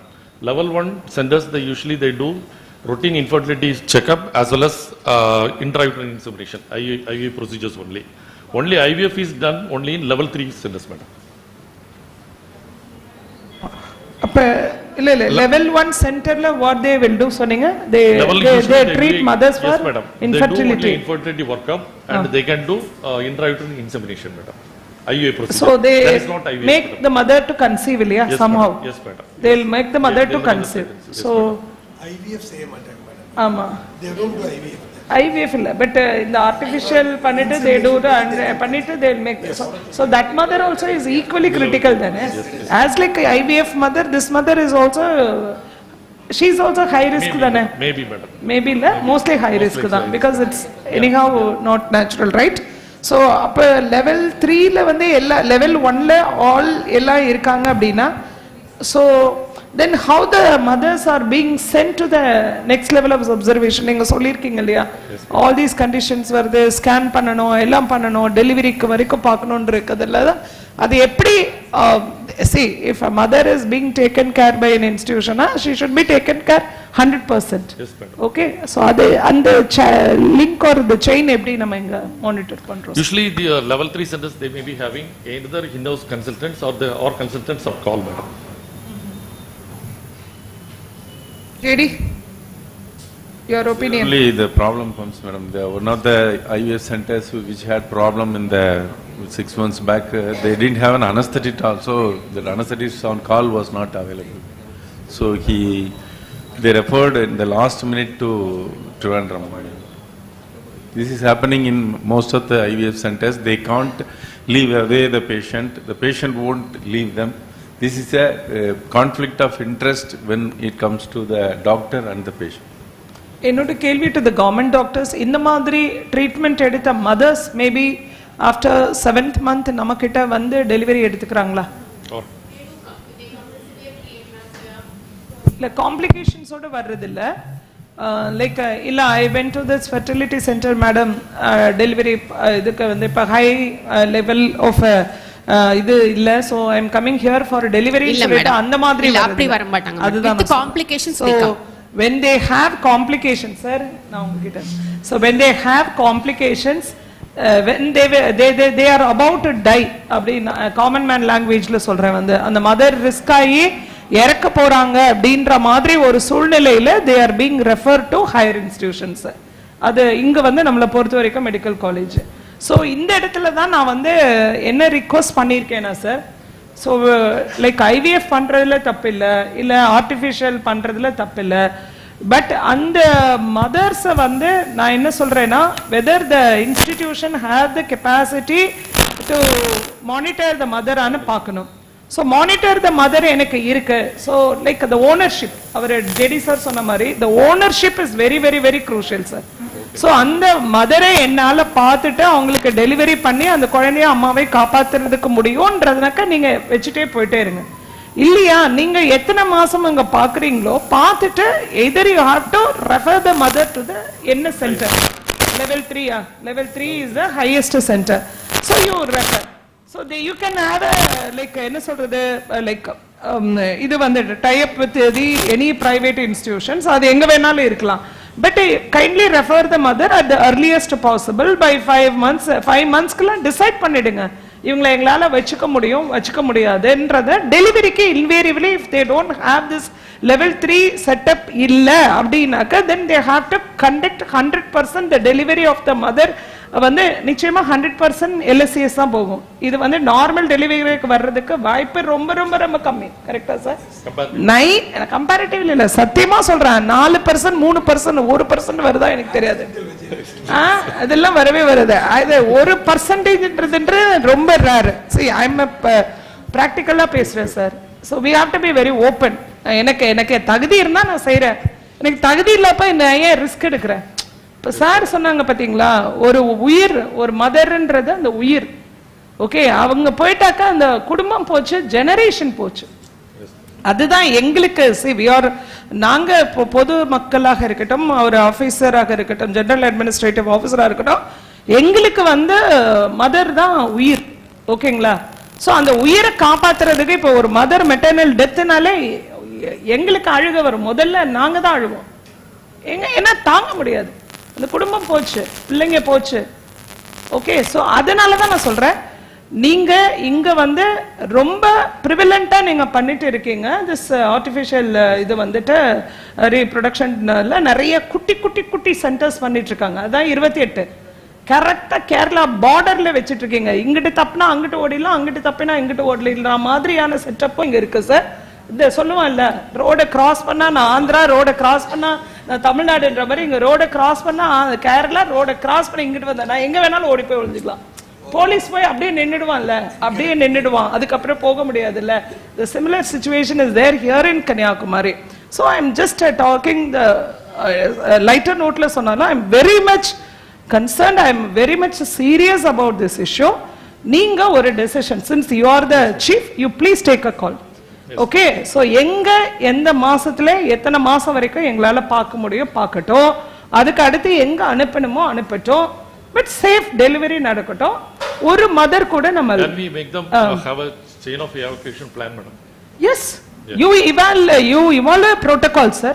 நீங்க நம்ம டிஸ்ட்ரிக்ட்டுக்கு கன்னியாகுமரிக்கு you please evaluate protocol பண்ணிட்டு நீங்க issue பண்ணுங்க. This should be followed by all infertility centers or the in the center IVS center ன்னு நீங்க போடுங்க. வந்துட்டு எனக்கு தேவை, எனக்கு வரவங்க வரட்டும், ட்ரீட்மெண்ட் எடுத்துக்கிறவங்க எடுத்துக்கிட்டோம், எனக்கு தூங்கணும் சார், நான் நிம்மதியா தூங்கணும் ராத்திரியில. ஓகே, ஏதாவது ஆயிடுச்சுன்னா என்ன பண்ணுவீங்க? ஆகக்கூடாது. That's more important. So எனக்கு அதுக்கு நீங்க ஒரு டெசிஷன் எடுங்க. உங்களால யாரால எத்தனை மாசம், நான் அதான் சொன்னேன், எத்தனை மாசம் வரைக்கும் எங்களால பார்க்க முடியும். டெலிவரிக்கு ரிஸ்க் எடுக்கவே எடுக்காதீங்க. ஓகே, ஒரு மாசம் முன்னாடியே நீங்க யார்கிட்ட டெலிவரி வச்சுக்கிறீங்களோ அவங்கள அனுப்ப சொல்லுங்க. அங்க அனுப்பிச்சுட்டு அங்க போய் அட்மிஷன் போடுங்க. ஓகே, அங்க அட்மிஷன் போட்டு நீங்க சொல்ற மாதிரி இங்க தான் 38 வாரத்துக்கு. இன்னொன்னு ஒரு விஷயம் சொல்றேன் பாருங்க, நம்ம ஊர்ல வந்து லோ பர்த் weight குழந்தைங்க எதுக்கு இருக்குன்னு அன்னைக்கு எல்லா இடத்துலயும் எல்லா பிளாக்லயும் உட்கார்ந்து அனலைஸ் பண்ணா, தோவாலே பிளாக்ல when we analyzed we found that இந்த மாதிரி IVF ட்ரீட்மெண்ட் இந்த மாதிரி இருக்கிற ஹை ரிஸ்க்ல, அதுவும் particularly sorry to say private இன்ஸ்டிடியூஷன்ஸ்ல ஆகுற டெலிவரியில தான் வந்து சாம் சில்ட்ரன் இருக்காங்க, சிவியர்லி மால்நரிஷ்ட் சில்ட்ரன் இருக்காங்க, LBW சில்ட்ரன் இருக்காங்க. காரணம் என்னன்னாக்க சார், ஃபார் சர்ஸ் இன்ஃபர்மேஷன், அவங்க 38-40 வாரம் வரைக்கும் விடுறது இல்லை, அப்படியே 9 மாசம் ஆயிடுச்சா அப்படியே பிடிச்சி போட்டு LSCS பண்ணி எடுத்துடுறது குழந்தைய. புரியுதுங்களா sir? This is what the feedback I am getting from the no. Just collector சொன்னா கைண்ட்லி சைலண்டா இருந்துக்கோங்க, because we are analyzing so many factors. Okay, என்ன அர்த்தம்னா அந்த மதர்ஸை வந்து ஒரு நார்மல் டெலிவரிக்கு பண்ண விடுறதுக்கான ஆப்பர்ச்சுனிட்டிஸ் அண்ட் சான்சஸ் வந்து கொஞ்சமா தான் கொடுக்கப்படுது அப்படிங்கிற உண்மையை நம்ம வந்து புரிஞ்சுக்கணும். ஓகே, ஸோ அந்த குழந்தைங்க என்ன 36 வயசு வாரம் ஆயிடுச்சா? இன்னும் நான் ஒரு உண்மையான ஃபேக்டர் சொல்றேன் சார். அம்மாக்கு வந்து ஜஸ்ட் ஒரு இடத்துல லைட்டா இடிச்சிடுச்சு, சரிங்களா? லைட்டா இடிச்சிடுச்சா போய் வந்து ஒரு LBW குழந்தைய அனலைஸ் பண்றோம். ஏன் வந்து இந்த குழந்தை 1.5 கிலோ இருந்தது இல்ல 2 கிலோ இருக்கு? இல்ல மேடம், 36 மாசத்துல அந்த அம்மா வந்து ஏதோ வீட்டுல பொருள் எடுக்கும் போது லைட்டா வயிறு இடிச்சிருச்சு, அதனால அந்த ஹாஸ்பிட்டல் போனாங்க, பார்த்த உடனே பெயின் வந்துடுச்சு, டெலிவரி பண்ணிட்டாங்க. எப்படியா டெலிவரி பண்ணுவாங்க தெரியாதா? புரியுதுங்களா? So we know the fact and everybody we know the fact. So என்ன சொல்றேன்னா, அதனால இந்த LS அதிகமாகிறதுனால லோ பர்த் வெயிட் சில்ட்ரன் வந்து அதிகமா இருக்கு. அது யாராலையும் நம்மளால மறைக்க முடியாது. பிகாஸ் அந்த குழந்தை பிறந்த உடனே அந்த anganwadi worker she has to weigh the baby, we have to put the data in the national level portal. Okay, அங்க இருக்கக்கூடிய போஷான் அபியான் போர்ட்டல் போஷான் அபியான் ஒரு போர்ட்டல் இருக்கு, அது கவர்மெண்ட் ஆஃப் இந்தியா போர்ட்டல். அந்த போர்ட்டல்ல பிறந்த குழந்தையோட வெயிட் அங்க போட்டு ஆகணும். அப்ப இன்னைக்கு நம்மளுடைய டிஸ்ட்ரிக்ட்ல வந்து அதிகமா, அப்ப என்ன அர்த்தம், ஒரு ஊர்ல வந்து சாம் சில்ட்ரன் இருக்காங்க, LBW சில்ட்ரன் இருக்காங்கன்னா அதெல்லாம் ஒரு அவமானம், கவர்மெண்ட்டுக்கு அவமானம். நம்ம மாவட்டத்துல பாத்தீங்கன்னா LBW சில்ட்ரன் அவ்வளவு பேர் இருக்காங்க. காரணம் ஒண்ணுமே இல்லை, cesarean and delivery of mothers when they are at 36 weeks or 34ல இருந்து ஆரம்பிக்கிறது, 34ல இருந்து LS பண்ணி தூக்கி வெளியில எடுத்துறது. இதுதான் is the reality in the districtங்க. So I am requesting you all, அதே மாதிரி இந்த குழந்தைங்க நீங்க சொல்ற மாதிரி இந்த IVFல போற குழந்தைங்க கண்டிப்பா LBW தான். ஏன்னா அது வந்து நீங்க சேஃப்டி ஆஃப் மதர்ஸ்க்கும் சேஃப்டி ஆஃப் த அந்த என்ன சொல்றது ஹைலி ப்ரெஷியஸ் சைல்டு, அவங்க ரொம்ப ஹைலி ப்ரெஷியஸ் சைல்டு. ஸோ அந்த சைல்டையும் மதரையும் காப்பாத்துறதுக்கு நீங்க அர்லியா பண்ணி தான் ஆகணும், வேற வழி இல்லை. All these leads to all these complications. LBW பிறக்கிற குழந்தைக்கு அறிவு கம்மியா இருக்கு, என்னென்னவோ இருக்கிறது, SNCUல வைக்கிறோம்னால உயிரை காப்பாற்றி விடுறோம். பட் பிள்ளைங்களுடைய காக்னிட்டிவ் ஸ்கில் எவ்வளவு தூரம் இருக்குன்றதெல்லாம் ஒரு சொசைட்டிக்கு ரொம்ப முக்கியம், ரொம்ப முக்கியம் அதெல்லாம். அதனால தான் சொல்றேன், I request you sir, please வந்து நம்மளுடைய 28 சென்டர்ஸ் உடைய அவங்களுடைய கெபாசிட்டி என்ன, அவங்களால எவ்வளவு மந்த்ஸ் வரைக்கும் அந்த பிரெக்னன்சியை ஹேண்டில் பண்ண முடியும், அதுக்கப்புறம் அவங்க எங்க வேணா போய்க்கட்டும். We are not restricting them. Kerala போங்க, திருநெல்வேலி போங்க, நம்ம ஊர்லயே நீங்க இந்த கிம்ஸ் இருக்கு, so many Jayasekaran, so many hospitals are there. எங்க வேணா போங்க, என்னவோ பண்ணுங்க. But the mothers and child should be safe. ஓகேங்களா? So இதுதான் வந்து எங்களுக்கு எந்த level of hospitals-ல with regard to இந்த மாதிரி highly precious mothers-கான டெலிவரியை நீங்க பண்ணுவீங்கன்றத kindly issue a protocol from your organization or your own associations and give us a copy. So we must keep it with us and we must totally come out of it. எங்க மைண்டை நாங்க free பண்ணிக்கணும். அதே மாதிரி kindly don't do the last minute referral to the medical college institutions. எதா இருந்தாலும் முன்னாடியே decide பண்ணிக்கோங்க. ஏன்னா உங்களுக்கு 10 மாசம் இருக்கு முடிவெடுக்கிறதுக்கு. நம்மளுக்கு ஒரு ஃபுல் 10 மாசம் இருக்கு. அந்த 10 மாசத்துல எடுக்க வேண்டிய முடிவை எவ்வளவு சீக்கிரம் நீங்க எடுக்கிறீங்களோ அது உங்களுக்கும் நல்லது, அந்த குடும்பத்துக்கும் நல்லது, அந்த பொண்ணோட உயிருக்கும் நல்லது அப்படிங்கறத நான் இந்த இடத்துல சொல்றேன் sir. Okay, this is my serious concern. Sure, sir. One thing I will say, madam, actually all the IVF pregnancies are high risk, madam. There is no doubt about it, madam. Because I always used to tell my patients, IVF pregnancy itself is going against nature. Why they don't conceive? Either it will develop in some problem either to the mother or to the fetus. So we have to explain to the risk to the patient, and then only we are taking for IVF pregnancies, and we have to expect increased operational delivery as well as preterm deliveries also, madam. So apart from that, we are doing frequent monitoring from the 3rd trimester onwards. So a lot of Doppler findings we pick up. The baby is going for a compromise, we may have to go for a preterm delivery, madam. That is quite unavoidable in case of a preterm delivery. IVF la போறத பத்தி நாங்க குறைய சொல்லல. Please understand, you can do. Okay, in the interest of வந்து என்ன சொல்றது, ethics, mothers அவங்களோ அவ்வளவு செலவு பண்ணிட்டு வராங்க. That is the last option they have to have one kid. அதெல்லாம் கவர்மெண்ட்டும் பர்மிட் பண்ணியிருக்காங்க, நீங்க பண்றீங்க, நாங்க அதெல்லாம் சொல்லவே இல்லை. But don't do the risk of doing delivery in institutions when they don't have the facility. They don't have blood there by their side, sir. They don't have anesthetist by their side. They don't have a pediatrician by their side. Or வேற யார் இருக்காங்க, இவங்களையே இவங்கள ஒரு OG டாக்டரா இருக்கலாம். So இந்த 4-5 பேர் இருந்து திடீர்னு போனாக்க then you may need a surgeon டக்குன்னு ஏதாவது பண்றதுக்கு.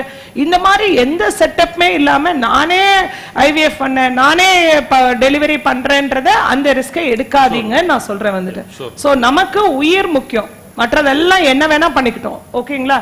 இதுல ஒரு 50,000 எக்ஸ்ட்ரா நீங்க செலவு பண்ண போறாங்கன்னா இவ்வளவு தூரம் வந்தவங்க இன்னும் நீங்க ஒரு 50,000 ஒரு ஏதோ ஒரு 50,000 சொல்லுற ஒரு 100 ரூபாய் எக்ஸ்ட்ரா கேக்குறாங்க, 1000 rupees எக்ஸ்ட்ரா கேக்குறாங்கன்றதுக்குலாம் யாரு பயப்பட போறது இல்ல. Because already they are spending 3 to 5 lakhs.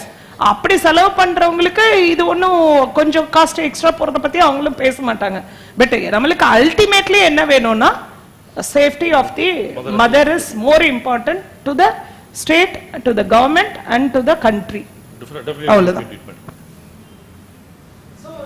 Sir, I want you to kindly ensure that protocol is issued by the association and you are getting the protocol and that should come to us and it should be monitored. Okay? Yes, madam. Okay.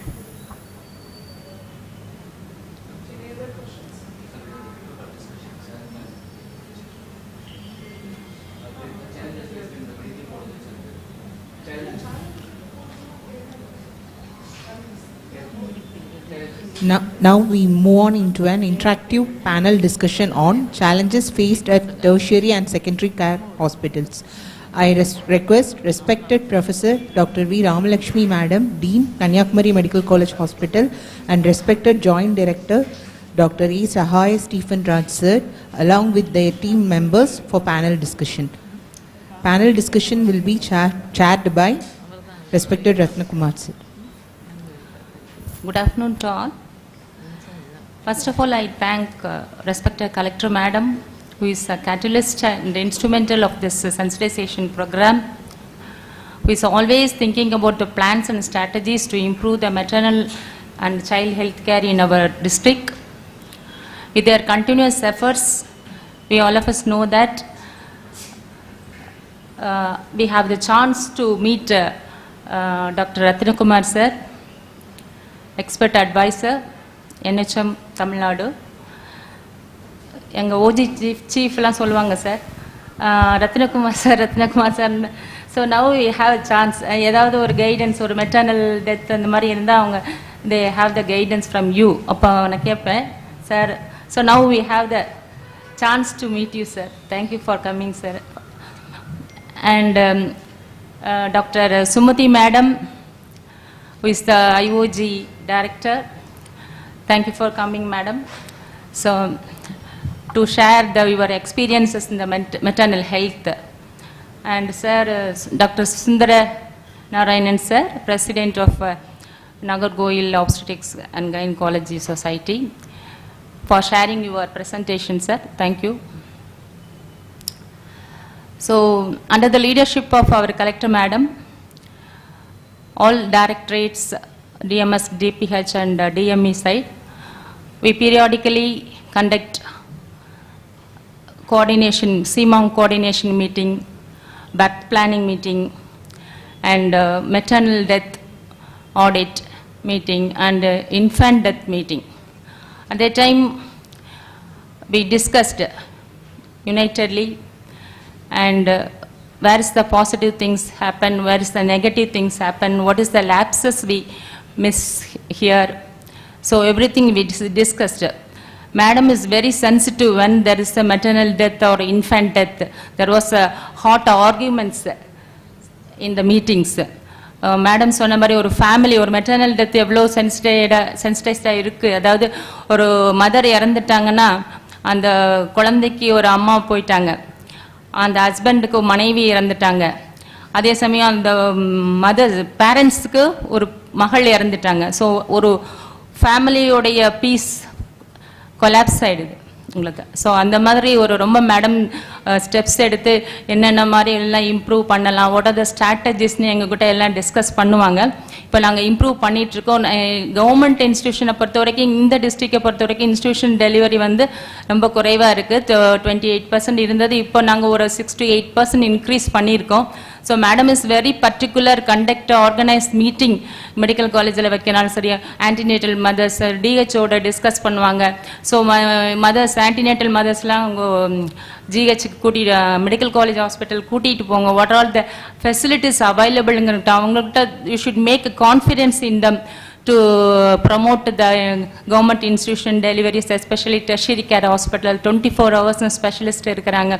So அந்த மாதிரிலாம் நிறைய மேடத்துக்கு antenatal mothersக்கு ஒரு sensitization program நாங்கள் வந்து மீட்டிங்லாம் நடத்தியிருக்கோம்.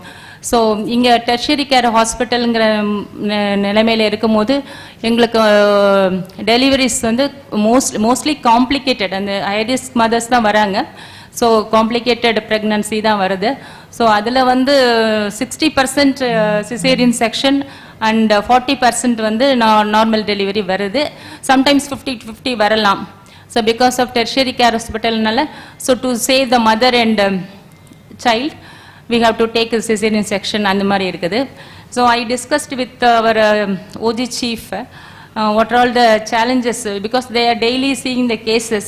Can you discuss? Yes.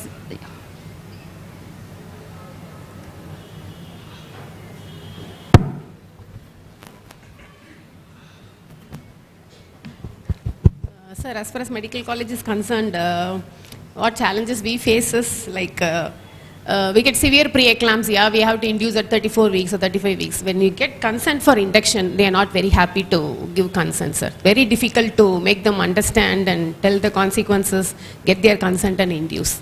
That is a big issue we are facing. And another one is, if you start our induction, we give a Foley induction, wait for 12 to 24 hours, and then we give gel induction. We give 3 doses and then we do a centosinon and then deliver. So if the induction is getting prolonged, again they are not happy, sir. They like immediately after induction we explain the high risk we induce, and then they want the baby to come out immediately. So it's very difficult to make them wait to take that induction delivery interval. That convincing them is we find it challenging, sir, many times. And the next one is the contraception, sir. This PPIUCD, to convince them is nowadays it's becoming a very tough time. Like they when they get a consent, they invariably say my husband is out of station, they don't want a contraception. So that is one difficult thing we are facing. And one next thing is, high-risk cases we have to admit earlier, sir. Heart disease we usually admit around, severe MS we admit around 32 to 34 weeks, so that peak incidence of pulmonary edema is less. But again, this high-risk cases, once we ask them to admit, they never get admitted, sir. They say, we have a kid at home, we have no attenders with us to accompany, to stay in the hospital, so it's very, very difficult to convince them. Daily around 6 to 8 cases in the OP, we have to make them wait, we have to counsel, and then still they're not admitted, then we inform the DPH side, we post them in the high-risk group, and then it's very difficult to convince them for early admission. At the same time, after delivery, heart disease, we have to keep them 14 days after delivery. Again, it's very difficult, sir. Second day, third day, they keep on asking us, please send us home because we don't have, there's no attender to see the kid. So that is again, these are the challenges we face in the tertiary institutions. Please sit down. Let me ask you something, clarification. First, tell me your primary section rate. See, Dean Madam சொன்னாங்க 60% section. Okay. Total. Yeah, I agree. Total. I don't want you to bother with repeat section. Vana, you can do all your repeat section. Why can't you reduce your primary section? High risk is part of medical college rule, please. Where enga povanga namma pannalana medical college ku. Do you mean to say all high risk should undergo a Caesar? Why I am saying this, in the 40% 2 வருஷம் கழிச்சு உங்கள்கிட்ட தான் வரும். அன்னைக்கு ராத்திரி 2 மணிக்கு பிளசண்டா அக்ரீட்டாவோட இங்கேயே தான் வந்து நிற்கும். அன்னைக்கு நமக்கு பிளட் இருக்காது. பார்த்தீங்கன்னா அது ஏபி நெகட்டிவா வரும் அன்னைக்கு. See, this is what, even in government, with Government of India, I told them the same thing.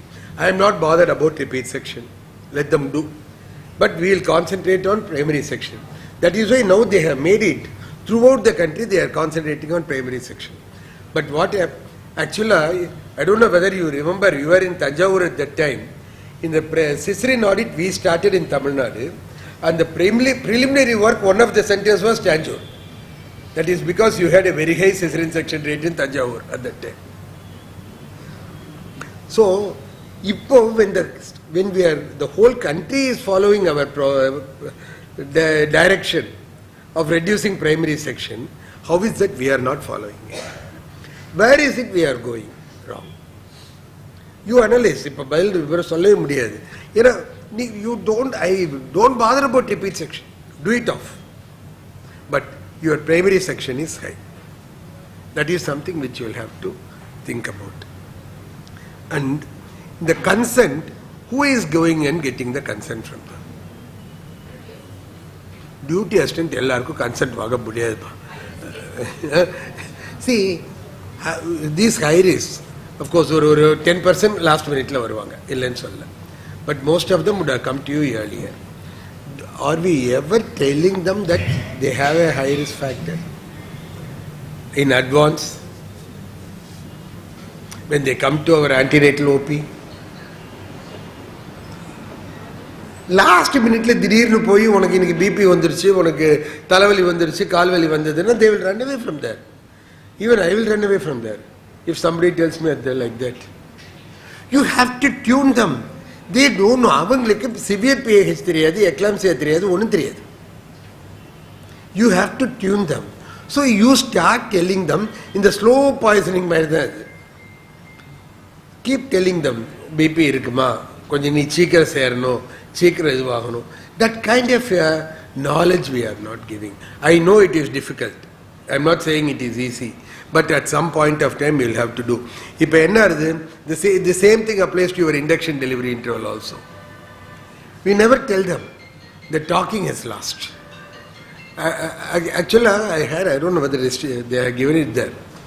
ஒரு எங்கெல்லாம் நம்ம miss பண்றோங்கிறதுக்கே I have presentation. Where all we miss. Most important thing is we have forgotten to talk to the mother. Mechanical. I'm not talking about Kanyakumari alone. This is there throughout the state, throughout the country for that matter. Mechanical. வந்த உடனே உட்காரு, BP பாரு, பல்ஸை பாரு, உள்ள கொண்டு போ, abdomen பாரு, FH பாரு, போயிட்டோம். முன்னையாவது குனிஞ்சி எஃப்ஹெச் பார்த்துட்டு இருந்தோம், இப்போ அதுவும் டாப்லர் ஆயிடுச்சு. No contact at any point with the mother. Then how do you expect them to come and cooperate with you? you have to explain to them.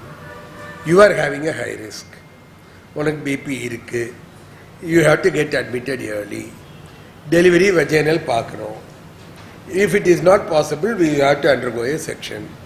And because you are having a higher risk, you have to wait for some more time. Now, cardiac, I agree, you have to keep them here. But you tell cardiac, அவங்கள்ட்ட சொல்லி தான் ஆகணும். I'll tell you, 50% of our cardiac patients, they will know that they have got a cardiac lesion, but they won't tell us. Same thing with epilepsy. Medicine சாப்பிட்றதே நம்மள்ட்ட சொல்ல மாட்டாங்க, அவங்களுக்கு fits இருக்கிறதையும் சொல்ல மாட்டாங்க. It is a social stigma. That is, but once they know that, once you tell them that you have got a cardiac condition, they will be laughing. எனக்கு தெரியாது நீங்க வந்து சொல்றீங்களான்னு. But doesn't matter, you have told them it's a cardiac condition. Tell them then itself. Delivery ஆகி எனக்கு வந்து 10 நாள் நீங்க இருந்தா தான் simple. What I used to do as an assistant.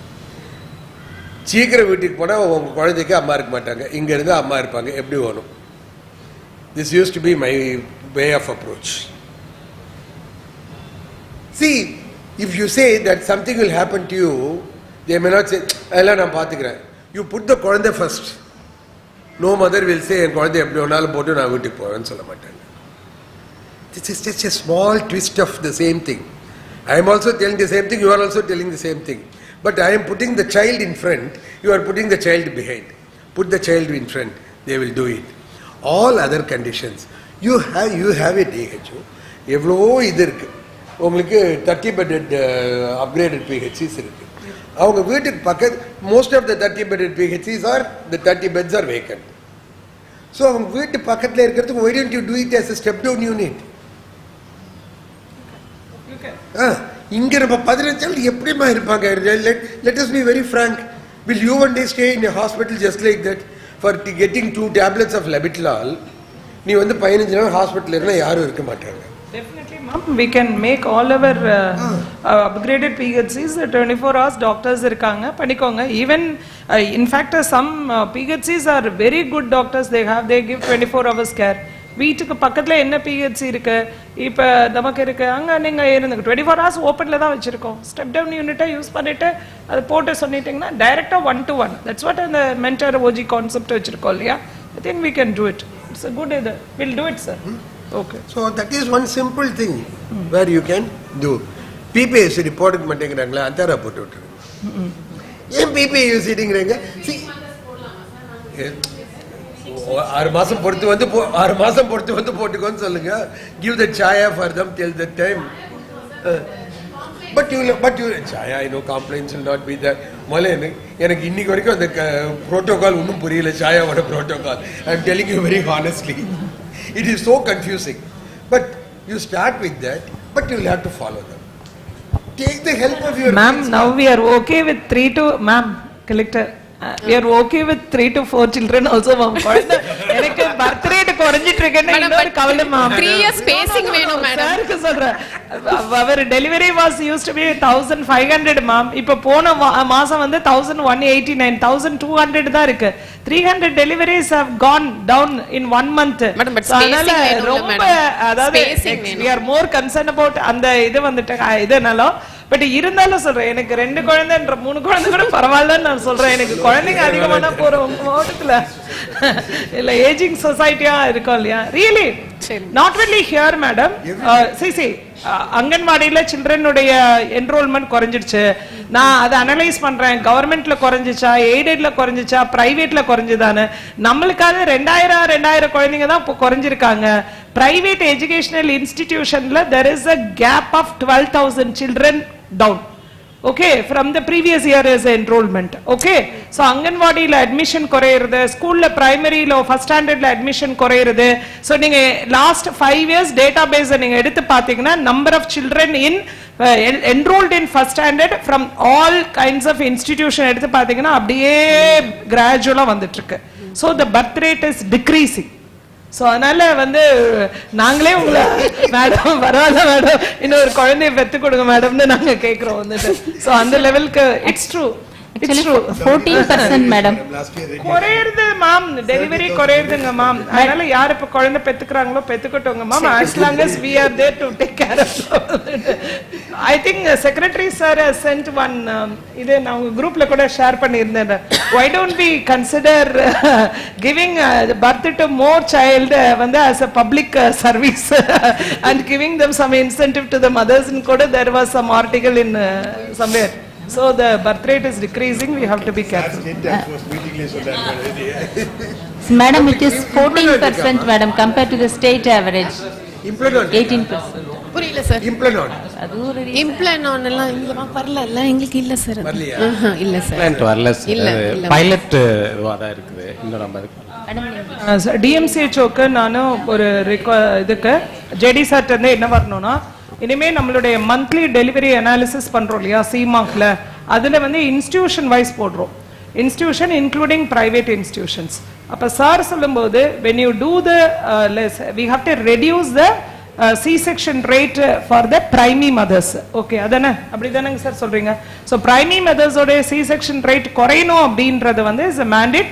So எத்தனை குழந்தைங்க ஃபர்ஸ்ட் சைல்டுக்கு வந்து C-section பண்ணி எடுத்திருக்காங்கன்றத we have to analyze institution wise.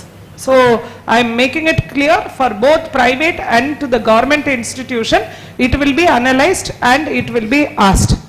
எதுக்காக நீங்க இந்த மதருக்கு பிரைமரி மதருக்கு வந்து ஏன் நீங்க சி செக்ஷன் பண்ணீங்க அப்படிங்கிற கேள்வி கண்டிப்பா உங்களுக்கு வரும்.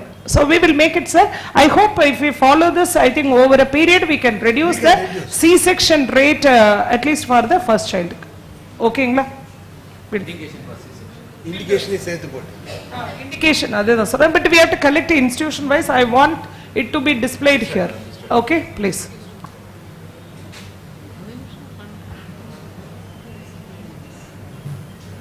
நார்மல் டெலிவரி பண்ணினா தானே மேம் மதர்ஸ்க்கும் இன்ட்ரெஸ்ட் வரும், இன்னொரு குழந்தை பெற்றுக்கலான்னு. அந்த காலத்தில் பாட்டிங்கெலாம் 10 குழந்தை பெற்று, ஆனால் அது சொல்லலை. But we have to promote. எல்லாமே நார்மலாக இருக்கணும்ல, எல்லாமே அப்நார்மலாக போகும்போது பயப்படுறாங்க.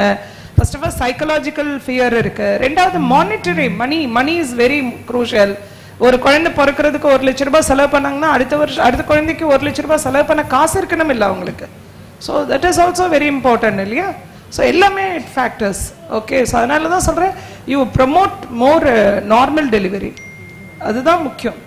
And tell you, cesarean is not that simple as we consider it to be. அனஸ்தீசியாலேருந்து எல்லாத்துலேயும் நமக்கு ஒரு ரிஸ்க் இருக்க தான் இருக்கு. அனஸ்தீசியா டெத் இன்னைக்கு நடந்துட்டு தான் இருக்கு. ட்ரக் லாஸா ட்ரக்ஸ் இன்னைக்கு உள்ள போயிட்டு தான் இருக்கு. These things are all happening.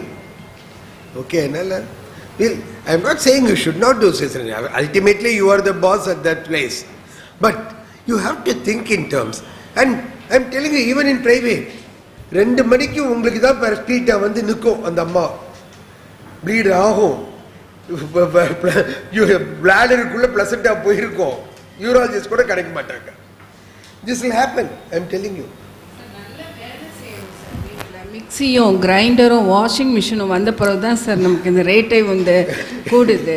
நீங்கள் என்னென்னா முக்கவும் மாட்டாங்க, வேலையும் செய்ய மாட்டாங்க, மசில் ரிலாக்ஸேஷன் ஒன்றும் இருக்காது. எல்லாம் either they go by car or Scooty. இப்போ பஸ்ஸில் ஏறணுமா வந்தோமா அந்த மாதிரிலாம் போயிடுச்சுல சார். That's one of the reason. ரெண்டாவது ஸ்மால் ஃபேமிலி நவ், அப்புறம் high risk pregnancy, precious baby, இதுதான் நமக்கு இன்னும் கொஞ்சம் குறைஞ்சி போச்சு.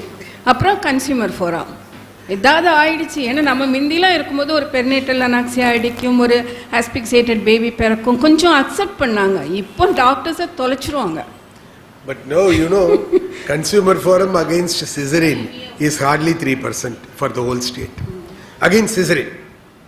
Other things are there, I am not saying denying that. No, primary obesity problem sir, நிறைய பேர் 100 kg weightல வராங்க. I tell you. அப்புறம் இன்னொன்று இண்டக்ஷன் போட்டுட்டு எல்லாம் they are not waiting sir. உடனே மேடம் சொன்ன மாதிரி they have to wait. ப்ரைமியோ ஃபர்ஸ்ட் பேபி ஒரு இண்டக்ஷன் பண்ணிருக்காங்க, போலீஸ் போட்டிருக்காங்க, ஒரு சர்விப்ரம் ஜெல்ல வச்சுருக்காங்க. they cannot wait. எப்போ உடனே ஆப்ரேஷன் பண்ணிடுங்க. ஒரே அவங்களுடைய டென்ஷனே இந்த ஒஜிஷன்ஸ்க்கு ஒரு பெரிய இது. கொஞ்சம் கூட வெயிட் பண்ண மாட்டேங்கிறாங்க. அப்போ ஏதாவது ஒரு ப்ராப்ளம் வந்து நீங்கள் நான் அப்பயே சொன்னேன்ல சிசன் பண்ணி, அதனால தான் அப்படின்னு சொல்கிறாங்க. அதனால் இப்போ ஒஜிஷன்ஸ் தான் ரொம்ப tension.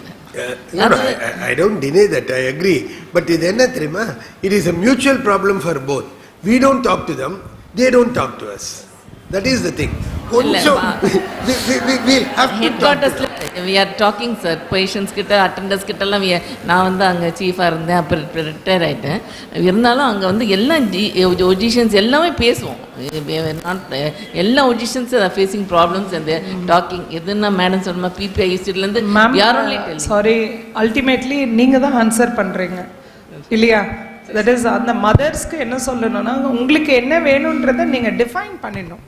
So you have to tell them, இப்படி தான் நாங்கள் ட்ரீட்மெண்ட் பண்ணுவேன், இப்படி தான் நீங்கள் இருக்கணும், இதுதான் உங்களுக்கு நல்லது, சரிங்களா ma'am? So this is how the treatment will be and it should be அப்படின்னு நீங்கள் சொல்லிட்டீங்கன்னா அந்த ஃபஸ்ட்லேருந்தே நீங்கள் கரெக்டாக அவங்களுக்கு கண்ட்ரோலில் கொஞ்சம், அதாவது இப்போ நீங்கள் சொல்கிற மாதிரி எல்லாம் வேவரிங் தான் மேம், எல்லாத்துக்குமே அவசரப்படுறாங்க. சொல்கிற மாதிரி டெலிவரிக்குன்றது ஒரு லைஃப் டைமுக்கு குழந்தை பிறக்கிறாங்க, அதுக்கு வந்து ஒன் டே பெயின் வரும்னா பெயின் வந்து தான் ஆகணும். 12 ஹவர்ஸ்க்கு பெயின் டாலரேட் பண்ணணும்னா நம்ம பண்ணி தான் ஆகணும். அது கூட ஒரு மணி நேரத்திலே குழந்தை பிறந்தோம்னா அது எப்படி பிறக்காது இல்லை வந்துட்டு.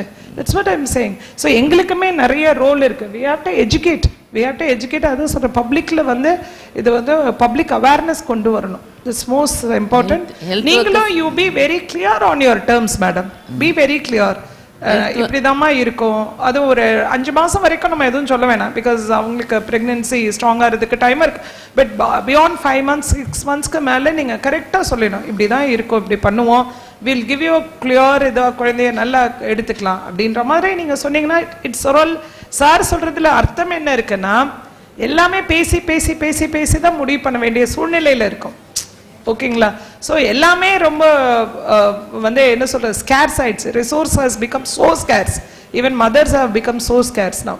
ஸோ நீங்கள் பண்ணுங்க, நீங்கள் லைக் கொஞ்சம் நல்லா மனசு விட்டு பேசுங்க, definitely it will give results.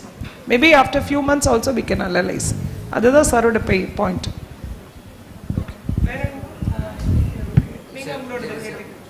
Lady சைடில் sir and madam, we have to break for lunch also, time to. Madam, with due respect, our collector madam was arranged with immense steps for arranging this CME. I thank the speakers, Dr.A.Sahaya Kumar and Sumathi madam. I want to revisit a few points which our previous MD NHM sir, Dr.V.Ramalalshmi has given to us guidelines in conducting a CMONG coordination meeting. The CMONG coordination meeting is not attended by many of the physicians. I thank madam today because attendance is around 130 madam. This attendance never I have seen in the CMONG coordination meetings. This is for the charisma of S.Ratna Kumar sir and madam, for they have come for this meeting. They have come to listen to the speakers. Yes madam. So we have to thank the speakers. I expect this same crowd every month. எல்லாருக்கும் நம்மளே ஒரு clap பண்ணிக்கலாம், because we need this attendance in the great. Thanks for joining. Okay. Every CMONG coordination meeting monthly will be a educative session added to our discussion also. Today also we are in the middle of the CMONG coordination only. And EMONG, I want to clarify a few points only. EMONG or BMONG we call, that is a basic CMONG services. One which differentiates it from CMONG is the cesarean and the pediatric resuscitation and other facilities, consultant facilities. So with this introduction, we have to follow the guidelines of our government, level 1, 2, 3 hospitals. We stick to our own cadre of patients. We decide well in advance that these are the patients we are going to manage, and we have to tell the patient also that you may have to go for tertiary care or a secondary care level hospital. With this introduction, I will ask our OG professor, HOD, to discuss the points of interest. Good morning, madam. First of all, I like to thank our professors, Dr.A.Sahaya Kumar sir and Sumathi madam.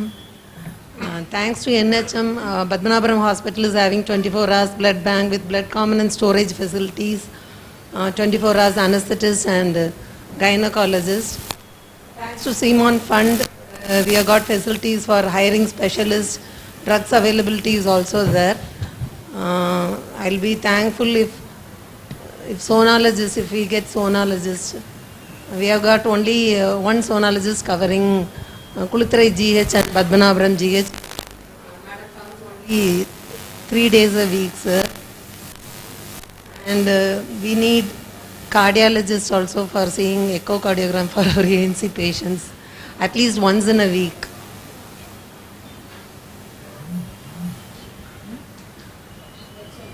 And we are utilizing our yoga facilities now. Our yoga naturopathy doctor and staff have agreed to give training for our ANC patients for exercises at least 3 times a week, sir, to improve our normal delivery rate.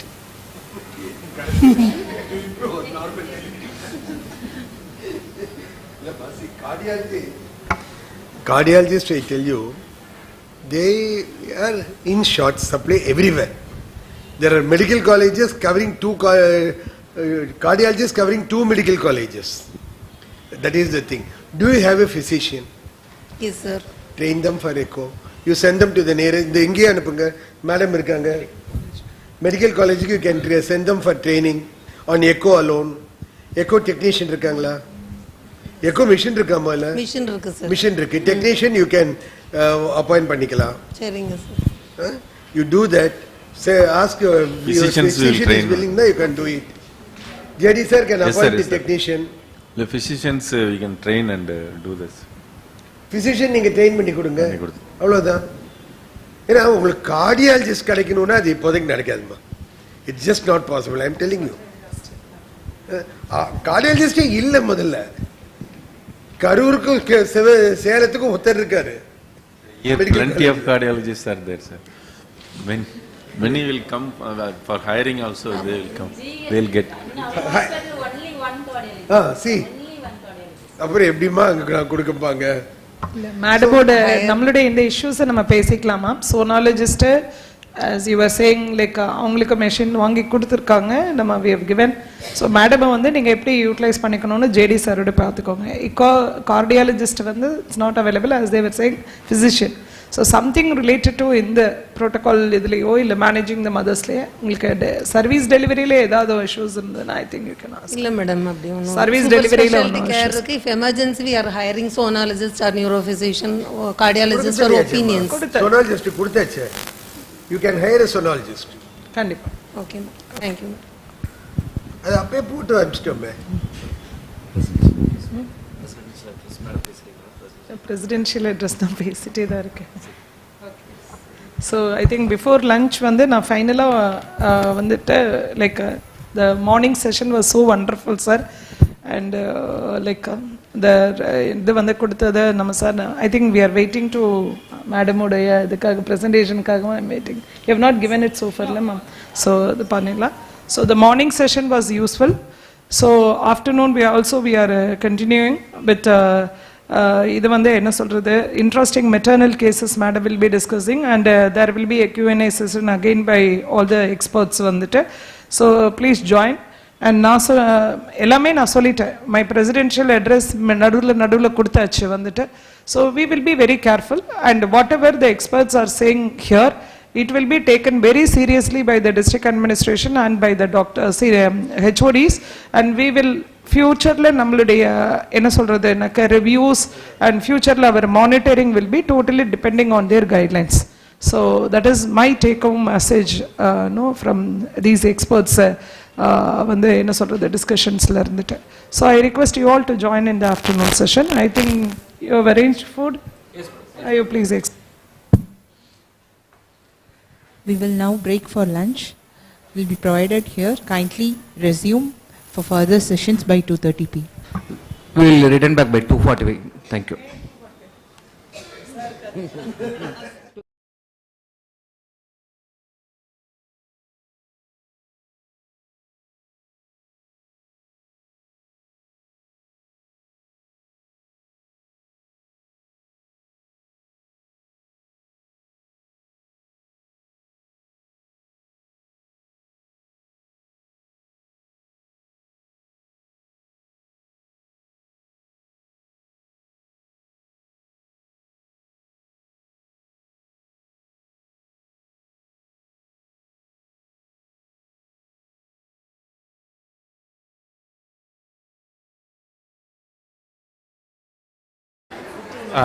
Lunch arrange பண்ணியிருக்கு. வெளியில் நீங்கள் இங்கே இருந்தால் கூட வந்து கொடுத்துருவாங்க.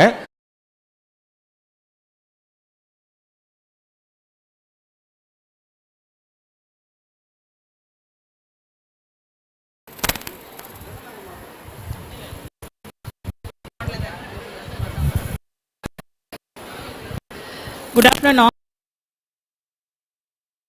Opportunity given by the district of Kanyakumari. It's a real pleasure and privilege to come and visit your place. It's so cool. The weather is so nice. They made us see our Thiruvalur statue and where you have so much of peace and meditation inside your district. So very nice district which I have not visited earlier. But anyway, thanks for you all for making me visit your district. And it's a post-lunch session. Everybody will like to sleep. In fact, with this weather, I'll also like to sleep. So that's why I thought it will not be a lecture. It will just be an experience sharing. What is happening in my place and what is happening in your place, you will have to do. First of all, I'd like to congratulate the whole importance are we going to give for those mothers. So how we are going to work together so that we don't lose mothers anymore in the district or in our state as such. We are just, morning itself madam said it's very easy to have somebody get 80 marks is okay. But from 80 to 90, 99, 99.5, that makes so much of effort to be there. So such effort, that's why we are auditing ourselves and finding out how we can improve it. So for that, I would like you to audit yourself. Why our mothers died? What are the mothers who have died in our district? Due to what reason? And how we can improvise ourselves. That is the simplest solution for our way of improvement. So I'm just sharing the cases because it may or may not be suitable for your district. But still, I am just sharing it. So how we are going to look back into our own mothers and how we are going to empower ourselves. If you are having less number of maternal deaths, you'll have more number of near miss cases. You just go audit theirs patients and then find out what is the way we can help our mothers. So with this, I would like to just start. These are all the real patients whom I had seen in the past 2 to 3 months in Institute of Obstetrics and Gynecology. So I'll just share a patient with severe anemia complicating pregnancy.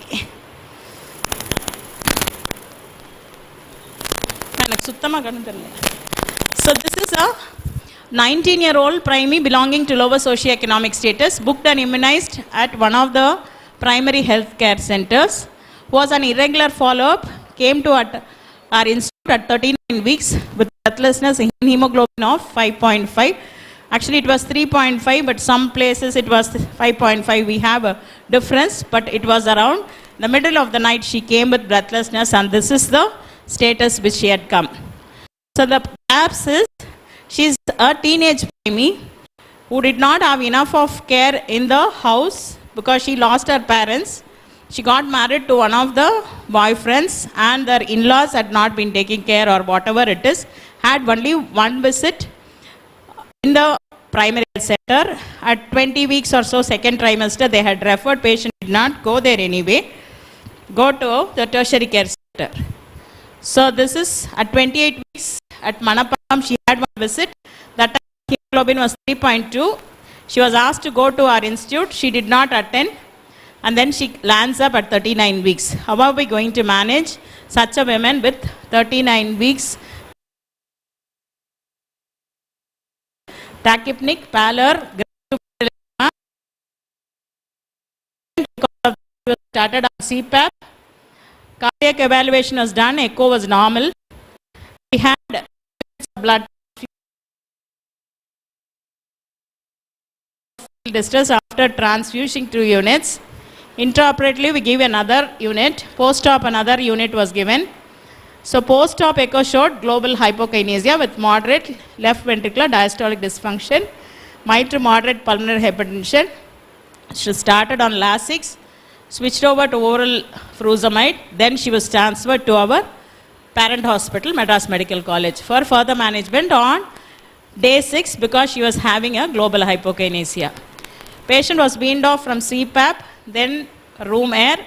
Again, the post-operatively she was transfused FCM, IMCU, her EF improved, aspirin, atorvastatin, metoprolol was advised by the cardiologist. So these are the investigations which were done from 29th to 5th of which showed from 5.5 to 6.7, 8.2, 8.7, 8.5. Again it was 8.4. So we could not improve it to 9, 10 or 11 as necessary. The problem is which if she has the PPH, then it's going to be a problem. She should not have anemia alone, or whether it is a superadded, whether there is a preeclampsia or anemia, hypoproteinemia having this. But there was a rise in the LDH on the second day, and then it slowly came down. And then we went back to our institute, and a rejection fraction larger on day 21. So this is all management to do for this mother. So what are all the lacunae, or what are all the ways how I have to audit in my own center? So what we did is, once we received a patient, we just had a coordination with our VHN, what has happened for them.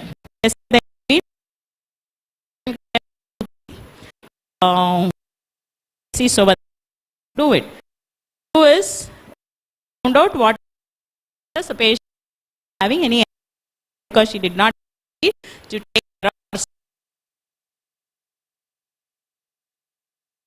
Whether to give enough of blood. In the meantime, we had to go in for cesarean section, and with the risk of having a low ejection fraction, we had to call the help of the cardiologist.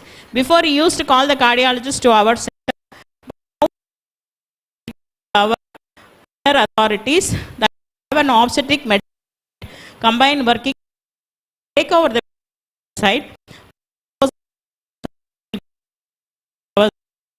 the patients if they are anybody, and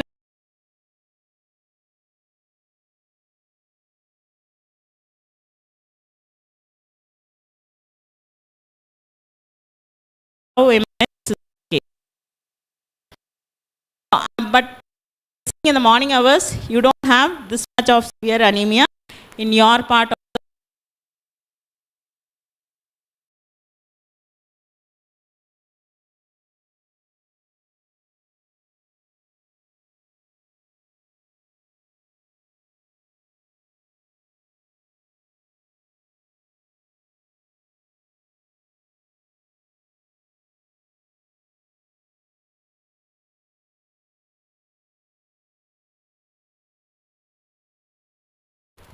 Any questions from your side?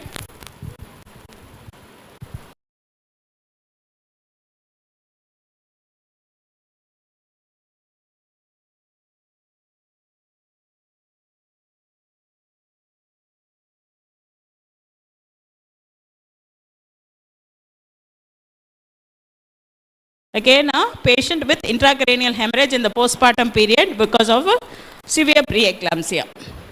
So Mrs. X, 28-year-old female residing at Palavakam, was brought to Madras Medical College following a loss of consciousness after consumption of tablet paracetamol for headache at home. Patient had complaints of headache and on and off post-delivery, for which she well self-medicated with paracetamol. Vomit, no history of vomiting, blurring of vision. So actually the patient conceived spontaneously, had regular visits in private hospital, diagnosed to have severe preeclampsia with imminent symptoms at 31 plus weeks.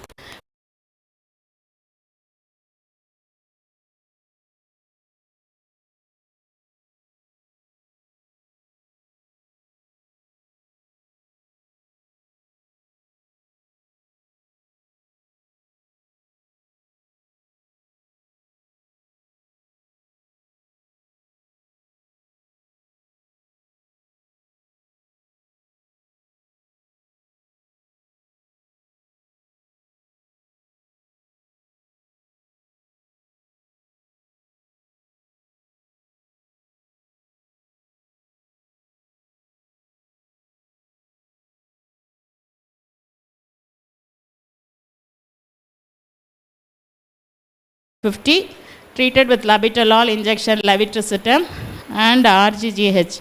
She was done. Actually, this 200 by 150 was one of our urban health centers.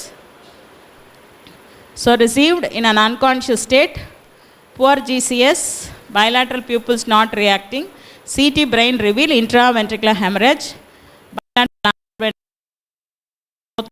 hemorrhage, geminal and ambial with mass effect. Nil intervention by surgery. Patient was conservatively managed with labetalol. Balance was correct.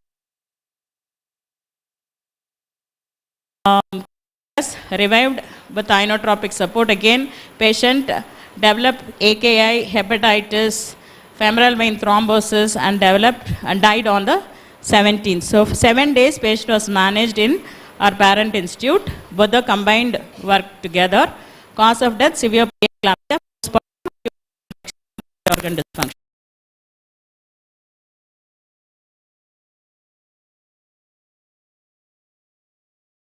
They will charge 2-3 lakhs for the baby which is around 31 to 32 weeks. So our responsibility is to have a birth planning where they can have, how they can have, so that discuss with the person and the family members regarding the cost aspect. Institutions are now in par with the private hospitals, with dignity, with respect. Team together to work. So this patient has been lost or added to our maternal death unnecessarily because of our own failure in the health system. So do you all agree how you want the mothers to be treated in the so this might apply to your place also. This accordingly manage. Okay. Madam, we have lost one mother also because of the discharge, because the baby was preterm. So for the sake of a baby, the baby was admitted. Mother was discharged and she did not take tablets, antihypertensives. Patient mother died, madam, because of this. The problem is she is in the hospital, somebody will be coming and giving.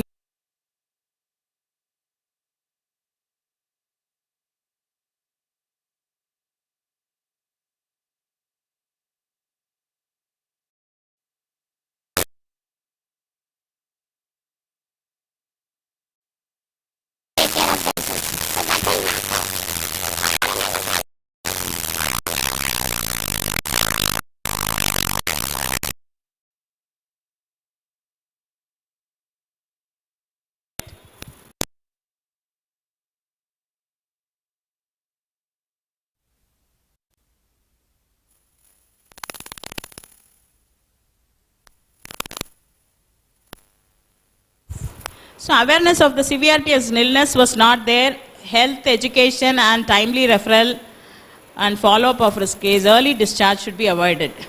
So no woman should die while giving life to the earth. So if we really want it, then we'll all have to work together along with those women. So this is again a case of HELLP syndrome.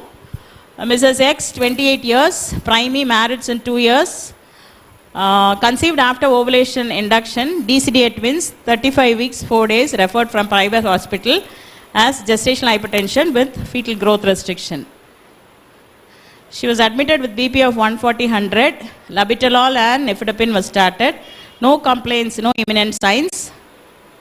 Her menstrual history, obstetric history was nothing significant, had regular antenatal visits. And after 12 hours, patient started having headache. BP was 130/90. And investigation showed that there is a feature of HELLP syndrome, that is raised liver enzymes. Urine was blood stained. So hemoglobin was 13.4, PCV was 39. On 23rd, that is when the time we are taking, you just see there is a drop in the hemoglobin of 9 but the hematocrit is 25. So this is what sir was talking about. When you have a drop in the hemoglobin near term, you have been having regular follow-up, it is around 11, 12. The next time after 2 days, you just check the hemoglobin, it is around 9 means, or a drop of 2, 3 means. Find out what is the cause. Suddenly it should not become less. What is the reason, whether there is any hemolysis? When you have a complete hemogram and the hematocrit is on the higher side, but a drop in the hemoglobin is there, go for a peripheral smear and find out whether there is any hemolysis. They might have a subtle or a normotensive HELLP syndrome. BP might be normal also. Just find out if there is do an LDH to find out if there is any hemolysis, evidence of that. Liver function test.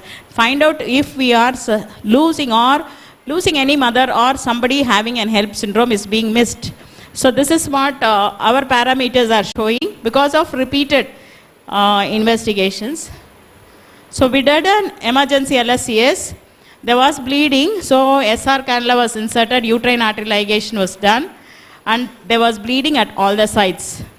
So what we did is, we just transfused blood products, kept drain at all the planes because there was any hemolysis, bleeding from all the sites. So these are the delivery details. So this is a new thing which we are having, that is thromboelastogram, to find out what is the reason for her to have the bleeding problem. Whether she is DIC, we know that she is in DIC, we do not know what is the cause. So this facility is there in some of our government institutes. We just went in for a thromboelastogram and find out what is the reason. So I'll just show how the thromboelastogram will be. So the day of surgery, patient had continuous bleeding. Because she was having bleeding, patient was intubated and she was under ventilatory care. Because she was on DIC and thrombocytopenia, altered coagulation profile, blood and blood products were transfused. So the amount of blood transfused were 8 PRBC, 32 fresh frozen plasma, 18 platelets and 8 cryo. Within 24 hours we had to transfuse. In view of uncontrolled hypertension, this is what I said, her BP was normal, 130/90, but her BP after the surgery has become more and we had to use antihypertensive and nitroglycerin drip. Patient started having improvement. TEG revealed normal, thromboelastogram was normal, and after 24 hours no more further transfusions. So this is how we managed this patient. Patient was extubated on day 2. Progressively saturation maintained, drain sites, minimal soakage was there. And ultrasound abdomen, we monitor fluid input with IVC diameter as a point of care test, so that we don't overload. A patient with a pregnancy-induced hypertension can have a cardiac damage. There must be a left ventricular failure also. She should not go into pulmonary edema because we are transfusing so many blood and blood products. So we had IVC as a point of care test, and then we had all the opinions from our team of cardiologists, hematologists and nephrologists. So hydration was maintained. We monitored the coagulation profile and her cardiac status were normal. Nephrology said everything is fine. So these are the parameters. Patient improved symptomatically. Patient was discharged on day 17. So this is about TEG. If everybody, I do not know every facility has got it, because we have the facility. When you are transfusing so many amount of blood and blood products, we have to substantiate why you are doing. So this will tell us about what is the problem. Thromboelastogram tells about is there any problem in the coagulation cascade. Is there problem in aggregation? Is there problem in clot strengthening? Is there problem in fibrin crossing or fibrinolysis? So every other thing, because PT-INR, we'll just take it and send it. We'll get the result after 2 hours. In the meantime, she would have bled some more amount of blood. So we will not know what is the status when you are going. You will give the blood and blood products after 3 hours for the test which has been taken earlier, 2 hours or 3 hours back. So for that, this point of care test helps us and tell what is the situation. So this is how the normal graph in a thromboelastogram. You'll just have to take the blood, put it in a machine, and then the system will tell you draw the graph. So this is first point is the R point. that will tell about when the clot takes, what is the time taken for the clot to form. Then there is an K time. Then you have an alpha angle. Then you have the maximum clot formation, maximum altitude. And this is about the last thing, last arrow is about the lysis of clot. So how it happens and what is the graph, how it is. So this is how a graph looks. You can just see the graph. Normal graph, there is some time, 5 to 10 minutes time the clot should form. And the clot integrity should be like this, the graph. When there are anticoagulants, it takes a longer time for the clot to form. You see the time for the time taken is such a long time. Then if there are any platelet blockers, you will have another way of it. Fibrinolysis, a different graph. Hypercoagulation, within 1 or 2 minutes it clot. So you should stop your transfusions. In last stage of DIC, it is almost like an anticoagulant, takes a longer time and the clot will not be fine. So this is how graph is. So with the point of care test, we just adjust the blood and blood products to be given for necessary, if necessary, for if you are going in for massive transfusion or if the patient is in DIC. So our management will be better and evidence based. So this is about the next case. That is about the case which we dealt with as HELLP syndrome.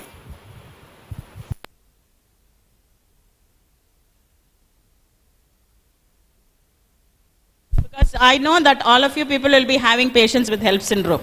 Not everybody needs to have a thromboelastic. We had worked without TEG. By just finding out the color of the urine when it is cola color, we say there is evidence of hemolysis anywhere. Then we order for LDH, order for peripheral smear, look whether there are any cystiocytes. We had happened. But what we are supposed to see is, if there is a drop in the hemoglobin, when you are following the patient, suddenly think, because anemia and PAH, together it can have a combination. All of us know, if there is anemia, patient can develop gestational hypertension. So if you do not have a BP raised, it is just 130/90, have a borderline, suspect whether it could be a associated preeclampsia, which we are missing. So unless otherwise you do the panel of investigations for that mother, we will tend to miss. And one more thing is what everybody was telling about the weight gain or weight gain. It is not possible for any patient to have weight gain suddenly. In a week's time, if a person is having a weight gain of 3 to 4 kgs, it is not because of the fat, it is because of the fluid. We know that the fluid balance is affected in patients with gestational hypertension. So it is fluid.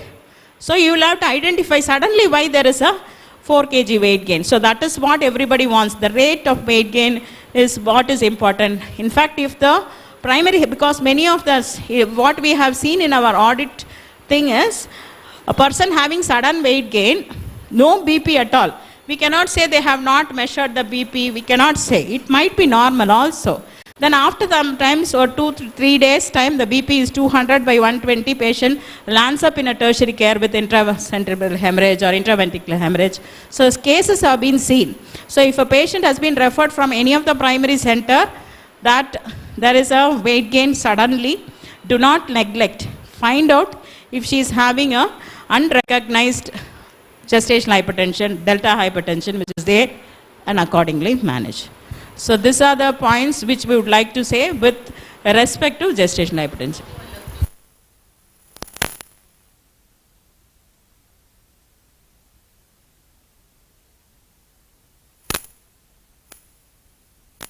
The machine which will just feed in the machine, it is connected to a system. The system will draw the graph and show how it will run over a period of 30 minutes and find out how long does it take. In 5 minutes time the clot has to form. If it doesn't form, there is something wrong. So you can just get the PowerPoint and see how the graph is and find out how it is. It is not supplied in any of the, either 4 or 5 tertiary centers of, not everybody, or maybe in private sector they might have it. It's not necessary. Our clinical suspicion, many of the deaths have been averted not because of TEG. It's because of our clinical acumen, how we are having a monitoring and surveillance and how we are managing it. So this is how, see, these are cases of success. We might have cases of failure also. So I just wanted to put some nice things rather than telling what are all the wrong things. One was from a referred patient, so we just sent it off. But we also would have lost mothers because we did not manage it properly or we did not recognize. And so many things. It is, to err is human, and if we all join together, I think we can make a better society. So this is about, anybody wants to share or something, because monotonously hearing to somebody will make us sleep. Even I have slept. If I had been there, means I will also sleep. So I want somebody to talk so that I don't make you sleep.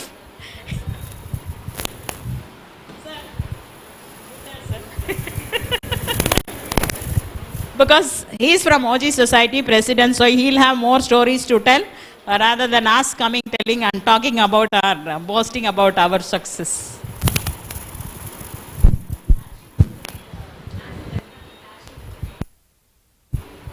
Yeah, if you are giving more than 3 units, you will have to give calcium gluconate, because the preservative which we are added will just allow them to go in for hypocalcemia, and so we need to give calcium gluconate, which has to be given.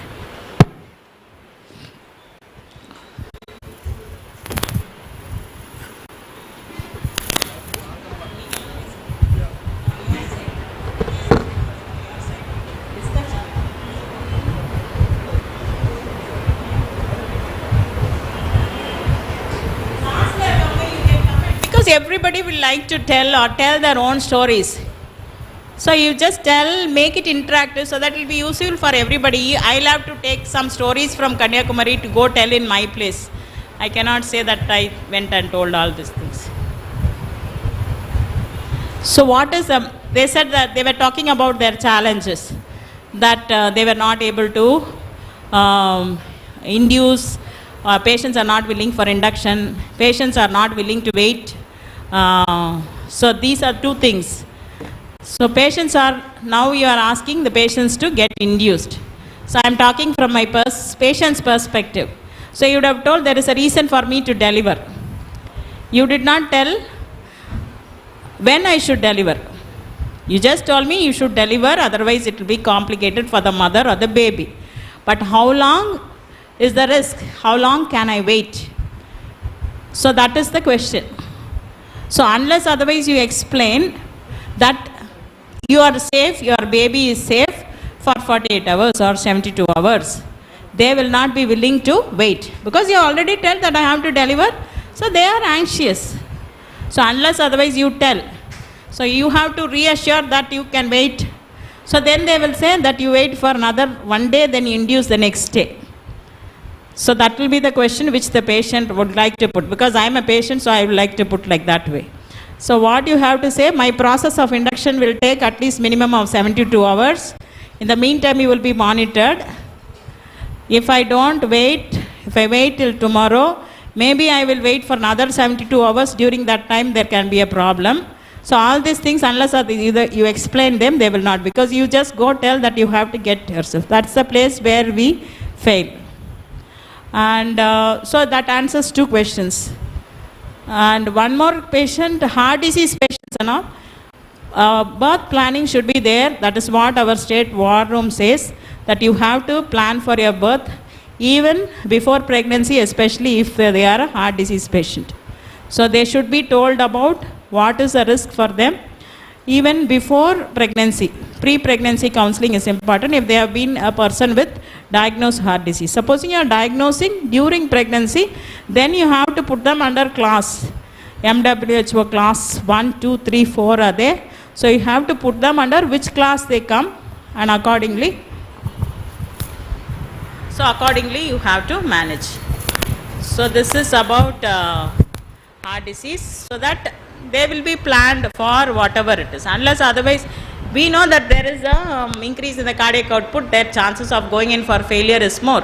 If she is not been diagnosed as heart disease, suddenly you are diagnosing heart disease because you did an echo and you say that around 32 weeks you have to have, means then they will not be willing.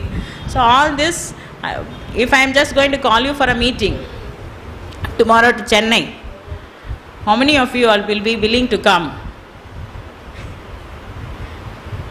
You will not, is it not? Because you are not planned. So like that the mother has to plan. She is not alone, she is with the family, with the maternal side and the paternal side. So you put yourself in their shoes and then accordingly counsel so that they will be willing.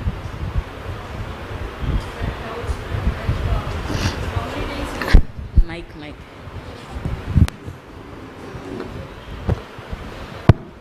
I want somebody at the end to come and talk in the front. Back side let them, because they are supposed to be the leaders. Backbenchers are leaders, they will become president. Regarding discharge of the postnatal, so the latest protocol what is given to Kanyakumari district, 48 hours for normal delivery and for cesarean 7 days. So this is what you also follow, madam, then? So if, see what happens, it's depending upon, that has to be individualized. It is not the same for everybody. So I said they discharge on 14th day, 21st day, it is all same, different. My institute deals around 80% of my patients are high risk, like this.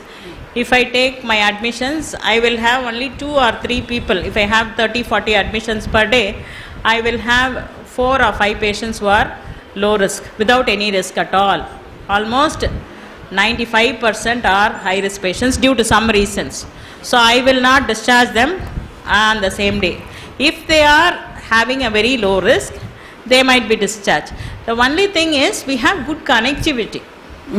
Good connectivity within our Chennai district with the corporation. So whatever the patient whom I am discharging, I will put it in a group so that that person will be followed by the concerned VHN. Luckily we have our postgraduates, so they will give a call to the, we do put it in the group, but at the same time the person who is writing the discharge summary will write or will call the VHN and say this patient is getting discharged today. So they will have to have a follow-up in the subsequent days. So that will be done by the Chennai urban health nurses, or sometimes if they are not followed because of lack of personnel, it is there everywhere. If they come back to us due to some reason, we will have a coordination meeting with our Chennai district people. That time we would like to point it out. Not only that, if we receive any patient who did not have the postnatal care, we will just inform the, like you have your health officers, we have the corporation health officers or the primary health head, that this patient has not been followed up by the person. So it all depends on connectivity between ourselves, that we can make things easier. Otherwise it is not possible. Very difficult in government setup also to have all the patients till 7 days and send it. So we can have this connectivity, and then for normal that's what, case, if your patient, see this protocol has been made because they have identified some reasons. They have identified some of the causes of maternal deaths would have been analyzed in your district. They would have found that this is the reason. So in that case, why can't we be compliant? So this patient, I said that she was discharged on the 2nd day. That was obvious that she should have not been discharged. If that patient had been in my place, I will not discharge her for 14 days. Yeah, that's correct. Because she is almost high risk. Whatever it is, I will not discharge her for 14 days till her parameters become normal. Sir was telling about HELLP syndrome occurring in the postnatal period also. So we will have to have a repeat of investigation, biochemical parameters, see to that her system becomes normal. Because such a severe high BP, what has happened to the heart, we do not know. We were telling about the brain because of hemorrhage. We do not know about the heart, was it a condition of the heart. Whether there is any, we will always, if there is a cardiac failure, we'll put it as peripartum cardiomyopathy, one being a gestational hypertension. So if it is so, then we have to manage as per the, individualize the patient. We cannot have a one shoe fits all. But your district is making, because you have less number. My institution is conducting around 15,000 to 18,000 deliveries per year. In your whole district, it's around 20 to 22,000. So if I have 6 maternal deaths, 6 maternal deaths in my place, I will have to have a protocol for my institution. If it is due to the 6 deaths are due to some reason. So that's why your district is working in unison and making you do this. If you are not able to do that, find out a way how you can have such things possible. So if the mothers are not willing, somebody go and check BP in the morning and evening and come back, because your district is very small. Somebody should be there. Or it is not possible for everybody to have it. Somewhere or other we have to keep our mothers monitored. Tell them that this is the reason, because the cost is always there in a private sector. I cannot say you just have to keep them for 7 days. Means it is cost for yourself as well as for the patient. That also has to be. If you cannot keep it, to send them to a nearby place, or how it can be. So a system or SOP has been formed for your district because of such particular reasons on analysis. If you are able to, or otherwise you have to tell that I have followed them up. Nothing has happened. I have seen that the patient is taking drugs. Are you having a teleconsultations? Or COVID days people were there? No. Is there any way? You will have to find out what is the way. The district has made it like that. The whole institution for 1 year is with, we have around 25 assistant professors and around 10 to 15 professors, making around 40 to 45 doctors and around 100 postgraduates. 150 people are taking care of this with multidisciplinary team with so much of complicated cases. Your whole district, so many doctors, 133 they were saying, with all experts, all of you are experts. With your facility, you can do much better. You should not have one also, because one death makes it 5% of your deaths. Is it not? So, but that's why it is raising to 30, 32, they are talking like that. 6 deaths into that, 30% of the deaths. You are coming to the state average, because the denominator is the number of births. So, that's why you are having it. So, how we are going to, even if you revert one maternal death due to one reason, you are bringing a drop of 5%. So, you are very close to Kerala. In fact, you should, because the weather is nice and all of you are having a peaceful mind, you can work better with. We are working with a lot of frustrations with traffic and with heat, exhaustion and so many things. For you it is very pleasant. You can work in harmony and make things better.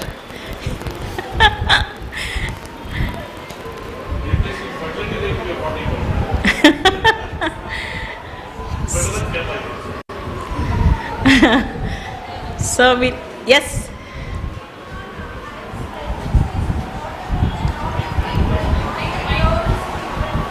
Mike. Good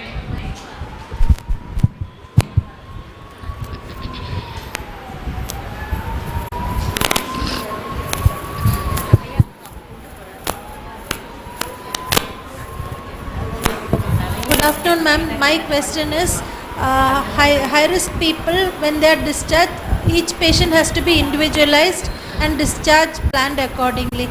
Just I wanted to know how a low-risk patient post-LSCS or post-normal delivery can be discharged. Okay. When do you want to discharge? Yeah. See, I had a cesarean section 30 years back. I was kept in the hospital for 10 days in a private hospital. So, as we are improving... So, those days we were not allowed. When we were students, we did not discharge any patient with the sutures on. We used to remove the sutures, see to that the wound is healthy, and then only we discharge. For a normal delivery, we will see to that the episiotomy wound is fine and discharge after 48 hours or 2 days or sometimes 3 days. Depends on how the baby is. So that is the condition those days. Is it not? Yeah. So those days, but when you go to the US or UK, within 24 hours, or they will be walking with the baby, go do a shopping. So that is their standard of way. So it is all individualized. So that's why your district is working together. Work in unison with your district. If your district, nothing happens for the mothers, if they are discharged with a low risk and nothing happens, it's fine. But if you have even one maternal death with less amount of births, one maternal death, she is discharged on 3rd day or 4th day, then she comes back on 14th day with a CVT, and we lose a mother. Then they will question you. Why did you discharge? The mother was having headache. So the questions will be there. No mother is low risk as of now, because we are working in a different environment. It's not the same how health was those days. We have 1 or 2 children being born by the mother. So discharging late or discharging mother is not a matter. That's why we need to have a follow-up. So you will have to see the mother on such and such a days. That's why the VHN are asked to go see. If they are seeing, it's fine. If they are not seeing, you will not be able to do. So if you see a mother with a postnatal, supposing there is a mother whom you have discharged after 48 days, 48 hours, you are going to see her on postnatal 5 due to some reason. If she is going to have a headache, on the look of it, you will say she is not fine. Just the look, you are not going to do a CT or anything. On the face, you will be able to identify she is not fine. But will the same happen for the mother if she is going to be there at home? If somebody is going to ensure that she is not fine at home, then it is fine. That's why we are asking for a late discharge, because one death accounts for 5%. We want it to be less than 15% or 10%, so that you are in par with your adjoining state. Madam, if we tell them, educate them about the warning signs, what are the things to be done, and send them home and keep following them up, what is the if it is so, see, I cannot define a protocol for you unless otherwise I am part of you. You will have to have, along with your district collector, all of you sit together, work how we are going to do it. If somebody is going to monitor them at home, it's fine. Not necessary. I cannot put a blanket. Yeah. Even people in the hospital can develop the same. So the same thing can happen for the mother on that also. I'll just put a case, just see the subsequent cases, you'll see what is happening, what are the things. I'm just putting cases so that in spite of having so many things, you just have complications coming on. Thank you, ma'am. Okay. So this is about the heart disease. So 24 years old, primary, booked in a PHC, known case of rheumatic heart disease is 10 years, were referred for antenatal care management at 12 weeks OPD. So early referral was there. So no complaints for the patient. Marital history and obstetric history was fine. She was booked very early at 9 weeks. Known case of rheumatic heart disease, NIHA 1 at the time of diagnosis. Diagnosed NIHA 3, severe MR, AR, mild to moderate TR, LA dilated, hypertrophied. So she had a mitral valve repair. Posterior collar annuloplasty was done in 2013. This is now in this year. So post-op echo, mild MR, AR. Patient was on furosemide and antibiotics. Cardiology follow-up was there. So prenatal echo showed she was in NIHA 2. NIHA 3 was reverted because of her previous surgery. So cardiology opinion was there. So antenatal management was fine. She had regular antenatal visits. Good cardiology overlapping at 37 weeks, admitted for safe confinement. So on first trimester, second trimester, there was no worsening of her NIHA class. So she comes under WHO, MWHO 2 and 3. So I had a outlets forceps, delivery, episiotomy, and baby was fine. So this is how we want to have a care. So prenatal diagnosis, prenatally correcting it, and then following up with a combined cardio-obstetric care, we can have a better management. So this patient was discharged on 14th day with the advice from the cardiology team and a further follow-up. So this is how we want to have the care, but it is not always the same. So this is another patient with WHO class 4 with heart disease coming for MTP. So Mrs. X 20 years, primary, 13 weeks, referred from Trichy Cardiology Clinic, post VSD with reversal of shunt, severe pulmonary hypertension for MTP. So she came at 13 weeks, that is in the second trimester. Usually first trimester it's easy for us with an MMA or an MBA. If you want to do something also, it is very easy. But now she came at around 13 weeks. There is always a risk of second trimester MTPs. In spite of having a VSD with reversal of shunt, Eisenmenger, she should have been referred earlier. But she came like this. And then these are the records. And we did her post-conception. She had all this, she has had so many visits, an echo being done. We have planned, convinced her to plan for a MTP at this stage. So why I wanted to put this, we had this patient convinced with so many things to have a termination of pregnancy. There was one other person who came from Ariyur district with us for I.A.S and Menges for safe confinement around 30 weeks. She was advised against pregnancy in Jipmar, in Tanjavur, but still she wanted to continue her pregnancy. Because she was asymptomatic, there was reversal of shunt, intermittent, bidirectional flow was there. She was asymptomatic, she said, I will be fine. She wanted to continue. She came, she was staying with us from 30 to 37 weeks, and then we did an elective planned cesarean section only. Patient was fine, but developed a PPH. And then there was reversal, and she went in for a cardiogenic shock, and then on day 2 we lost her, in spite of she staying with us for almost 2 months. So if the person is advised or diagnosed with heart disease with MWHO class 4, if they are not wanting, you will have to advise against pregnancy. Termination should be advised as early as possible. And what are the classes? You can just put it in your, if you have patients with heart disease, just put a chart, because it's not easy for everybody to remember class 1, class 2, class 3. Put a chart, which class she follows. You cannot be asking the cardiologist, you can make it. Most common things are I.A.S and Menges, or persons with primary pulmonary hypertension, or NIHA class 3 or 4. All these things which are very common will fall under, or Marfan's with aortic dissection. These will all fall in class 4. For class 4, advised against pregnancy.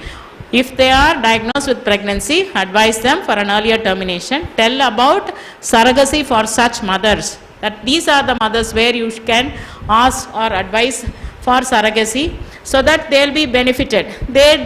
Not everybody persons will have the idea of surrogacy. They will say you should not have kids, that's all. So we can advise or talk about surrogacy, so that they will be happy to have the children and they can take care of the babies. So these are the things. Unless otherwise you have a heart transplant, it is not possible for an I.A.S or Menges to have the kid on her own.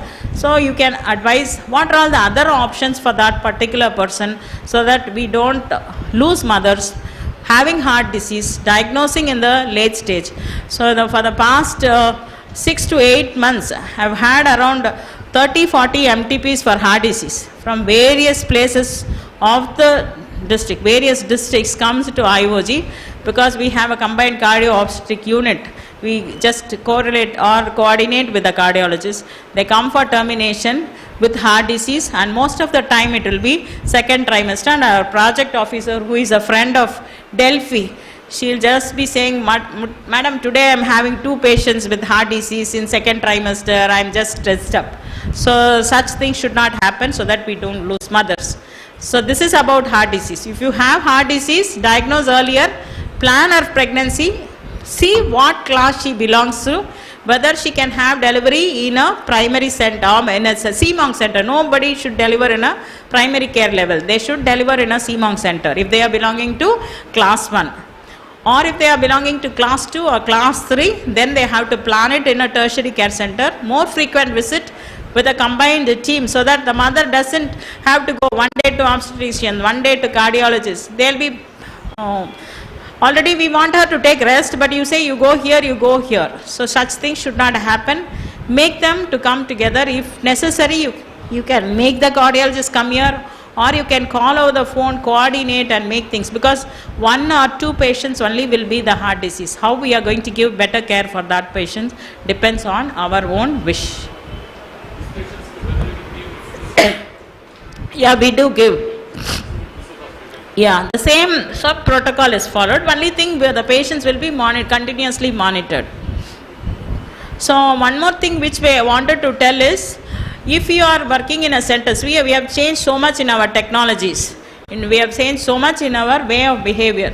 So one thing is, what we advise in our centers is monitoring in the postnatal period, that the 4th stage of labor. If you have facilities, you just put them on monitors if you don't have personnel. Because we would like to talk with the patient, we will take the baby here and there. Put the patient on monitor in the active phase itself. See to that the monitor is working, and always have a trend followed up, name, type, change it off or put it off in the monitor. Sometimes suddenly we will say that the patient collapsed. Unless otherwise you don't have the monitors, you will not have evidence. If you have monitors in your facilities, utilize the monitor, put them on monitors in the active stage or in the immediate postnatal period if they are delivering. See the trends. If untoward events happen, we will have our systems to tell us what is the real thing which has happened. In fact, many a times we will not have reasons to tell. We will be saying suddenly amniotic fluid embolism. For that, how do you have the evidence? What is it? Unless otherwise we have evidence, we will not be able to safeguard ourselves. So if you have monitors, put it on. Utilize the monitors in your labor room or in your theatre, wherever it is, and see to that it is all digitalized. That the name should be there, the numbering should be there, the date and time should be there. Otherwise, people will not believe. If you just show this is the trend, people will not believe. So use or keep updating your monitors. They will be of help in the future. So this is about the. So this is.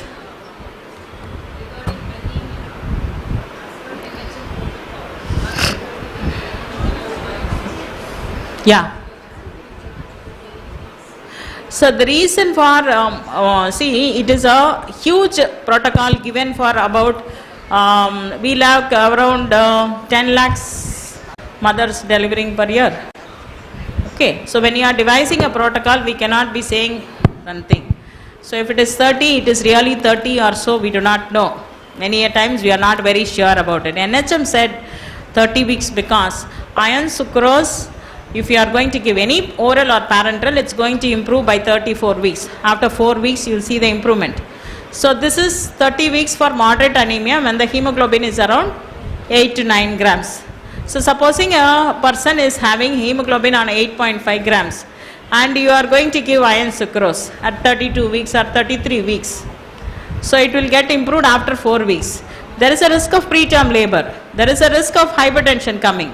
So if you are going to do that as a protocol for a huge number of populations, it is not easy to have this. That's why we said you correct it with the pack cells under monitoring with enough of fluid getting out and coming into the system and finding out what it is. A person who having a moderate anemia is only not allowed to have the things beyond 30 weeks. That is not going to be really of helpful for that particular person. That's why that protocol has come. Protocol or not for a small group of population. You think about the whole of nation and how many people are there, what is the percentage of people. So when for protocol division for a large number of people is going to be difficult. That's why when she asked, if I am going to give this protocol to the whole of the state, everybody will just come with a stick and then blow me off. So that's why he said, in your place, what is it?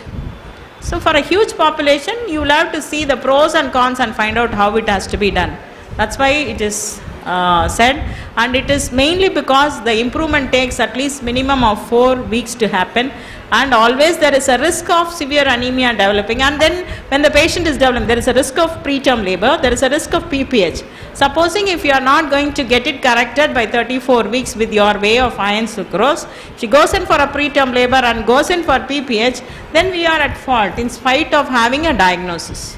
That's why we have devised it. So shall we go on to the next case? So this is about pulmonary embolism.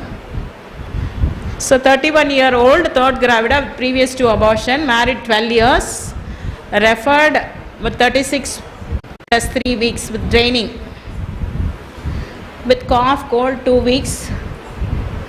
So first 2 were abortions. Third is a spontaneous conception, had checkup at primary health care, regular visits. Hypothyroidism, had laparoscopic ovarian drilling in some of the private hospital, records not available. So patient, there was nothing untoward except that the BMI was 38.9. So patient had an emergency LSCS for fetal distress. Postoperatively, patient was in the post-op ward. Lung signs were there, cough and cold shade. We took an X-ray, it showed lower lobe haziness. Started on DVT prophylaxis because she had a risk of thromboembolism, venous thromboembolism was there. On day 2, had dyspnea and tachypnea. Shifted to ICU. She was in the post-operative ward. She was shifted to ICU. So on examination, the pulse rate was 125, respiratory rate was 26, SpO2 80% at room air. So we started her on oxygen nebulization, sinus tachycardia was there, echo was normal, advised CT chest. So patient had actually was been diagnosed to have another episode of desaturation on day 5, started on CPAP, echo RARB dilated, no thrombus, CTPS diagnosed as acute pulmonary thromboembolism. Patient was started on intravenous heparin with APTT monitoring. So patient was shifted to CCU for further management on day 5. So patient was managed. Pulmonary embolism likely. Patient also had a right low volume DVT. Heparin was given. Thrombolysis was also done. Streptokinase. Noradrenaline dip because she had a fall on BP. So heart rate reduced. Vascular surgery reviewed. Heparin continued. Noradrenaline titrated. Streptokinase stopped. Shifted to heparin. Repeat echo was done. CPAP was changed to NRBM. Patient was on dobutamine. Bridging anticoagulant with oral anticoagulant. So patient was discharged with oral anticoagulant. So post-op, thrombus in the left pulmonary artery. Patient improved symptomatically, shifted to oral, discharged on day 17 with oral anticoagulant from cardiology to IOG, and then we discharged her. So this is how. So this patient, in spite of having prophylactic, she was on heparin because she had a risk. In spite of that, she had difficulty in breathing. It was confusing that the patient had a cough earlier, she had lower limb haziness, we did not know what is the reason. She is on anticoagulants, but still the tachycardia was there. Our unit chief said she suspected there could be a thromboembolism because of this. I wanted the patient to be shifted for further management to our parent institute where they had a CTPA done, and then patient had a heparin. So definitive treatment for thromboembolism, and also patient also had a thrombolysis in the postnatal period. She, in spite of having all these things with monitoring, she had hypotension which was managed with inotropes. A combined team with a cardiology, physician, intensivist, it was possible. It's a clean-cut case with previous 2 cesareans, having a cesarean section, and then we have started the protocol. If things happens like that, she goes home like this, and then if something happens, we might say that she was on anticoagulants I have given, she had taken at home, I have a nurse who had given it, but still these things can happen. We do not want such things to happen.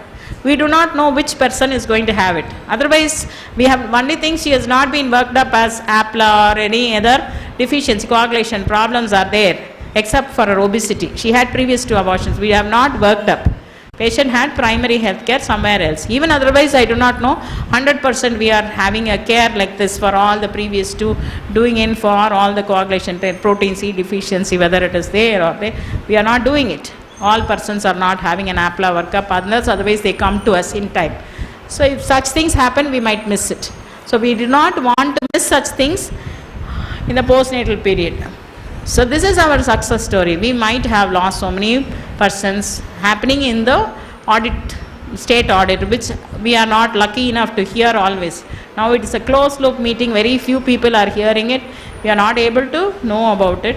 So because I have lots of patients coming day in and day out and losing or having all these high risk, I am just giving all this. All this has happened over the past 2-3 months, not beyond that. I've just picked it up. I didn't know what I'm going to talk because the sir said you come for a meeting. So I just asked my PG to put what are all the cases, picked up some cases, picked one case of eclampsia, put one patients of HELLP like this. So she just shared those things in the WhatsApp, made a slide, I'm just putting it off like that. So it is compiled by a postgraduate, what has happened over the past few months in our hospital. So So this is how you have to work. Is it possible for us to work like this together? So it is possible if you all join together and work. So because we all also had been having a separate way, obstetrician working, our team of other specialties working in a different hospital. We are away from each other for, it will take at least 20 minutes from one campus to another campus. You know, MMC is there, our place is somewhere. But we coordinated, we made one person and a nodal officer, we created a group, and like that we worked together. What the biggest problem is, they don't have an physicians.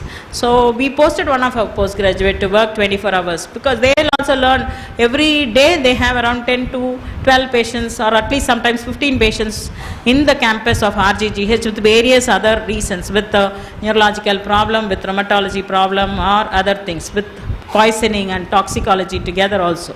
So when they see so much of medicine, they learn obstetric medicine in one say. So people are happy to go work together. So like that, if you coordinate, it is possible to work and have a better outcome. So anything else from your side? Thromboembolism and other things, because it happens suddenly. Madam Edus. Mike. Huh?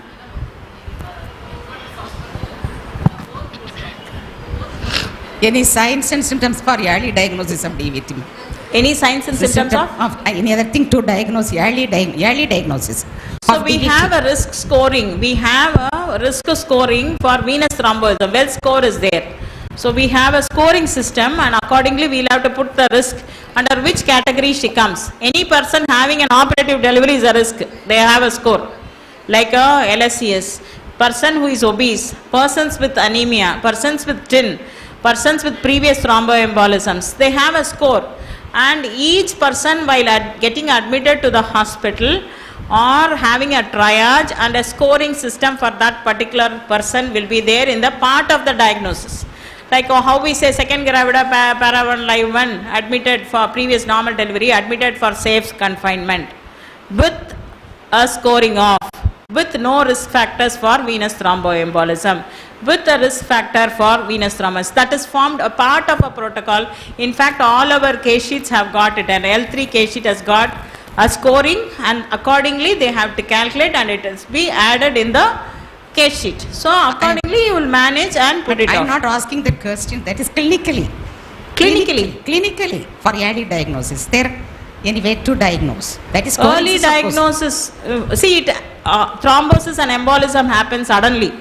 So you will have to have a clinical way of examining. So what happened is, she had difficulty in breathing, there was tachycardia, there was fall in the saturation. So these were the early signs. Imagine the bronchus or the pulmonary vasculature is blocked. What will happen? What will happen? Blood will not go to the left side of the heart. There will be a dilatation of the right side of the heart. Put in a probe on the echo, you will say RA and RB will be dilated. So left ventricular function will be less. When there is no oxygenation, what will happen? Fall in the saturation there. Immediately what will the heart try to do it?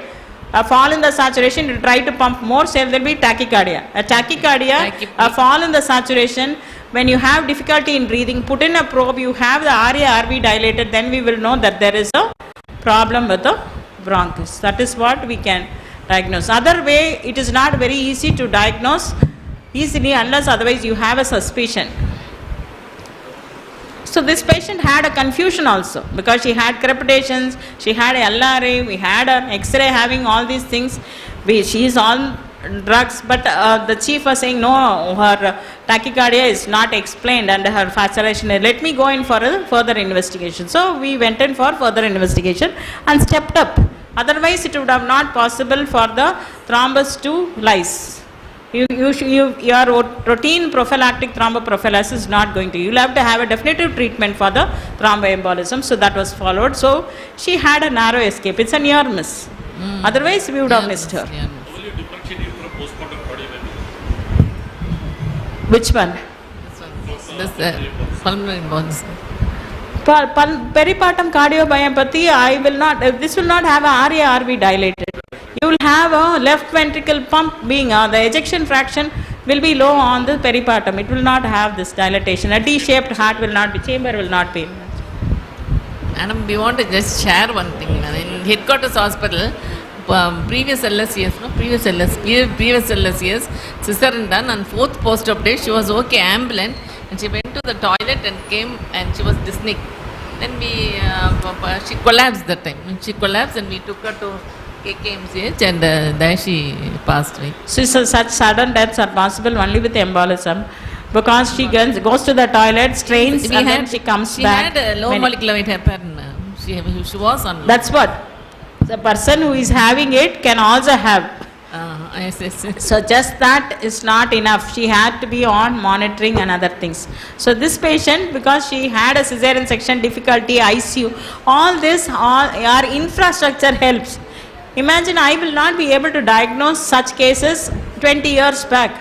All patients will be in the post-cesarean ward, and we will not have ICU, we will not have monitors, unless otherwise we have all these things. Only the patients will be ambulant those days. Nowadays they are not ambulant in the antenatal period or in the postnatal period also.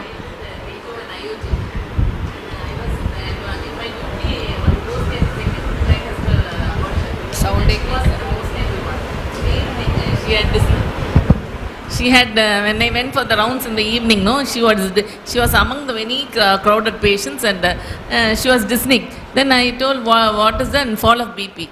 And then Madramal madam was achieved that time. Then I told her, and she told to get cardiology opinion from the MMC and all. They came, and then everybody was there, and she collapsed and she died that day night. Evening she was shifted from the A2 ward to the postnatal ward, and there she collapsed. At that time we didn't know, it's telling that. So not all sudden deaths are due to embolism, maybe because of other reasons also. We just have an explanation. Unexplained, we put it like this. Unexplained, we put it like this. It is not always the same for every other person.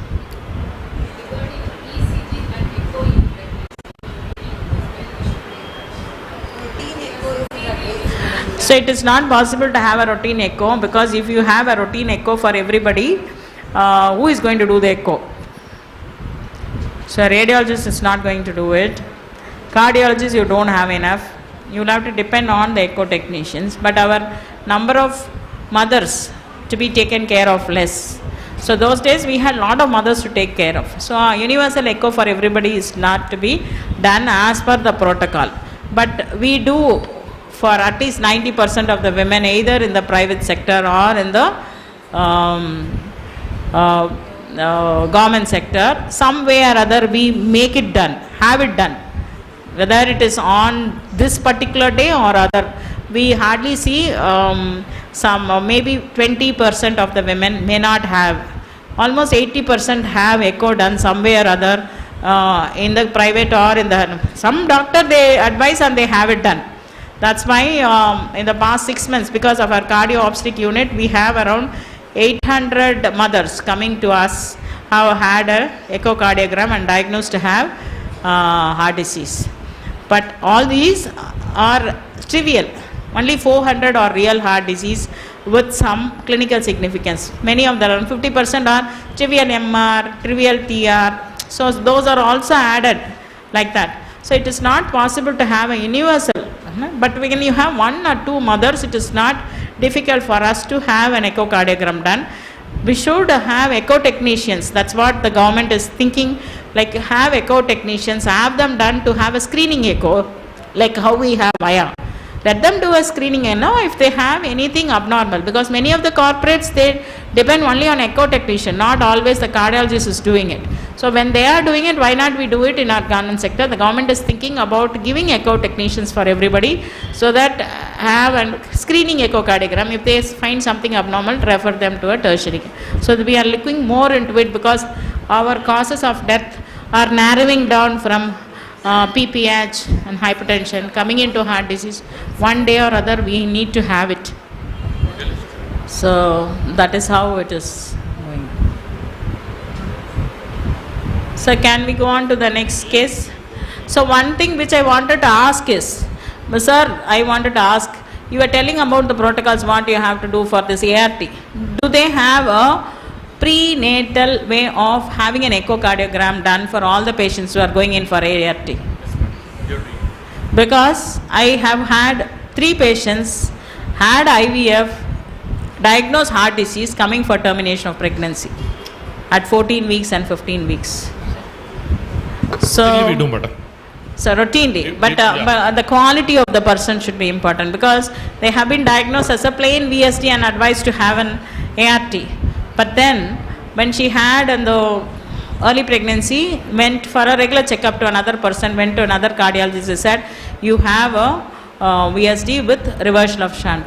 So then that patient had to have an MTP because of heart disease with class 4.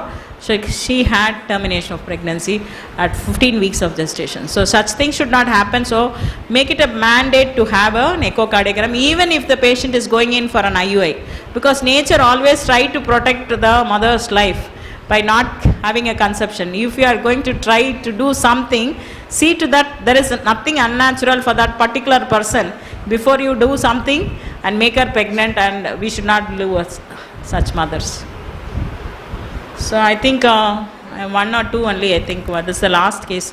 Where anything? Sepsis. So this is sepsis conquered. We have lost patients with sepsis because that is the next most common cause. So this is again para to live to with previous abortion, referred from a private hospital as septic abortion. Patient has had taken pills over the counter, has had bleeding, had a dating scan 8 weeks and had taken a pills, had bleeding for a long time, 2 weeks time, irregular cycles, previous to cesarean, had PRBC transfused in the previous pregnancies.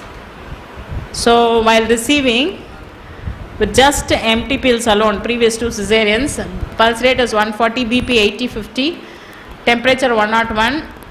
So initial goal was hemodynamic instabilation. We gave crystalloids. BP continued to be the same. She started on inotropes. So hemoglobin was 5.6. Total count was raised. Renal functions and coagulation profile were normal. High vaginal swab showed E. coli. Blood culture no growth. Other investigations for fever was also taken. Cardiac evaluation was normal. Ultrasound showed the retained products in the lower segment. CT, she had lung signs done. CT said that there was a mild pleural effusion. CT abdomen, evidence of infectious etiology involving the uterus with retained products.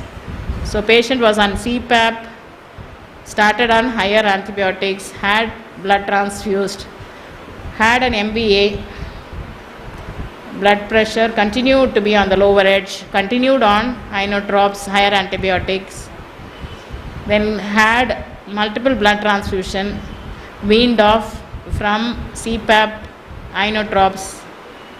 On 6th postnatal day, post-abortal day, her hemoglobin was normal, and continued antibiotics, discharge on 14th day with depomedroxyprogesterone. So we were able to conquer it because of sepsis. Sepsis is one thing which we are not able to do anything. But the protocol and SOFA, all these things are there, protocols are there, we are following it. Protocols, when we say it is not possible to follow, it is very difficult to accept it. As of now, we are supposed to follow it. We are always talking about the air crash. So what is the checklist, whether they had, did he do this, did he do that? So when we are questioning that, obstetrics is like an air, like landing as well as just going up, take off. So obstetrics is like that with obstetric emergencies always. So unless otherwise we have checklists, protocols, it is not possible for us to empower ourselves. So that's why we are asking everybody to follow the protocol. And protocols are not easy to be followed always, because it is our field is one thing where we have to learn, relearn, continuously keep on relearning. Otherwise we will be obsolete, or we will be illiterate by the previous generations or something. So we have to keep ourselves updating always. That's why we want everybody to work together. What we had followed those days may not be possible. We have changed with all our cell phones, with our iPhones and the technologies. using the air lift, using the flight and other things. Why not when the subject we already know of? Difficult to overcome, but still we have to keep updating and encourage the youngsters so that they keep updating and make them do the work which they can. And how we can do is giving them the part of the experience which we have, which we will not be able to do it. So in that way we can work in harmony and make things better. So this is what.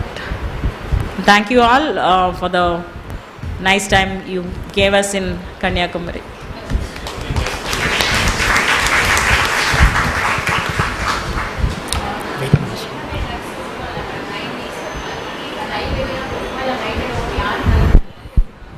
MMA, you can give, see, medical abortion can be used for anybody, the same thing, but you cannot call it as an MTP.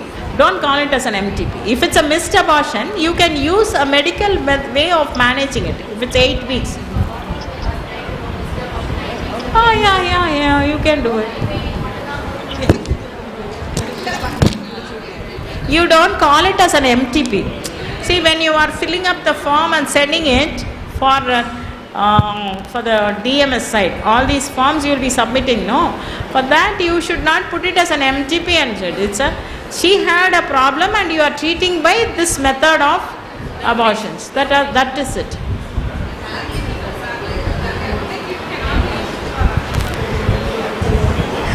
No, அது எதுக்குன்னா MTP காண்டி சொல்லிருப்பாங்க.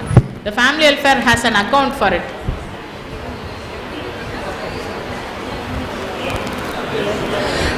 We now move on to an open discussion. We invite participants to raise questions and share their experiences.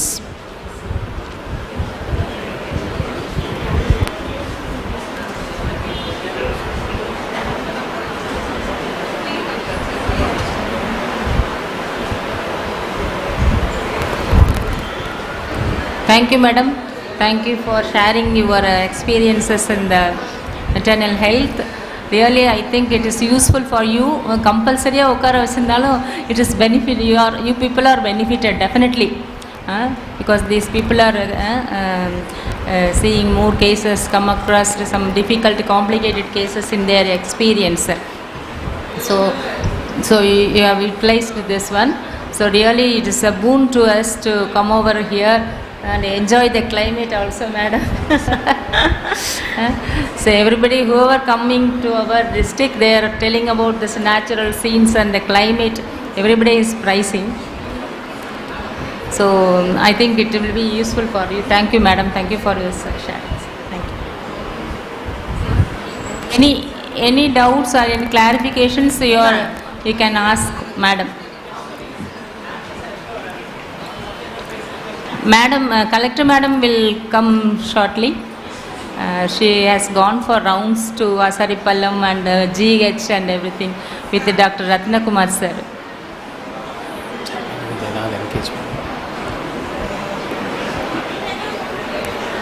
Actually, you had a PowerPoint on certain things, you had one PowerPoint, no?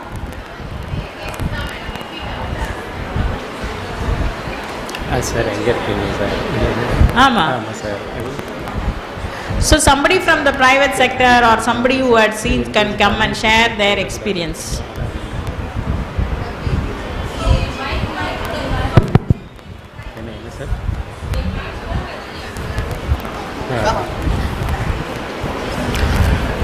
I request all the doctors to occupy the seat. The Collector Madam is coming.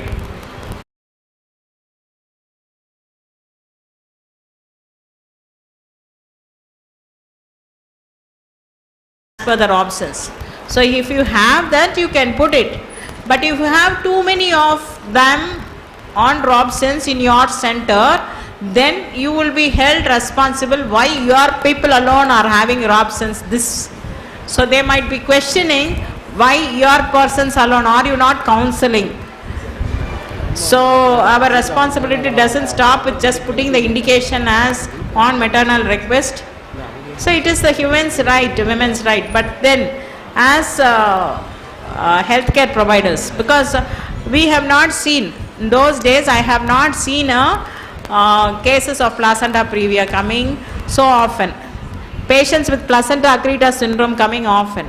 Persons with accreta syndrome really making us as a challenge to operate with so many people, and still I think last year you had 2 or 3 deaths in the district of Tirunelveli with placenta accreta syndrome, with a planned procedure with so many team together also. So if such things can happen, unless otherwise you educate our women on this, it is not possible.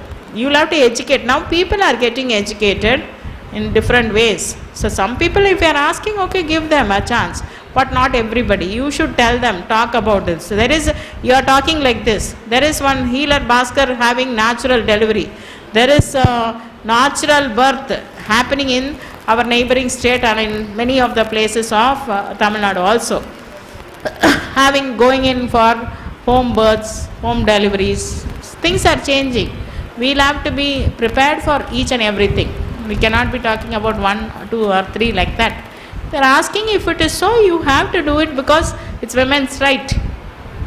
That's why the criteria says on request. But you cannot be putting it for all the time, and you will not be able to do it if your person is not there. Supposing she is RH negative and you don't have a blood, you have obstetrician, you have the other person, you want to take it up on that particular person because she is asking, you will be explaining, is it not?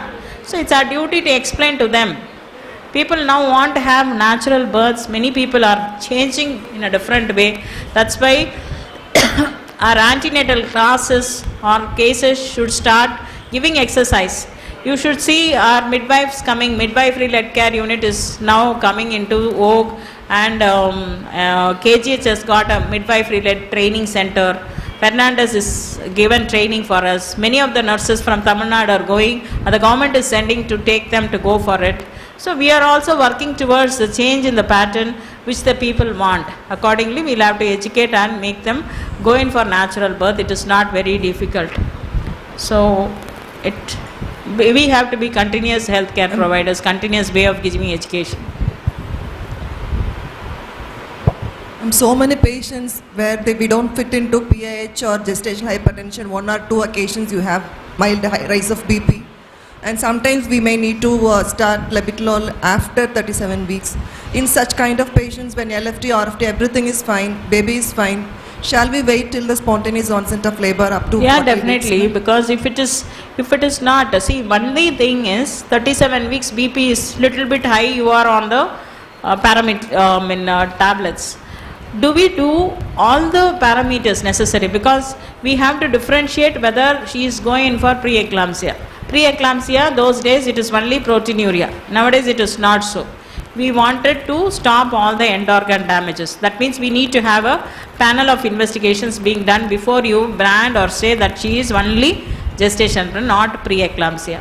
So in that case, it will be difficult for us. If you have a panel of investigation and everything is fine, you can wait for spontaneous labor. Same for GDM also, ma'am, well controlled with metformin, means shall we wait till 40 weeks?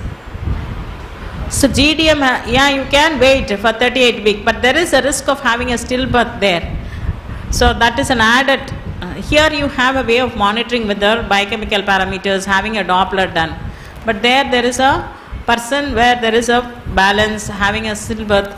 So in that way, you have to balance it. So protocols are always there. You have to follow it, whichever is feasible. If it is a case for an induction and if a Bishop score is favorable, no need to wait, you can induce. But you will have to tell how long are you going to wait, and that is the point or the balance which you have to make it.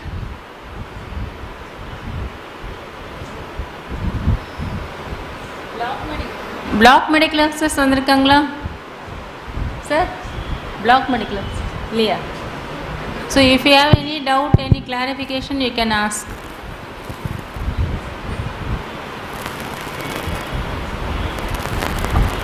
Postgraduate students.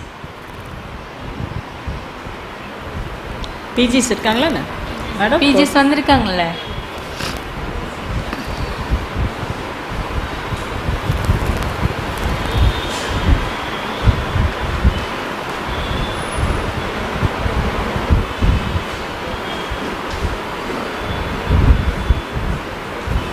So what are the challenges you have in your private sector?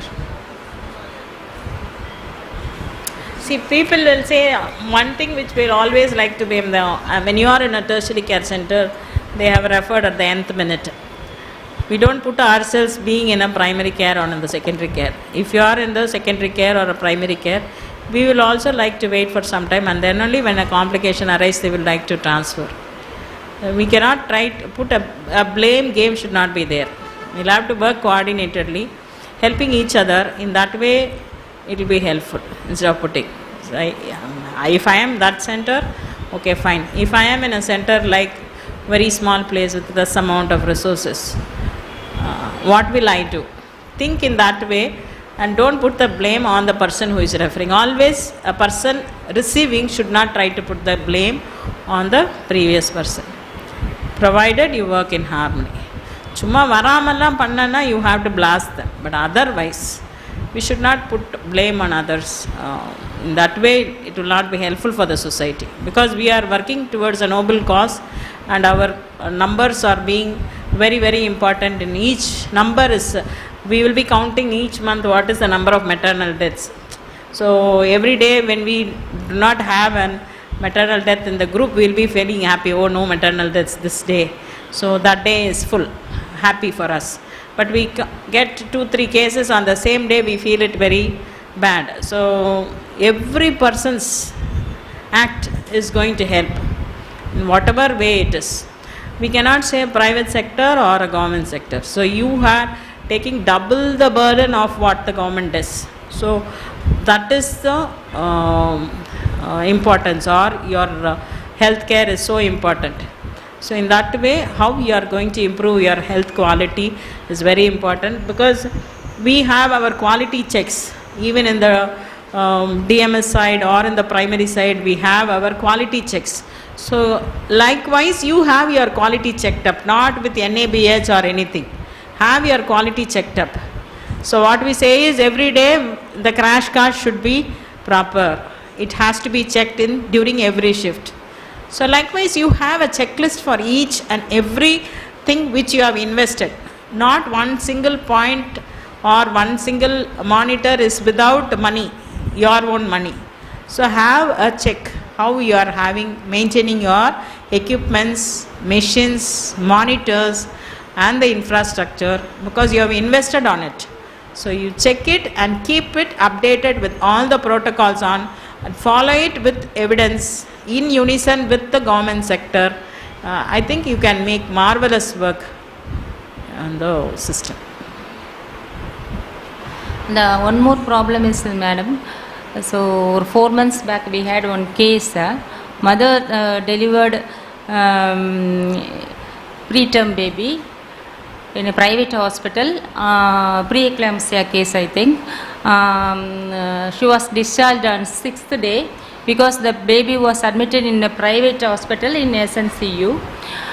So for the sake of baby, mother was discharged on 6th day, and I think the doctor didn't advise to take the labetalol, I think the antihypertensive.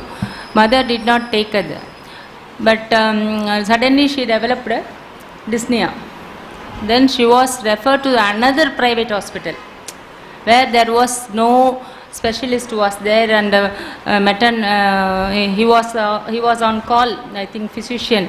At that time physician was also. Then they referred to another Asaripallam in the late stage. So multiple referral. So that delays the care. So mother was almost brought dead.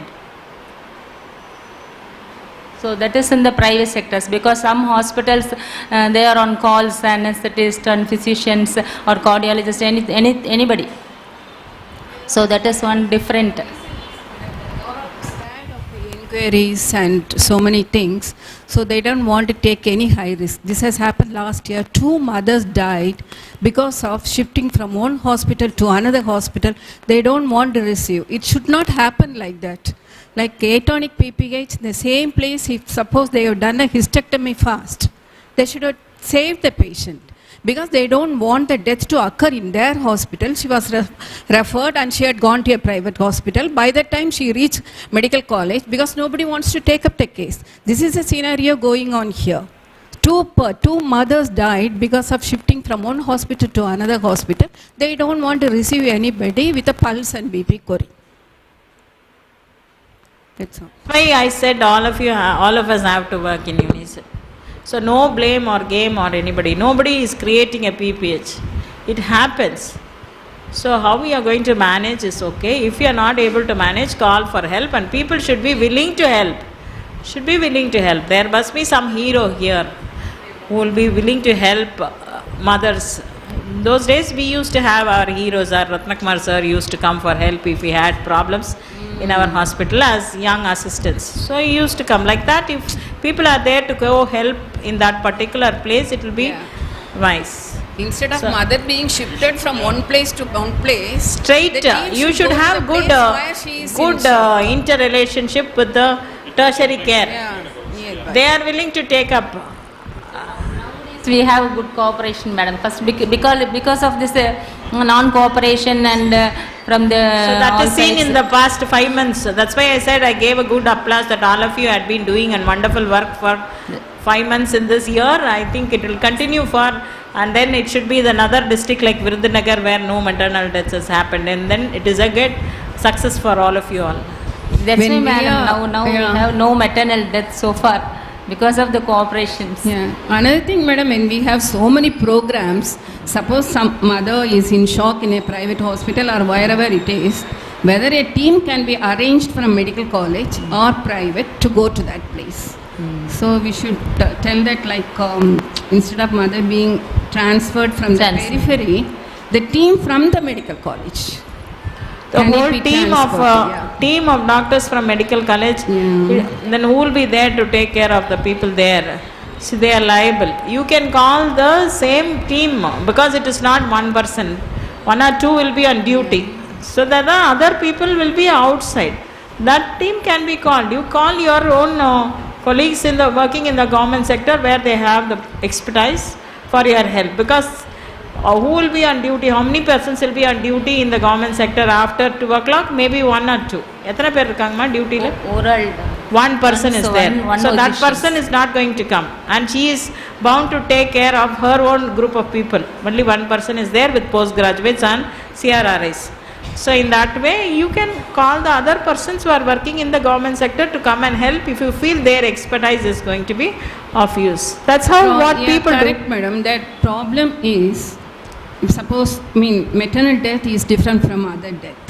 So nobody wants to involve into that, especially other people. In private, if you call some anesthetist or surgeon, whatever it is, if it is a maternal problem, they have a hesitancy to come there and help them. That's why I said you refer them off. So your place is not very far off. Like it is not like Ooty and Nilgiris to come to Coimbatore or Mettupalayam. Your place is a very small place. From one place to another, it will hardly take 30 minutes. No, that's not the problem, madam, 30 minutes. But 30 minutes, the women who can be transferred with a pulse and BP recordable. But like inversion of uterus and rupture uterus due to previous cesarean, if you don't deal them immediately, you will only lose the women. That has to be changed because 2 deaths have happened last year because of this. See, you can always transfer from one place to another place, not receiving, then finally landed up in Kanniyakumari district, brought death. See, PPH and all, half an hour you can stabilize. Ambulance service, no? Private hospital. Yeah, that is there. You can shift the patient. But rupture uterus, you remember, madam, one patient rupture uterus. See, you can stabilize, keep stabilizing and send them off. I don't think it is very difficult. Brought dead to the medical college. Distance, mainly because of before that it was not like that. Whatever the status of the women, we used to take them to the theatre and try our level best to save the women. That is not, it is going off. அப்படி இருக்குதா? இல்லை last time கூட pulse இந்த ஒரு hysterectomy இது பிபிஹெச்சுக்கு வந்து hysterectomy பண்ணாமல் வந்தாங்களே ஒரு கேஸு. அப்போல்லாம் வந்து பல்ஸ் பிபி எல்லாம் குறையுதானே அந்த patient received patient stayed for 2 days I think, and we cannot revive the patient. Next day she came in shock, madam. Next day she died. Next day she died.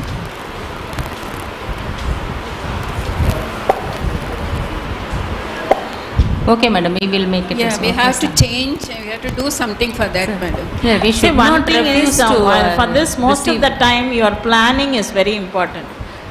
Very much planning is important. See, what the persons will not like is, if all the things which has to be middle has been done, and the nth minute you refer, they will not like it. See, if you had an opportunity to refer them earlier, okay, fine. If it is going to be sudden, anybody will be willing to help. But if we had meddled with the person for a long time and then you want somebody to take up the burden, means nobody will be willing to take it up. Because as you said, somebody was saying consumer, if they go to the court, this person will also be involved. That's why people see, everybody would like to have their own skin saved.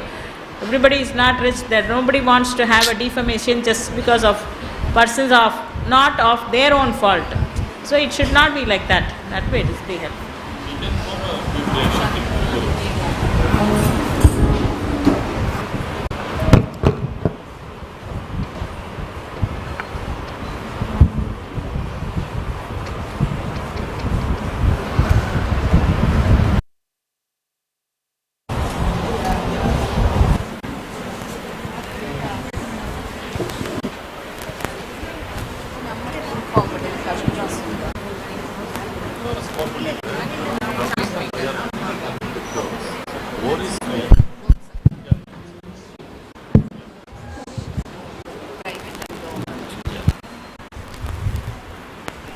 Volunteers are who is free during the particular time they should come. And we'll designate it as cures. Watching. We were watching fully all the questions they were been asking. நீங்க கொடுத்ததை YouTubeல பார்த்துட்டு தான் வந்தோம்.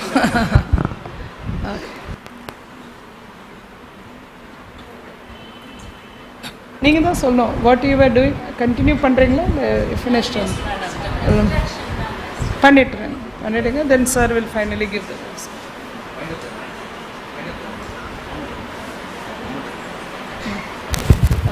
Interactions எல்லாம் finish ஆயிடுதா? All interactions are over. Sir, let him have a tea.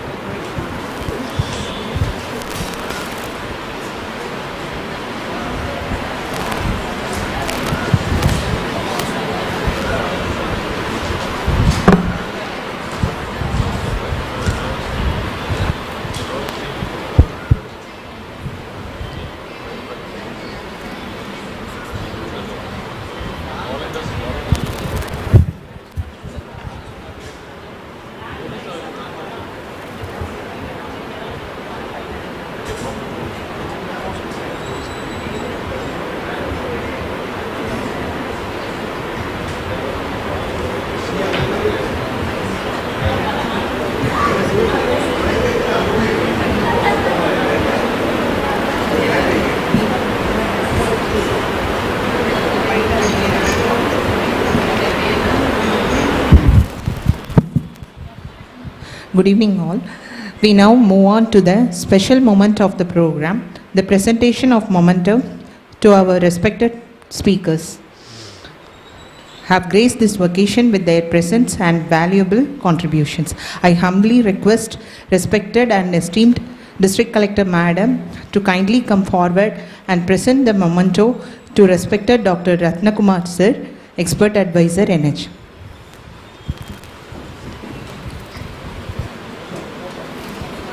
இந்த ஃபோனில் உருப்படியாக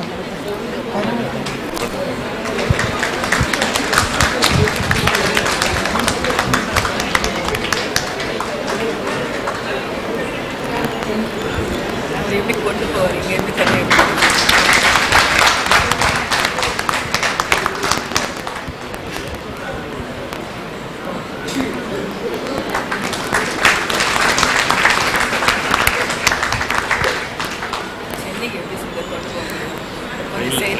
I humbly request respected District Collector Madam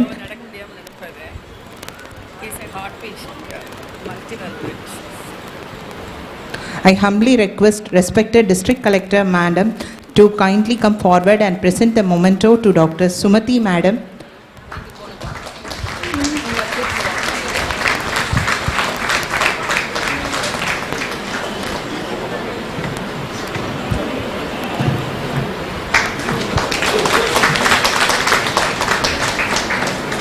I humbly request respected Collector Madam to hand over the momentum to respected Dr. Sundar Narayanan sir.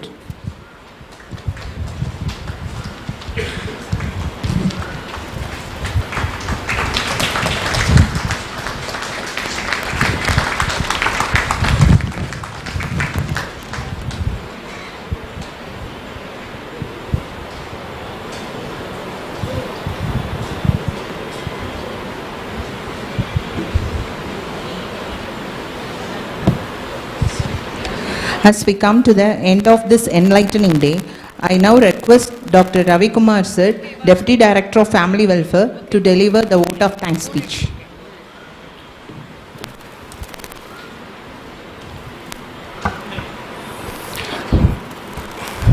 Good evening, everyone.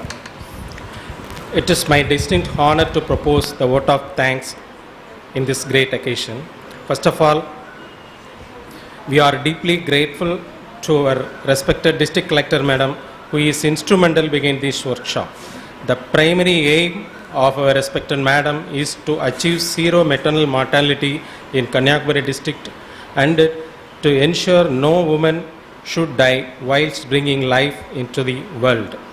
Thank you, Madam. We are also deeply thankful to our respected MD NHM sir for giving note to this workshop and arranging expert advisors for this program. Thank you, sir, in his absence. We would like to express our deepest gratitude to our expert advisor, NHM Tamil Nadu, Dr. S.Ratna Kumar sir, for his engaging session on the management protocols on high-risk pregnant mothers as per NHM guidelines, which truly enlightened us and provided us with deeper understanding of the uniform standards in the management of high-risk mothers. Thank you, sir. I express my sincere thanks to Dr. Sumathi Madam, Director, IOG, Chennai. Your expertise, insight and practical advice will surely help us to improve our services to the pregnant mothers with high-risk conditions. Thank you, Madam. I express my special thanks to Dr. Sundara Narayanan sir, President, NOGS, for his eye-opening session and ensuring the attendance of NOGS members to this workshop. Thank you, sir. I extend our sincere appreciation to all the participants of this event for their active engagement and enthusiastic participation throughout this workshop. Thank you all. We extend our heartfelt thanks to our respected Dean Madam, Government Medical College Hospital, Asariballam, Joint Director of Health Services, Kanyakumari, District Health Officer, Kanyakumari District, Professor of OG, who are backbone of this event. Thank you all. Once again, I thank all of you for making this workshop a resounding success. Thank you all.